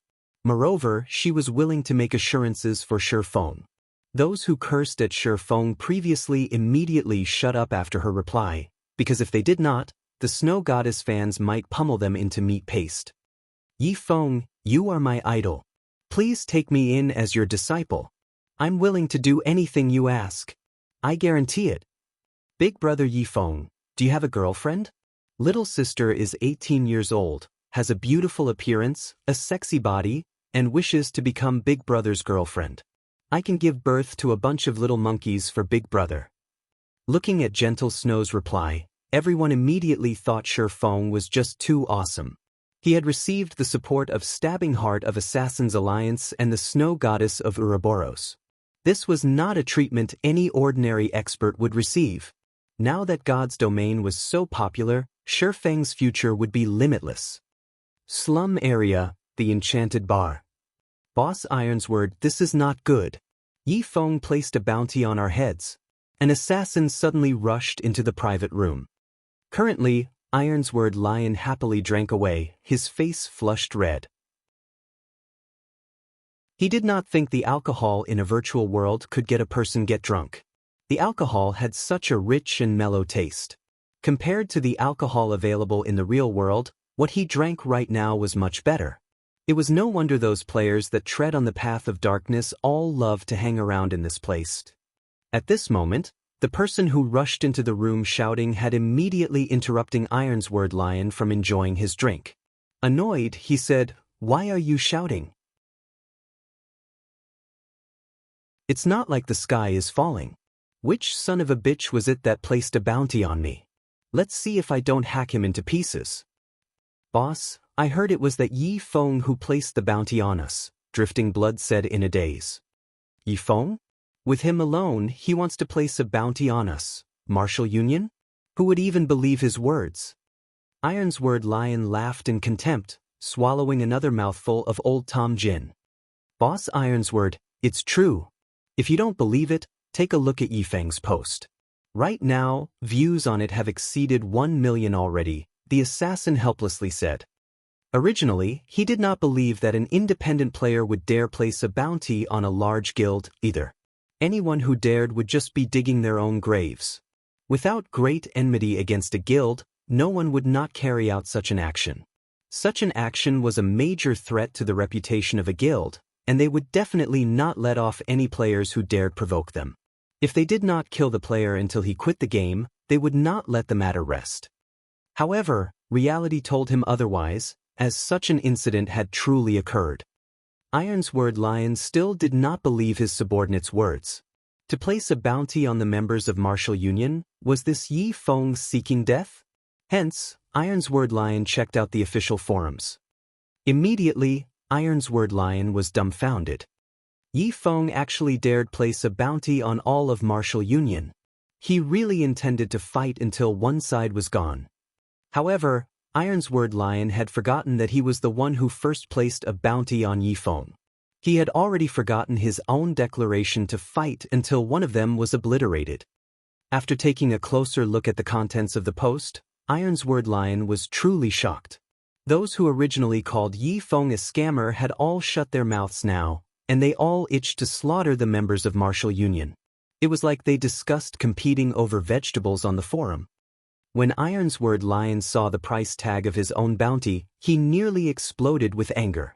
He had spent 1 million credits to hire Absolute Heaven to assassinate Feng, and the bounty of 10,000 credits he publicly declared was just for entertainment. He was not hoping that someone would kill Feng at all. His main goal was to kill Feng's teammates. Now, however, Feng had tagged him with a bounty of 5,000 credits. In doing so, wasn't Feng stating that he was far from being his equal? The most unbelievable thing was that Stabbing Heart and Gentle Snow had also stood out to show their support for Feng. Ironsword Lion simply could not understand this situation. The bounty he placed was only on Feng, yet, why did these fellows mind other people's business? Gentle Snow was one thing, but why had Stabbing Heart appeared as well? He and the Assassin's Alliance had always minded their own business, and he had never provoked the Assassin's Alliance before.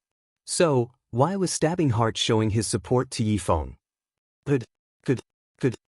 Ironsword Lion repeatedly said. His anger jerked him out of his drunken stupor, his expression turning extremely sinister as he coldly said, "Since he wants to play, then I'll play. Immediately place a bounty on anyone with the guts to kill any of our members. Also, increase the bounty on Feng's teammates to 2,000 credits per person. I want to see just who can tempt these players. Tell the ones below to be careful of their actions and form parties when they go out leveling. Yes. After Iron's Word Lion finished giving out his instructions, the assassin turned and left. Following which, Iron's Word Lion initiated contact with Absolute Heaven. He wanted Absolute Heaven to take action a little sooner, killing Yi Feng to absolve him of this anger. Elsewhere, Shi Feng had rented an intermediate forging room in the Forging Association. Now that the ice blue devil flame was in his hands, Shi Feng was prepared to use this time to train his forging, placing all his effort into making the silver dawn and other equipments. Shi Feng walked to the furnace, canceling the Tier 1 mysterious flame provided by the intermediate forging room. He then took out a dark blue flame from his bag. This dark blue flame was just like a flame sprite, joyfully jumping about in Shi Feng's palm. Furthermore, the flame gave off a scorching heat, causing the temperature in the room to rise quickly. System: do you wish to bind the ice blue devil flame as your personal mysterious flame? Bind? Don't tell me that I can only use it after it's bound? Shi Feng did not know why, but although he held the ice blue devil flame in his hand, he was unable to glean any information about it. Even a Tier 1 mysterious flame was extremely rare throughout God's domain. In his previous life, he had never come into contact with a mysterious flame, and this was his first time learning that the flame needed to be bound before use. He recalled that the mysterious flame could be placed in the forging room of the guild. That way, all guild members were able to use it while not being able to take it away. So, just why was this mysterious flame a bound item? Shi Feng stopped caring about the details. He immediately chose to bind the ice blue devil flame, intending to learn its effects.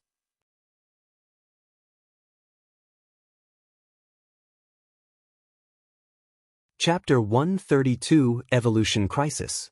After Shi Feng chose to bind the ice blue devil flame. Suddenly, the ice blue devil flame started transforming. The small flame within Shi Feng's palm momentarily burned fiercely, wrapping Shi Feng's entire palm. Shi Feng immediately felt a scorching heat surrounding his hand as if he had just dipped it into boiling water. Previously, he was unable to feel the high temperature of the ice blue devil flame, and only now did he truly experience its heat. Although he tried to store the flame back into his bag, no matter what he tried, there was no reaction from the ice blue devil flame. Instead, a binding loading bar appeared, slowly increasing. Successfully fused 3%. 4%. 5%. Isn't it a binding? Why did it turn into a fusion? Looking at the green-colored fusion bar, Shi Feng felt a sense of unease. He could barely endure just the pain he currently felt. However, the temperature of the flame constantly rose, while the fusion rate of the flame was extremely slow. If this situation were to continue, Shi Feng would, sooner or later, die from the pain alone. Just when Shi Feng had called out the pain perception system's interface, intending to turn off all his senses of pain, his flaming hand no longer felt hot. Instead, he felt a cooling feeling on his palm as if it submerged in ice-cold water. Is the fusion complete? Shi Feng took another look at the fusion bar. It showed 8%, still very far from reaching 100%. However, since it was no longer hot, Shi Feng gave up the notion of turning off the pain perception system. However, another moment later, his flaming hand grew colder and colder as if it were inside an ice cube. Shi Feng could not help but shiver at the chilling temperature. Just when he was unable to endure the cold any longer, the flame surrounding his hand turned hot once more. In such a way, the flame constantly alternated between hot and cold. Shi Feng was also able to understand the reason for this phenomena. Just like its name, the ice blue devil flame possessed both ice and fire attributes. However, Shi Feng no longer wished to endure torture by the ice blue devil flame, so he chose to turn off the pain perception system. During the fusion process of the ice blue devil flame, if pain perception falls below 20%, fusion will fail and cause a fixed amount of damage to the player. Are you sure you want to turn off the pain system? Crap. Shi Feng could not help but curse at the despicable system. The system was clearly trying to toy with him. Moreover, it did not mention what sort of damage the fixed damage was. The fusion progress was already at 30%, so he couldn't just give up halfway. Helpless about the situation, Shifeng could only tune down his pain perception from the original 40% to 20%. That way, he could, more or less, bear through the suffering.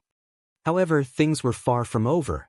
After the fusion bar reached 50%, the ice blue devil flame started spreading throughout Shifeng's entire body, turning Shifeng into a flaming man. Shifeng's entire body burned with a deep blue flame, just like the Ghost Rider. Compared to the Ghost Rider's flame, however, the flame burning Shifeng's body was much more pure and dazzling. Even the ground below his feet started showing signs of melting. The floor of the forging room had undergone special strengthening techniques specifically to resist high temperatures. The floors of the forging room were much stronger than even a secret silver weapon. However, this floor could still not withstand the flames surrounding Shifeng's body. One could just imagine the frightening temperature that was emitted by the flame. Right now, if someone were to attack Shifeng using a bronze weapon, the scorching flame would, most likely, melt the weapon before it could even come near Shifeng. Fortunately, Shifeng had long since familiarized himself with pain. He had also adjusted his pain perception down to 20%. Otherwise, he really could not endure the ever-changing temperatures of the ice blue devil flame. After enduring the same process for 20 minutes, the fusion of the ice blue devil flame finally completed. System: the ice blue devil flame has been bound as player Yifeng's personal belongings. System: fusion of the ice blue devil flame completed. After undergoing the tempering of the ice blue devil flame, player's physique has improved. Strength plus 10, endurance plus 10, agility plus 10, ice resistance plus 20, fire resistance plus 20. Able to fully control the ice blue devil flame. Even this is possible? Shifeng was shocked. Ignoring how valuable the ice blue devil flame was to forgers, Shifeng did not think that it could even improve a player's physique after fusion. Shifeng had effortlessly obtained 30 attribute points and 20 points in both ice resistance and fire resistance. Resistance was extremely hard to obtain in God's domain, and a single point increase would have a large effect, not to mention an increase of 20 points. Such an increase was enough to instill despair in many mage classes. If fire magic could originally deal 100 damage to Shifeng, right now, it would be good if could even deal him 30 damage. Shifeng then chanted a name in his mind, a deep blue flame appearing in the middle of his palm. This was indeed the ice blue devil flame. Following Shifeng's thoughts, the flame freely moved about, growing and shrinking. Ice blue devil flame, tier 2 mysterious flame. Can be used in battle to increase damage by 20% and an additional 40% damage to ice or fire attributed skills. Simultaneously, it increases the success rate for potion making, forging, and cooking by 10%. These attributes had completely surpassed Shifeng's imagination. In his previous life, he had never received any information regarding mysterious flames being capable of increasing a player's battle prowess. It was also impossible for the mysterious flames to only increase a player's battle prowess in this life. Hence, the only possibility was that the players who obtained mysterious flames did not leak a single word about it, silently enjoying the fortune. Just the mysterious flame's ability to increase the success rate of forging and potion making was sufficient to send all the major powers in God's domain into an uproar. If the information about it being capable of increasing a player's battle prowess leaked, the competition over mysterious flames would become much more intense. Forgers and potion makers would have no chance to obtain a mysterious flame for themselves at all. Mysterious flames were always said to give the greatest benefits to potion making and forging, but in Shifeng's view, elementalists who learned potion making were the ones who gained the greatest benefits. Originally, an elementalist's damage was very frightening. They were like human cannons.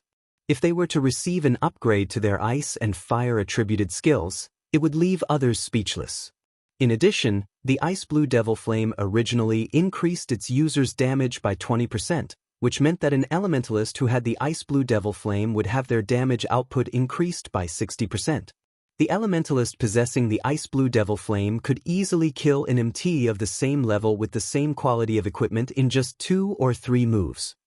Although Shi Feng was not an elementalist, the ice blue devil flame still provided a relatively large increase to his battle strength. With the ice blue devil flame, Shi Feng felt that the future development of his skills should be more directed towards the fire or ice attributes. That way, he could reap the greatest benefits from using the ice blue devil flame.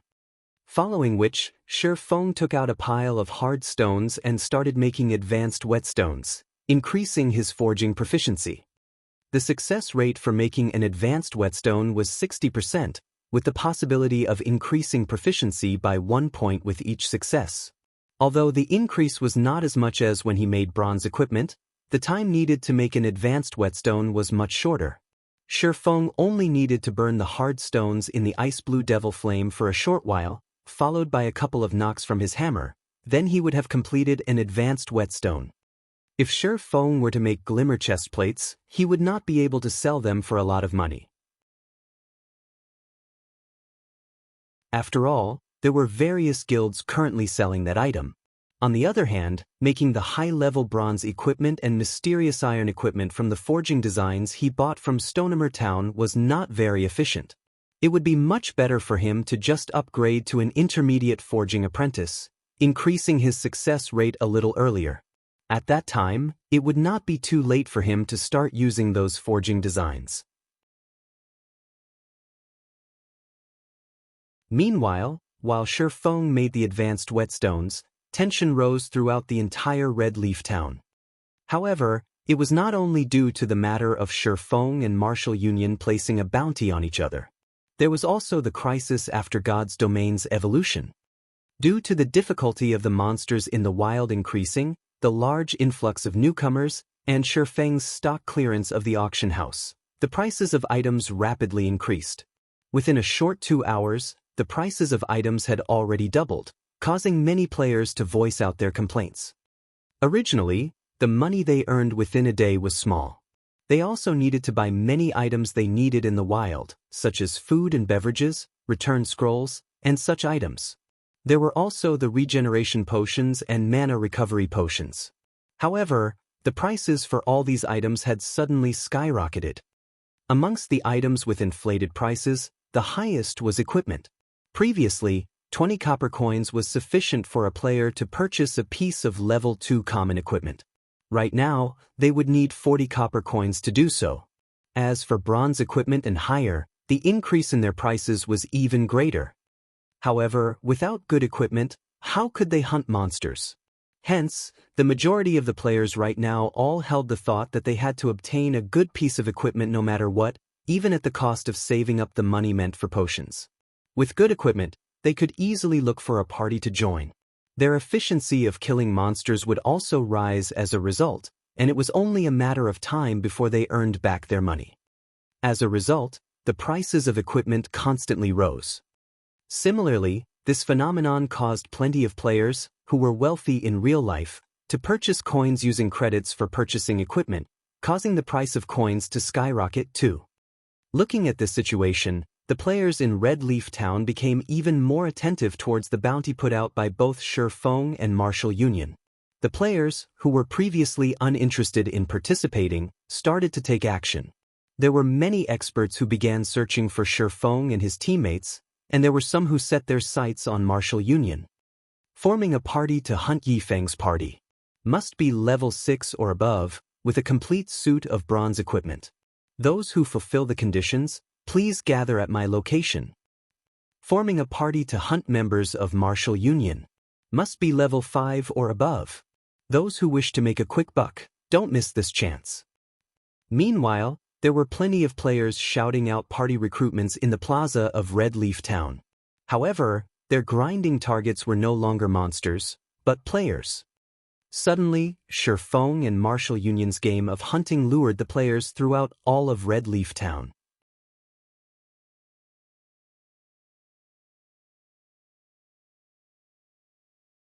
Chapter 133, Fire Dance.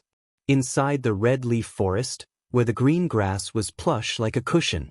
A party of level 5 players currently surrounded a group of 3 level 5 forest wolves. The players advanced and retreated in battle familiarly, steadily pushing the 3 forest wolves towards defeat. In a short moment, one of the forest wolves died from the large fireball that flew at it, while the remaining 2 forest wolves only had a small amount of HP remaining. Leader, we're already level 5. We're tired of constantly killing the same forest wolves. Let's just kill the level 6 grassland lion cubs. I hear the loot is quite good. Moreover, everyone can obtain a larger share of experience there, the bold and powerful shield warrior said as he blocked a forest wolf's attack. Forget it. In these troubled times, you forget that everyone from our martial union has a bounty on their heads. Each one of us is worth 1 silver coin, and there are plenty of people looking for this transaction. The party leader, an elementalist, shook his head. He felt that the shield warrior's suggestion was too risky. Leader, since when have you become such a coward? A berserker with waxy skin curled his lips, asking disdainfully. Before, when we snatched elite monsters and equipment and even killed the other players, I've never seen you reluctant before. Regardless of what other people say, Martial Union is a famous large guild in Red Leaf Town. I don't believe that those people would be so foolish, daring to kill us. Even if they come, we can kill them off and make a quick buck. The Elementalist party leader nodded, thinking that his subordinate's words sounded logical. In Red Leaf Town, only Martial Union bullied others. Whoever dared provoke them was only seeking death. The Elementalist party leader then said, "Alright, after we kill these 2 forest wolves, we'll go kill the grassland lion cubs." "Oh yeah." The shield warrior grinned, using his shield to send one of the forest wolves flying. He then followed up with a heroic strike on the other forest wolf, taking away its remaining HP. Immediately after the party from Martial Union killed the final forest wolf, they suddenly discovered that they were surrounded by a team of over 20 players. Moreover, every one of these players was red-named, and clearly, they had already killed a lot of players. "Brothers, our luck is good this time. They are all from Martial Union." A red-named female assassin with a provocative body revealed herself from stealth. She wore a smile as she looked at the players from Martial Union. The members of Martial Union immediately felt chills through their bodies. This female assassin was clearly the scout for this entire team. Although she should have been hiding near their party this entire time, they did not detect her presence at all. "What are you all trying to do?" the Elementalist party leader asked in a cold tone, his eyes observing his surroundings.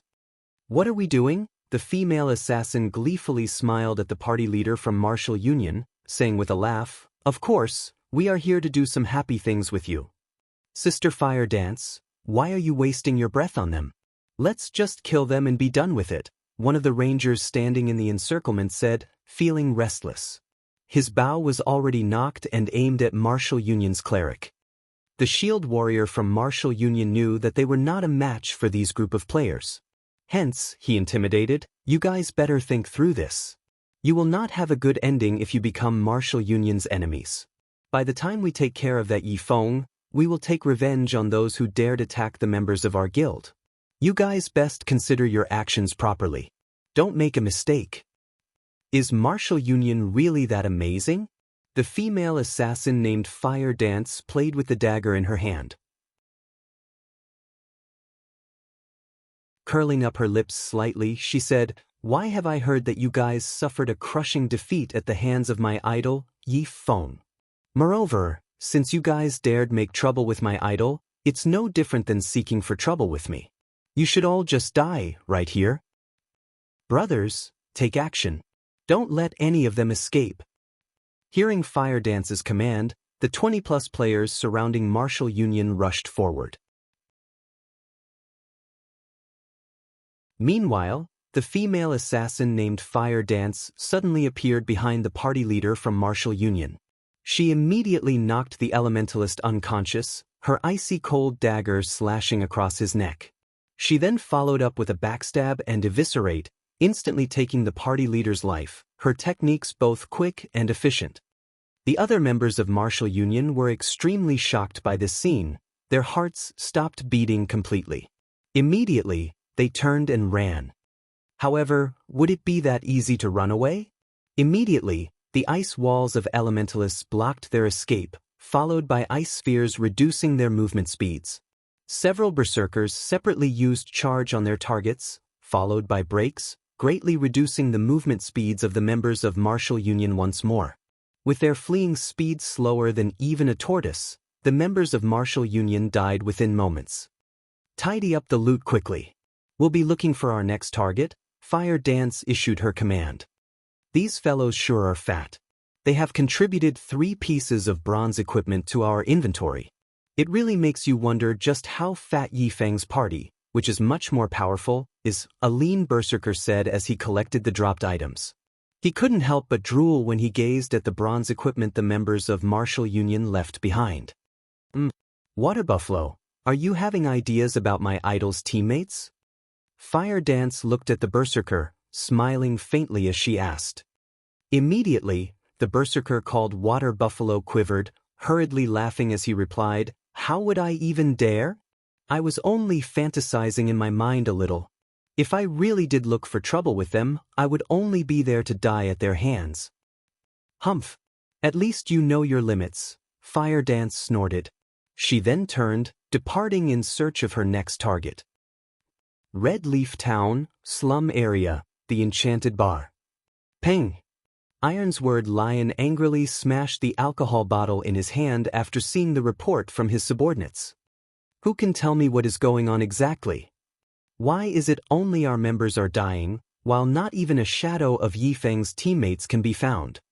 According to the report from his subordinates, within a short 2 hours, of all the members of Martial Union stationed in Red Leaf Town, 58 of them had already died once. Amongst those who died, 9 of them were even the top echelons or elites of their guild. Not only had they lost a level as a result of dying, they even dropped some of their equipment. This was a huge loss for Martial Union's Red Leaf Town branch. Moreover, Ironsword Lion was required to compensate them for their losses. Besides that, the large number of deaths had largely impacted the loyalty of the members of Martial Union. Many started to think of leaving the guild as they did not wish to be dragged into this game of hunting. If this matter did not quickly resolve, the Martial Union branch at Red Leaf Town would, sooner or later, break up. Boss Ironsword, could they be hiding? Why don't we increase the bounty on them? That might tempt the true experts, Drifting Blood suggested. Fine, increase the bounty immediately. I don't believe that we can't find them, Ironsword Lion nodded his head. He then continued saying, remember, as long as you receive any information, immediately contact Absolute Heaven. Leave it to me, boss.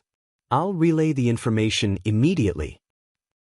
Inside an intermediate forging room, Shifeng repeated the same task over and over. Shifeng took out a hard stone, immediately using the ice blue devil flame to burn it. He then used the runic hammer to tap at it a few times, very quickly forming a high-quality advanced whetstone. System: Advanced whetstone has been successfully forged. Forging proficiency increased by 1 point. Obtained 200 EXP. Advanced whetstone, consumable. When used on a level 20 weapon or below, recovers the durability by 8 to 12 points. Simultaneously, it increases the damage of the weapon by 3% for a duration of 30 minutes. Number of usage remaining, 3. In the later stages of the game, the value of this item would become greater and greater. The reason was that the damage to a weapon increased as monsters' prowess increased. It was especially true for monsters that were level 7 and above, as some of them possessed skills that could greatly reduce the durability of a weapon. Hence, whetstones became one of the necessities when grinding and battling in God's Domain's wilds. Compared to a normal whetstone, not only could the advanced whetstone recover a weapon's durability, but it could also increase the weapon's sharpness, increasing the weapon's damage by 3%. This effect could even compare to a buff, and it would greatly benefit melee players. There would be plenty of melee classes scrambling over this item, and they would still be willing to buy more after buying the first. No player would willingly reduce their damage when fighting monsters, even if it were just a 3% reduction. Right after Shi Feng finished the advanced whetstone system, congratulations! You are the first player to be promoted to an intermediate forging apprentice. Obtain 50,000 EXP rewarding 10 runic steels.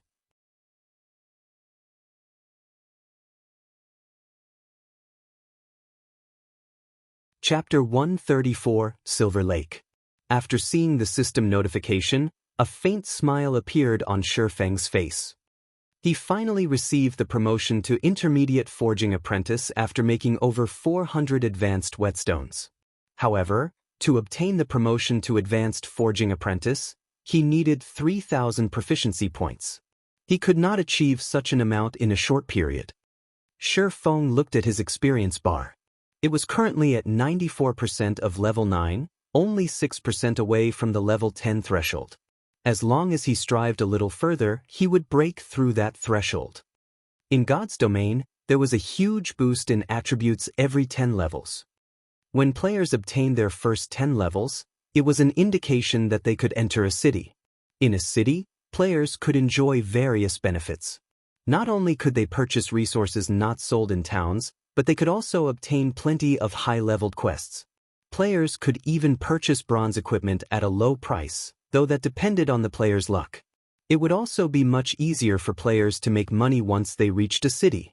Furthermore, players could use the teleportation gates available in the city to transfer to high-level monster areas.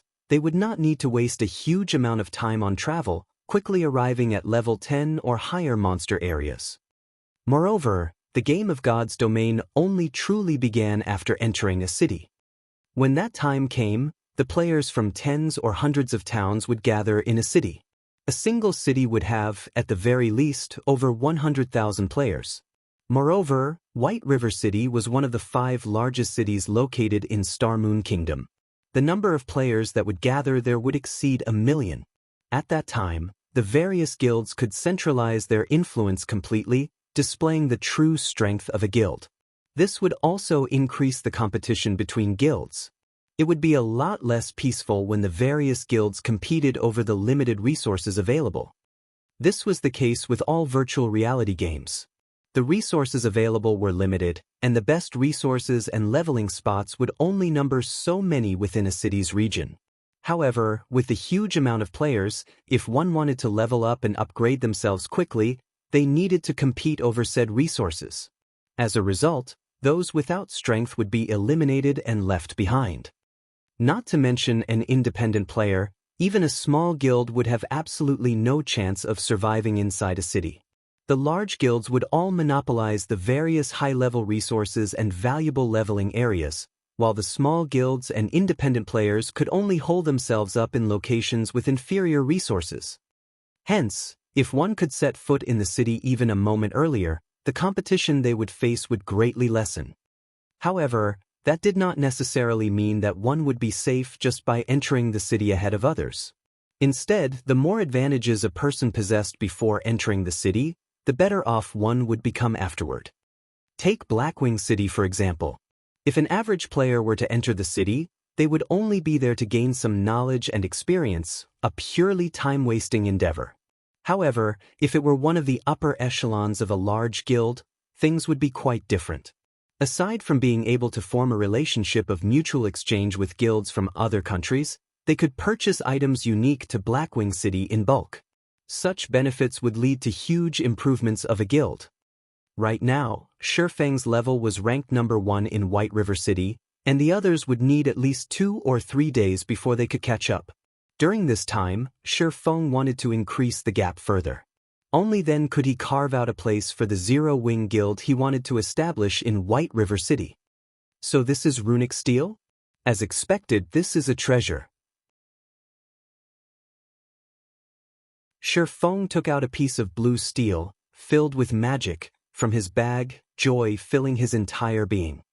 In Shi Feng's previous life, many forgers competed madly for just a piece of runic steel. Even if they managed to buy one, they would treat it like their baby, they would not use it lightly. Meanwhile, Shi Feng possessed 10 pieces of runic steel right now. Runic steel, Fine gold rank consumable. When used to forge level 50 fine gold equipment or below, increases success rate by 10%. There is a fixed chance to increase the forged equipment's rank by 1, up to a maximum of fine gold rank. No matter how one looked at it, runic steel was significantly better than the 100 refinement steel. Moreover, it could even increase an equipment's rank. With this runic steel, my success rate for forging the Silver Dawn will be even greater now. Shi Feng had purchased all the materials required to forge the Silver Dawn at the auction house. In addition to the materials he had purchased before, he could forge a total of 16 Silver Dawns. Just the cost alone for a single Silver Dawn was over 37 silver coins. Even an elite party needed to raid a hard mode party dungeon half a dozen times before collecting such an amount. Hence, Shi Feng only chose to forge the Silver Dawn after he was promoted to intermediate forging apprentice. Shi Feng took out the forging design for the Silver Dawn, clicking to learn it. He began the process of forging his first Silver Dawn. Previously, before he had obtained the Ice Blue Devil Flame, his success rate for forging the Silver Dawn was only 32%.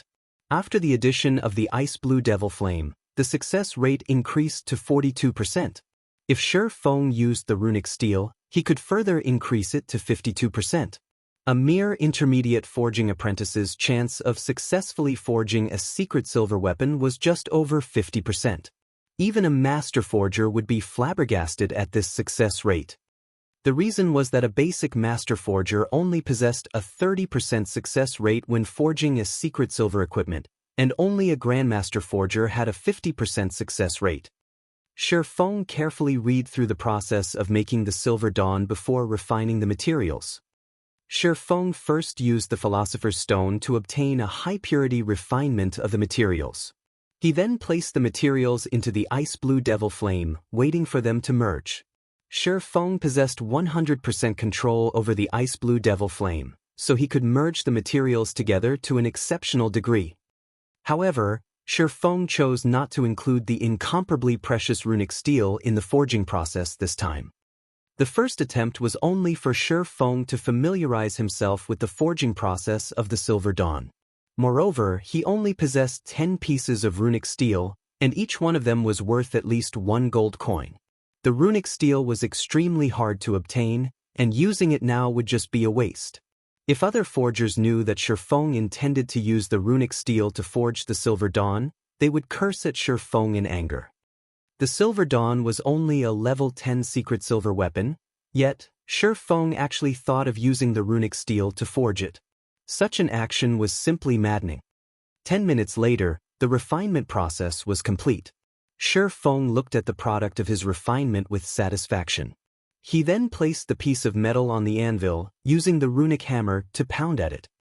Sparks flew about as the sounds of the hammer striking the metal resounded throughout the forging room. Shi Feng was extremely careful with every strike, afraid that a single misstep would affect the final shape of the Silver Dawn. After striking at the metal hundreds of times, sweat drenched Shi Feng. Satisfied, he clicked the generate button. Following which, the red-hot metal began to take shape, transforming into a silver-colored longsword. He investigated the weapon's information. After a full 5 seconds. System: forging of the Silver Dawn has failed. Shi Feng looked at the weapon's attributes, discovering that it was only a level 10 mysterious iron weapon. Indeed, the forging failed. However, Shi Feng was not overly disappointed at the results.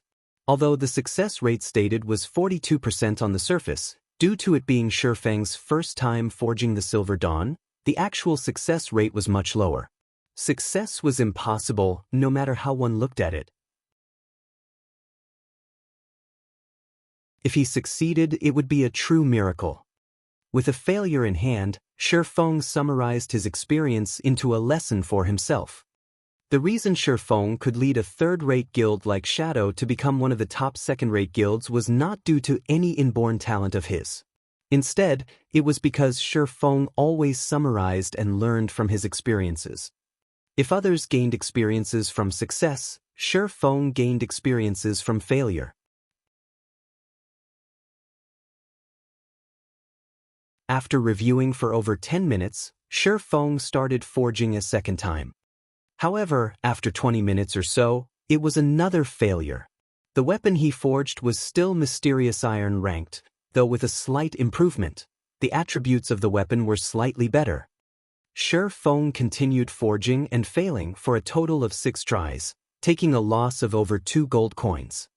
Feeling that he was mostly familiar with the forging procedures, Shi Feng started his 7th attempt of forging the Silver Dawn. He even used a runic steel this time. Soon after, Shi Feng refined, hammered, and shaped the lump of metal. Clicking generate. Suddenly, an exquisite-looking light blue-colored longsword formed. There were even mysterious runes carved on the blade of the sword, the runes possessing faint traces of magic circulating within.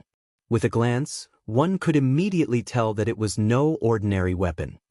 Shi Feng immediately grew excited. He knew that he lucked out this time, and it was not as simple as a mere success. I wonder what the attributes are? Shi Feng clicked to check the weapon's attributes. He had to wait a total of 10 seconds before the system could give him a conclusion. System, runic steel's effect triggered, rank increased by 1. System, black steel insignia effect triggered, attributes increased. System, Silver Lake has been successfully forged. Forgery proficiency increased by 3 points. Obtained 10,000 EXP.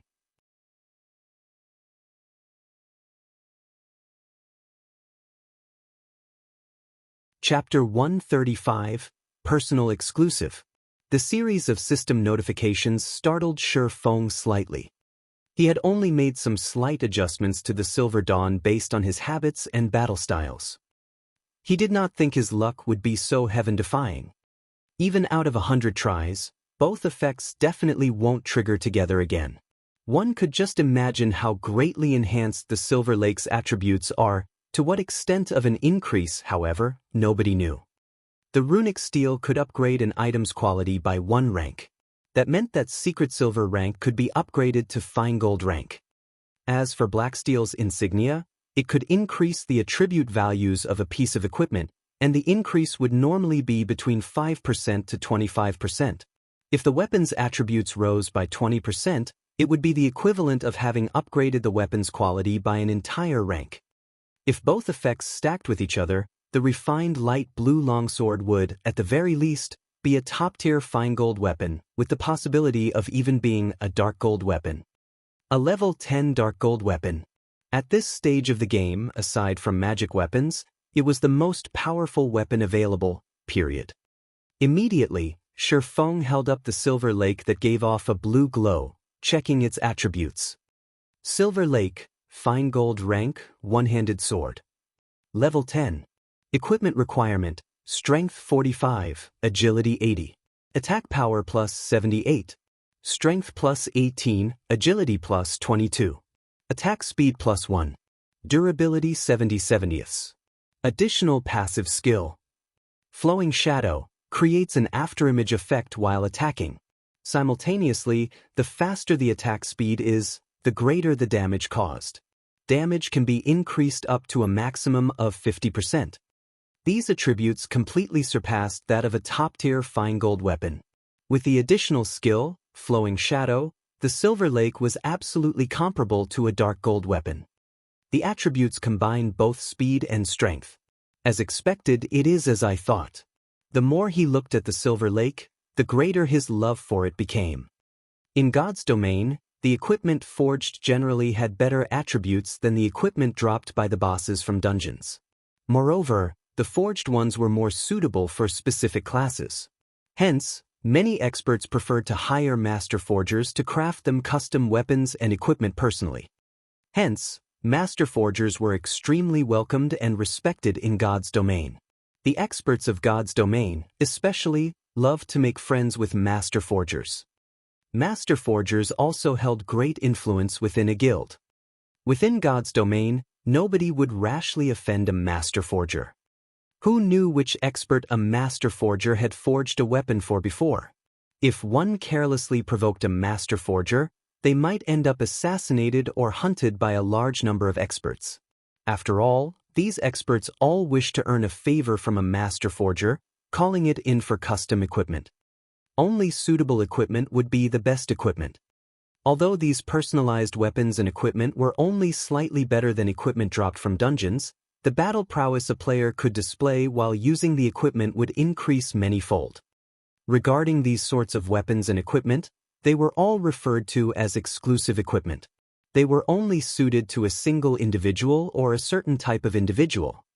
The Silver Lake was a personal exclusive weapon that Shi Feng created for himself. If other swordsmen used the Silver Lake, it would only display the power of a normal fine gold weapon. However, in Shi Feng's hands, it could display the prowess of a dark gold weapon. Previously, Shi Feng had lost the Crimson Blade in battle, and he just happened to be in need of a new weapon. This Silver Lake would suffice for Shi Feng's use for a very long time, and he would not need a new weapon anytime soon. Now that he had crafted his first personal exclusive weapon, Shi Feng felt much more assured. He then continued forging more Silver Dawns. After successfully forging the fine gold-ranked Silver Lake, it became much easier for Shi Feng to forge the Silver Dawn. 2 days quickly passed. During the day, Shi Feng would move some items to his new house, decorating his new home with some furniture. He then trained his body as usual. At night, after he entered God's domain, he forged equipment without stopping. In such a way, his time was fully occupied.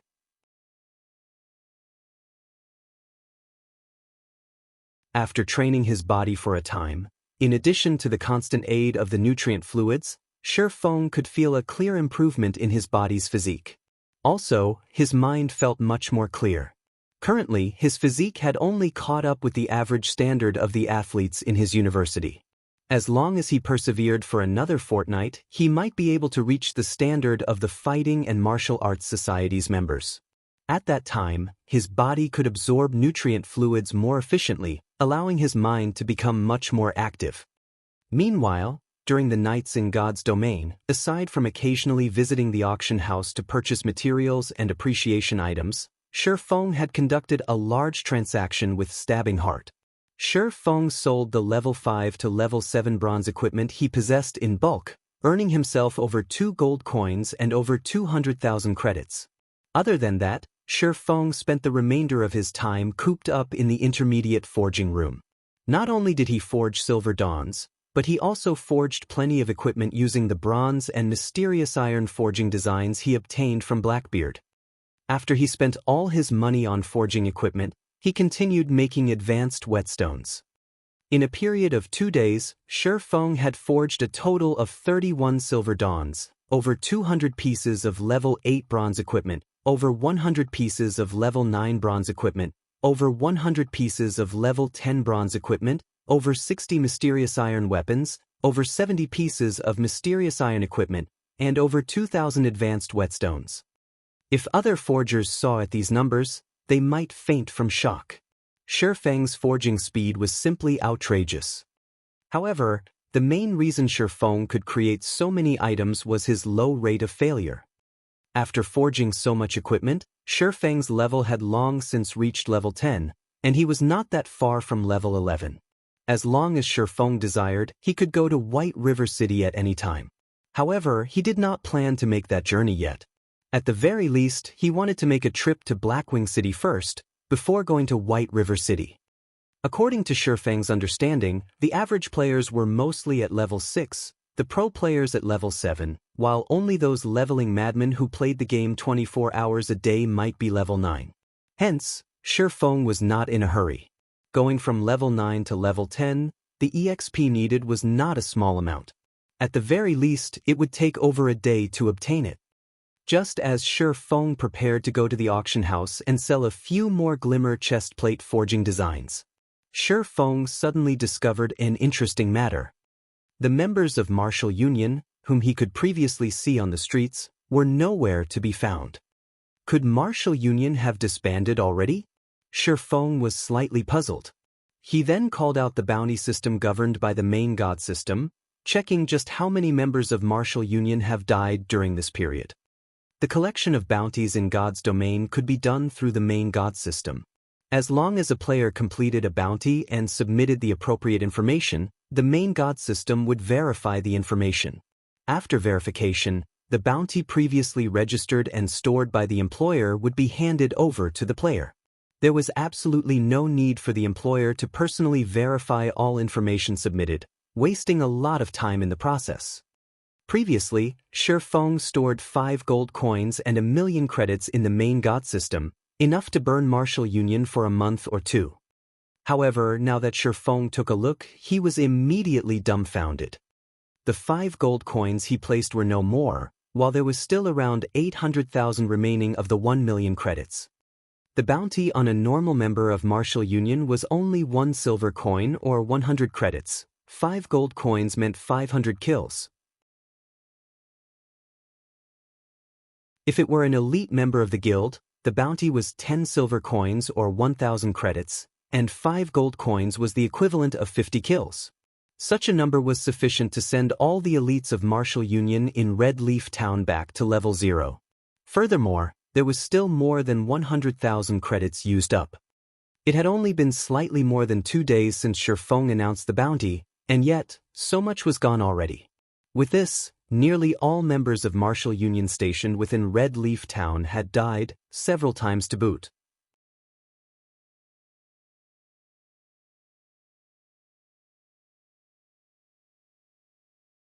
"I'll arrive soon," Shifeng disconnected the call. Although Shifeng did not know how martial union managed to find another group of players, even with experts leading them, they were gravely mistaken if they thought they could easily bully him. Shifeng dashed towards Gale Valley.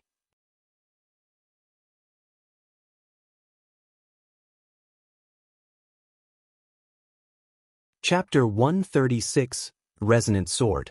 Gale Valley was quite far from Red Leaf Town. For the sake of speed, Shifeng used a speed scroll without hesitation. Instantly, Shifeng's speed soared, his body leaving behind after images as he ran. Crap, who's that? How can he be so quick? Is he hacking? How could that be? This is God's domain. However, that is truly fast. Before I could get a clear look at him, he was already gone. That person must be an assassin who went full agility with all his speed-increasing skills activated. The players who saw Shifeng running were all shocked by his wind-like speed. He was no slower than a sports car.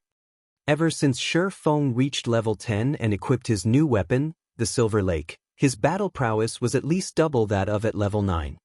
Moreover, after players reached level 10, all attributes increased by 10 points and HP by 100 points. Due to this increase, there was a large gap between level 9 and level 10 players. However, compared to the average level 10 player, Shifeng's attributes were much higher.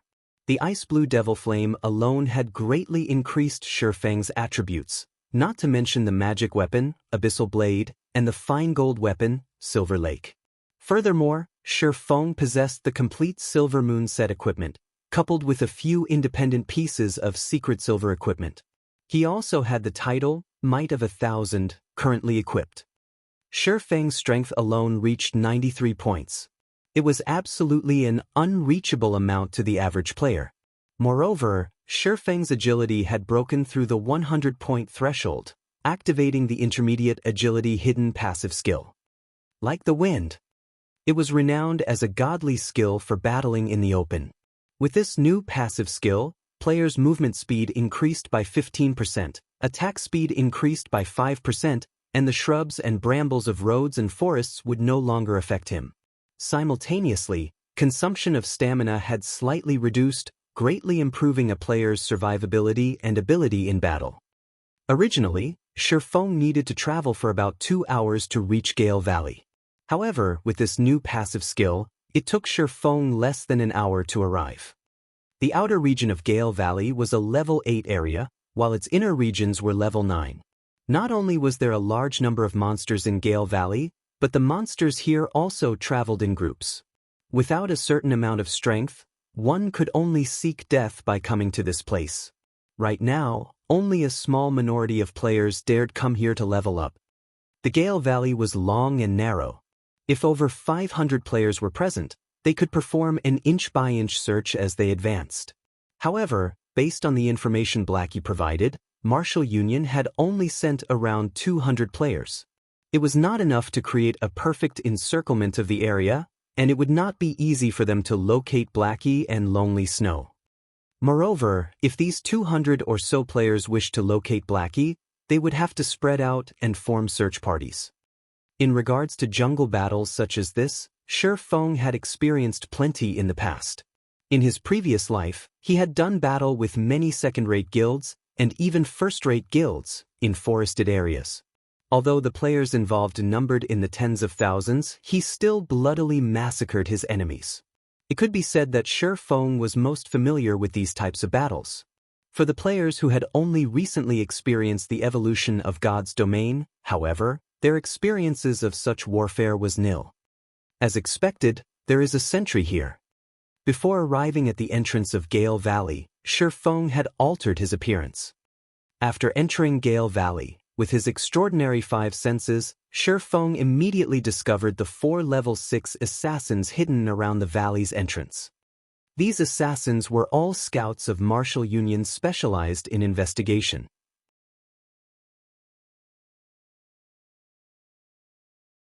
They were currently tasked to report back all the players who entered the Gale Valley, determining whether or not said players were here as the enemy's backup.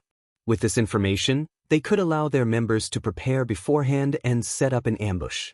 Unfortunately, Shi Feng had long since guessed this, hence his alteration of his appearance before entering the Gale Valley. Even if the experts of Martial Union knew that someone had entered the Gale Valley, they would not know it was Shi Feng. They would only see him as an independent player, here to level up, and they would not be wary of him. Shi Feng paid no heed to these assassins. Instead, he went deeper into the Gale Valley. Based on Shi Feng's strength alone, it would be extremely easy for Shi Feng to kill these 4 level 6 assassins. However, he would not. Doing so would only alert the enemy of his presence. If he caused the members of Martial Union to become vigilant, he could not achieve the greatest effect when he ambushed them later on. Boss unstable, there's a player entering the Gale Valley. However, he's not the target, Yi Feng, one of the assassins on guard at the valley's entrance reported. Got it, you guys stay on guard there. As long as Yi Feng enters the Gale Valley, immediately report it to me. Also, remember to tail him, and do not let him discover any of you.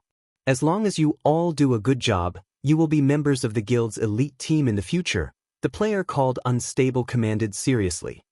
Yes. After finishing his report, the assassin grew extremely excited. He became much more serious as he silently awaited by the entrance for Yi Feng. However, he did not know that the person he mentioned had long since entered the Gale Valley.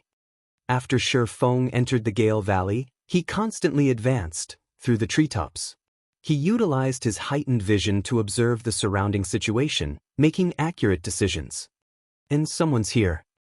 Very quickly, Shi Feng detected sounds of battle from the forest a short distance ahead. Moreover, it did not seem like a small battle. Immediately, Shi Feng stealthily closed in on the origin of the sounds, intending to discover more about the situation. If it were only a battle between players and monsters, there would not be so much movement. Moreover, the closer Shi Feng was, the clearer the sounds of metal clashing against metal and the ear-piercing screech of blades and swords interweaving with each other. Could they have discovered Blackie? Shi Feng shook his head, feeling that the possibility was extremely low.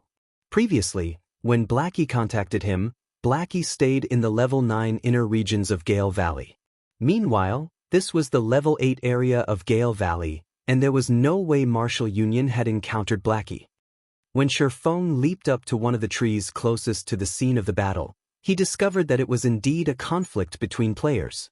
Moreover, the battle was very intense. The weaker of the two parties only had 6 players remaining, and they did not even have a healer. Meanwhile, the players bearing the guild emblem of Martial Union were still considerably strong. They had a total of 18 players remaining, with 3 of which were healers. Amongst the healers, 2 were level 7 clerics, while 1 was a level 8 druid. They all wore matching bronze set equipment mixed with a few pieces of mysterious iron equipment. The rest of the players also had relatively good equipment, and the lowest leveled among them was a level 7 player possessing a complete set of bronze equipment. These 18 players were elite members of Martial Union. If they were not elites, they would not possess such levels and equipment. They looked even stronger than the elites Shi Feng had faced off with before. Since when did Martial Union possess so many elites? Shi Feng was slightly puzzled. Logically, Martial Union should have long since been crippled after dying so many times. So, how did so many elites suddenly appear?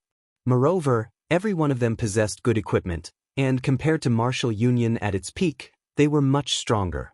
In Red Leaf Town, their power could rival that of a third-rate guild. It was truly an unfathomable situation. Little girl, don't even think of escaping this time. Just obediently wait for your deaths. The commanding team leader from Martial Union sneered as he looked at the female assassin possessing a sexy body. Looking at the hot female assassin, she had an attractive oval face, slender eyebrows, and eyes as clear as water. The girl was very beautiful, like a dazzling pearl or fluorescent jade, and beneath her appearance, she hid a faint, lovely tenderness. Aren't you thinking too highly of yourselves? You want me to stay put and let you kill me? Dream on.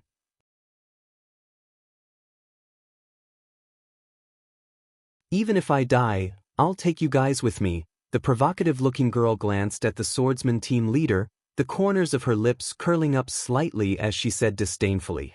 Sister Fire Dance, you should leave. Let us hold them off for you. If we continue dragging this on, none of us will get away. Don't forget, we are now red players, and the death penalty is extremely severe.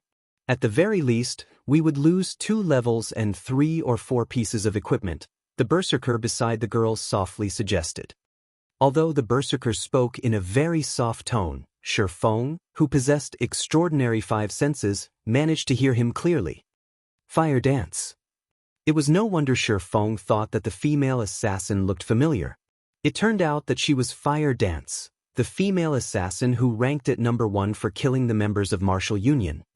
It seems that I have to lend some help this time. Shi Feng faintly smiled as he stood on the branch.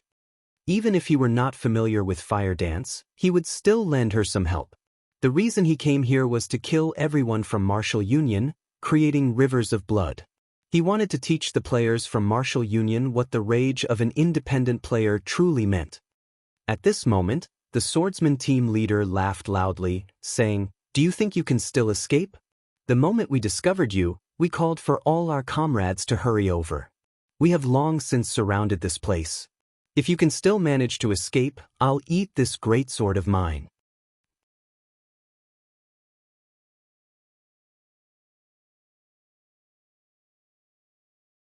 Chapter 137, Monster. It seems they will bury us here. Our only choice is to carve out a trail of blood, Fire Dance said.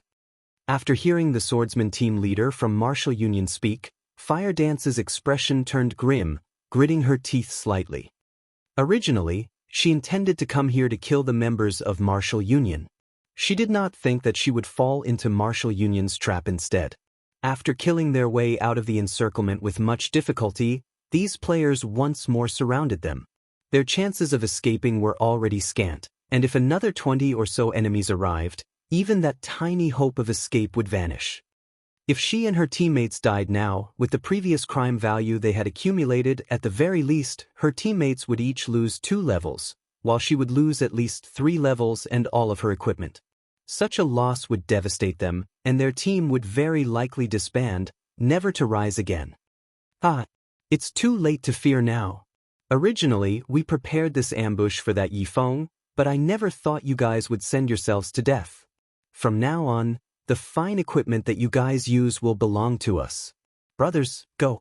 Leave that little girl for me to deal with. The swordsman team leader licked his lips as he spoke, his eyes revealing an undisguised greed as he gazed at Fire Dance's sexy body. Naturally, Shi Feng, who was hiding in the forest, heard the entire conversation. Although he knew Martial Union definitely had some hidden plot, it turned out that they planned to set a trap for him all along. Previously, he had stayed inside the forging room, creating equipment. Moreover, he had also altered his outward appearance, making it impossible for Martial Union to find him. Hence, they chose to take action against Blackie and the others, using them to lure him out. At the same time, they would set up a trap and surround him. Unfortunately, although they had prepared for a variety of situations, they missed out on two important points. First, Shi Feng possessed the demon mask that allowed him to disguise his character's appearance and information easily. Second, they gravely underestimated Shi Feng's current strength. "Brothers, follow me and let's kill our way out." At this moment, Fire Dance chose to take the initiative and launched an attack. In the blink of an eye, she rushed towards the spot where the encirclement had the least amount of players. Before the berserker standing there could react, Fire Dance's dagger had already pierced the back of his head, forcing him into a fainted state. Fire Dance immediately followed up with a backstab, assassinate, and eviscerate, instantly removing half of the berserker's HP. The other members of Fire Dance's team also rushed forward with her, breaking through the encirclement. However, just as the several level 7 players fell to critical health, a dazzling white light surrounded their bodies, recovering over half of their total HP. Moreover, those players were not just weaklings. They stubbornly held back the members of Fire Dance's team, not backing down in the slightest. "Mages, go all out. Clerics, cast your shields. Rangers, mark the assassins. Do not let them get away. I don't want to become a laughingstock for the players in Blue Water Town," the swordsman from Martial Union commanded as he similarly charged at Fire Dance. Including herself, Fire Dance's team only had 6 players remaining. Each of them faced off against 2 or 3 enemies. Their enemies also had healers constantly replenishing their health. They had no chance for victory at all. Moreover, with the constant bombardment from the backline mages of Martial Union, Fire Dance lost another 2 of her teammates in the blink of an eye. "Is this really it for us?" Fire Dance watched her comrades fall in front of her eyes, her heart bleeding at the sight. However, Fire Dance had no time for anger as she faced off against 3 enemies at once. One of the 3 was also the team leader from Martial Union. However, in addition to being outnumbered, she also had to deal with the constant attacks from the mages. As a result, her HP reduced continuously, while a majority of her skills were on cooldown. She could only dodge the incoming attacks to reduce as much damage as possible. Haha. "Little girl, if you wish to blame someone, then blame that Yi Feng of yours for standing out. All who go against Martial Union will earn a fatal ending. However, you can be relieved. That Yi Feng fella will sooner or later accompany you as well." Just when the swordsman thought that victory was in his grasp, a black figure silently appeared behind Martial Union's healers. Nobody had even discovered the appearance of this person. Without anybody noticing, 2 sword lights pierced through one of the level 7 clerics, causing damages of -397 and -542, instantly killing him. Only when the cleric died did the second cleric and druid notice an enemy right beside them. Moreover, this new enemy instantly killed one of their comrades. "It's my..." The other cleric attempted to yell out in fright, yet he suddenly discovered that he was unable to yell out.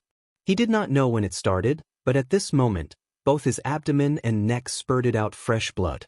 Moreover, when he turned to look at the druid beside him, he noticed that the druid was in a similar situation. However, neither of them noticed that, in actuality, they had been attacked at the same time as the first cleric. Only, their reactions were slightly delayed, failing to notice their own HPs had already to 0. Staring at each other, they both fell forward, their visions turning a dull gray. "That's 3 down." Shi Feng's eyes flashed with a cold glint. He then shifted his cold gaze to the mages nearby. Based on Shi Feng's current attack power, even if he did not depend on the Ice Blue Devil Flame's damage increase and did not use any of his skills, he could still kill any cloth armor classes of the same level with only 2 strikes from his swords. 2 swords, 6 images. With Shi Feng's current attributes, it was an easy feat, and there were burdens when doing so. Moreover, the faster Shi Feng's sword slashes were, the greater the damage the Silver Lake could cause. If Shi Feng's speed reached its pinnacle, it might even be possible for him to instant-kill a cloth armor class with just a single sword strike. In an open battlefield like this, Shi Feng was just like a harvester, reaping players' lives. With Shi Feng's current attack speed, if other players did not activate their extraordinary state, they could not block Shi Feng's attacks at all. Without a doubt, they would instantly die. Meanwhile, the current players able to activate the extraordinary state were usually melee classes, such as the swordsman team leader. Only with it could they possibly have a chance to react and retaliate against Shi Feng. However, even then, it was only a possibility. Shi Feng then activated Wind Blade, rushing towards the nearest elementalist of martial union. Are you healers dead or what? Don't you even know how to heal? A low HP assassin of martial union cursed. However, the assassin's curses received no replies. Seizing the opportunity, Fire Dance, with her accumulated 3-star energy, used Eviscerate to finish off this assassin. The backline mages witnessing this scene all turned to look at the healers behind them, intending to find out what had happened. However, the moment one turned, he immediately discovered a dark shadow sliding across his neck, with another blue shadow piercing through his chest. His HP bar displayed before him rapidly decreased. Soon after, his vision darkened, and his life extinguished. After killing the elementalist, Shi Feng turned towards the other mage classes. "Leader, there's a monster ambushing us," a summoner at a distance shouted in fright after witnessing this scene. However, before he could even get a clear look at this ambusher, the level 7 elementalist was already dead. Such a scene caused this summoner to have shivers all down his body. "Can't you see that I'm busy here? If it's just a monster ambush, don't you know how to deal with it yourselves?" The swordsman retorted angrily.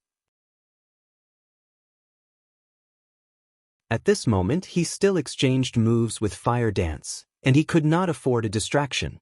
"It's just a monster, where's the need to report even that? Are you an idiot or what?" Hearing no reply from the summoner, the swordsman thought his subordinate turned to deal with the monster. Hence, he focused more on his battle against Fire Dance.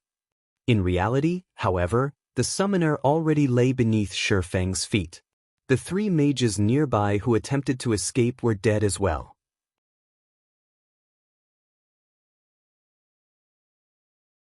Meanwhile, Shi Feng's name turned a crimson red, as if it would bleed at any time. Currently, only 3 players remained on Fire Dance's team, and all 3 of their HPs were almost gone. Meanwhile, Martial Union still had 9 melee players whose HPs were above 50%. "Leader, something's not right. I'm already at half health, but the healers haven't healed me yet," a berserker shouted. "Crap, what are you healers doing? Do you not want to play anymore?" The swordsman bellowed after discovering the problem as well. However, just after he finished his bellow, he suddenly felt a chill down his back. He hurriedly rolled to a side, dodging. Immediately after, 3 sword images pierced through the space he stood before. The 2 other players in front of him were not as lucky. Both of Shi Feng's swords pierced through their backs. Without even knowing the cause of their deaths, both of their bodies fell lifelessly to the ground, their eyes wide open. As the leader, the swordsman was the strongest among the entire team. However, when he saw this scene play out before him, he suddenly felt cold throughout his body. Being able to kill both of his comrades instantly and without using any skills to boot, just how heaven-defying was this person's attack power? "Who are you? Why are you acting against us?" The team leader gathered up his courage, angrily shouting, "Do you know who we are? We are members of Martial Union. If you don't wish to die, leave this place immediately. I can still let you off the hook." However, he suddenly heard the reply whispered from behind him. "The ones I'm here to kill are precisely you from Martial Union." The swordsman team leader turned his head, his complexion turning pale instantly. Previously, the mysterious player standing in front of him had, in the blink of an eye, arrived at his back, giving him a cold smile. Before the swordsman team leader could even scream, Shi Feng sent a chop at him. The pitch-black abyssal blade pierced through his chest, causing over -700 damage, instantly dropping his HP to 0. Pairing up Silent Steps and Chop, Shifeng had killed off the level 8 swordsman team leader. Meanwhile, Fire Dance, witnessing this scene from a distance, was utterly dumbfounded. This mysterious player had instantly killed the swordsman team leader, whom she had difficulty dealing with. Is this mysterious player truly a player? He can't be a ghost of God's domain, right? After the team leader of Martial Union died, the other members were all fear-stricken. After witnessing Shifeng's extraordinary speed and frightening damage, they all felt unprecedented fear. Is this even a player? He can't be a monster, right? This way of thinking reverberated in the minds of these players, causing them to tremble with fear. Although Fire Dance had good technique, at this moment, she did not dare to make any careless movements. She could only watch in silence, and unknowingly, a streak of sweat rolled down from her forehead. When faced with this mysterious player before her, Fire Dance's instincts were telling her that, if this mysterious player wanted to deal with her, death would be the only outcome for her. You're tuning into the Wang Lin's Journey YouTube channel. Don't forget to subscribe and join us on this journey to catch the most captivating stories.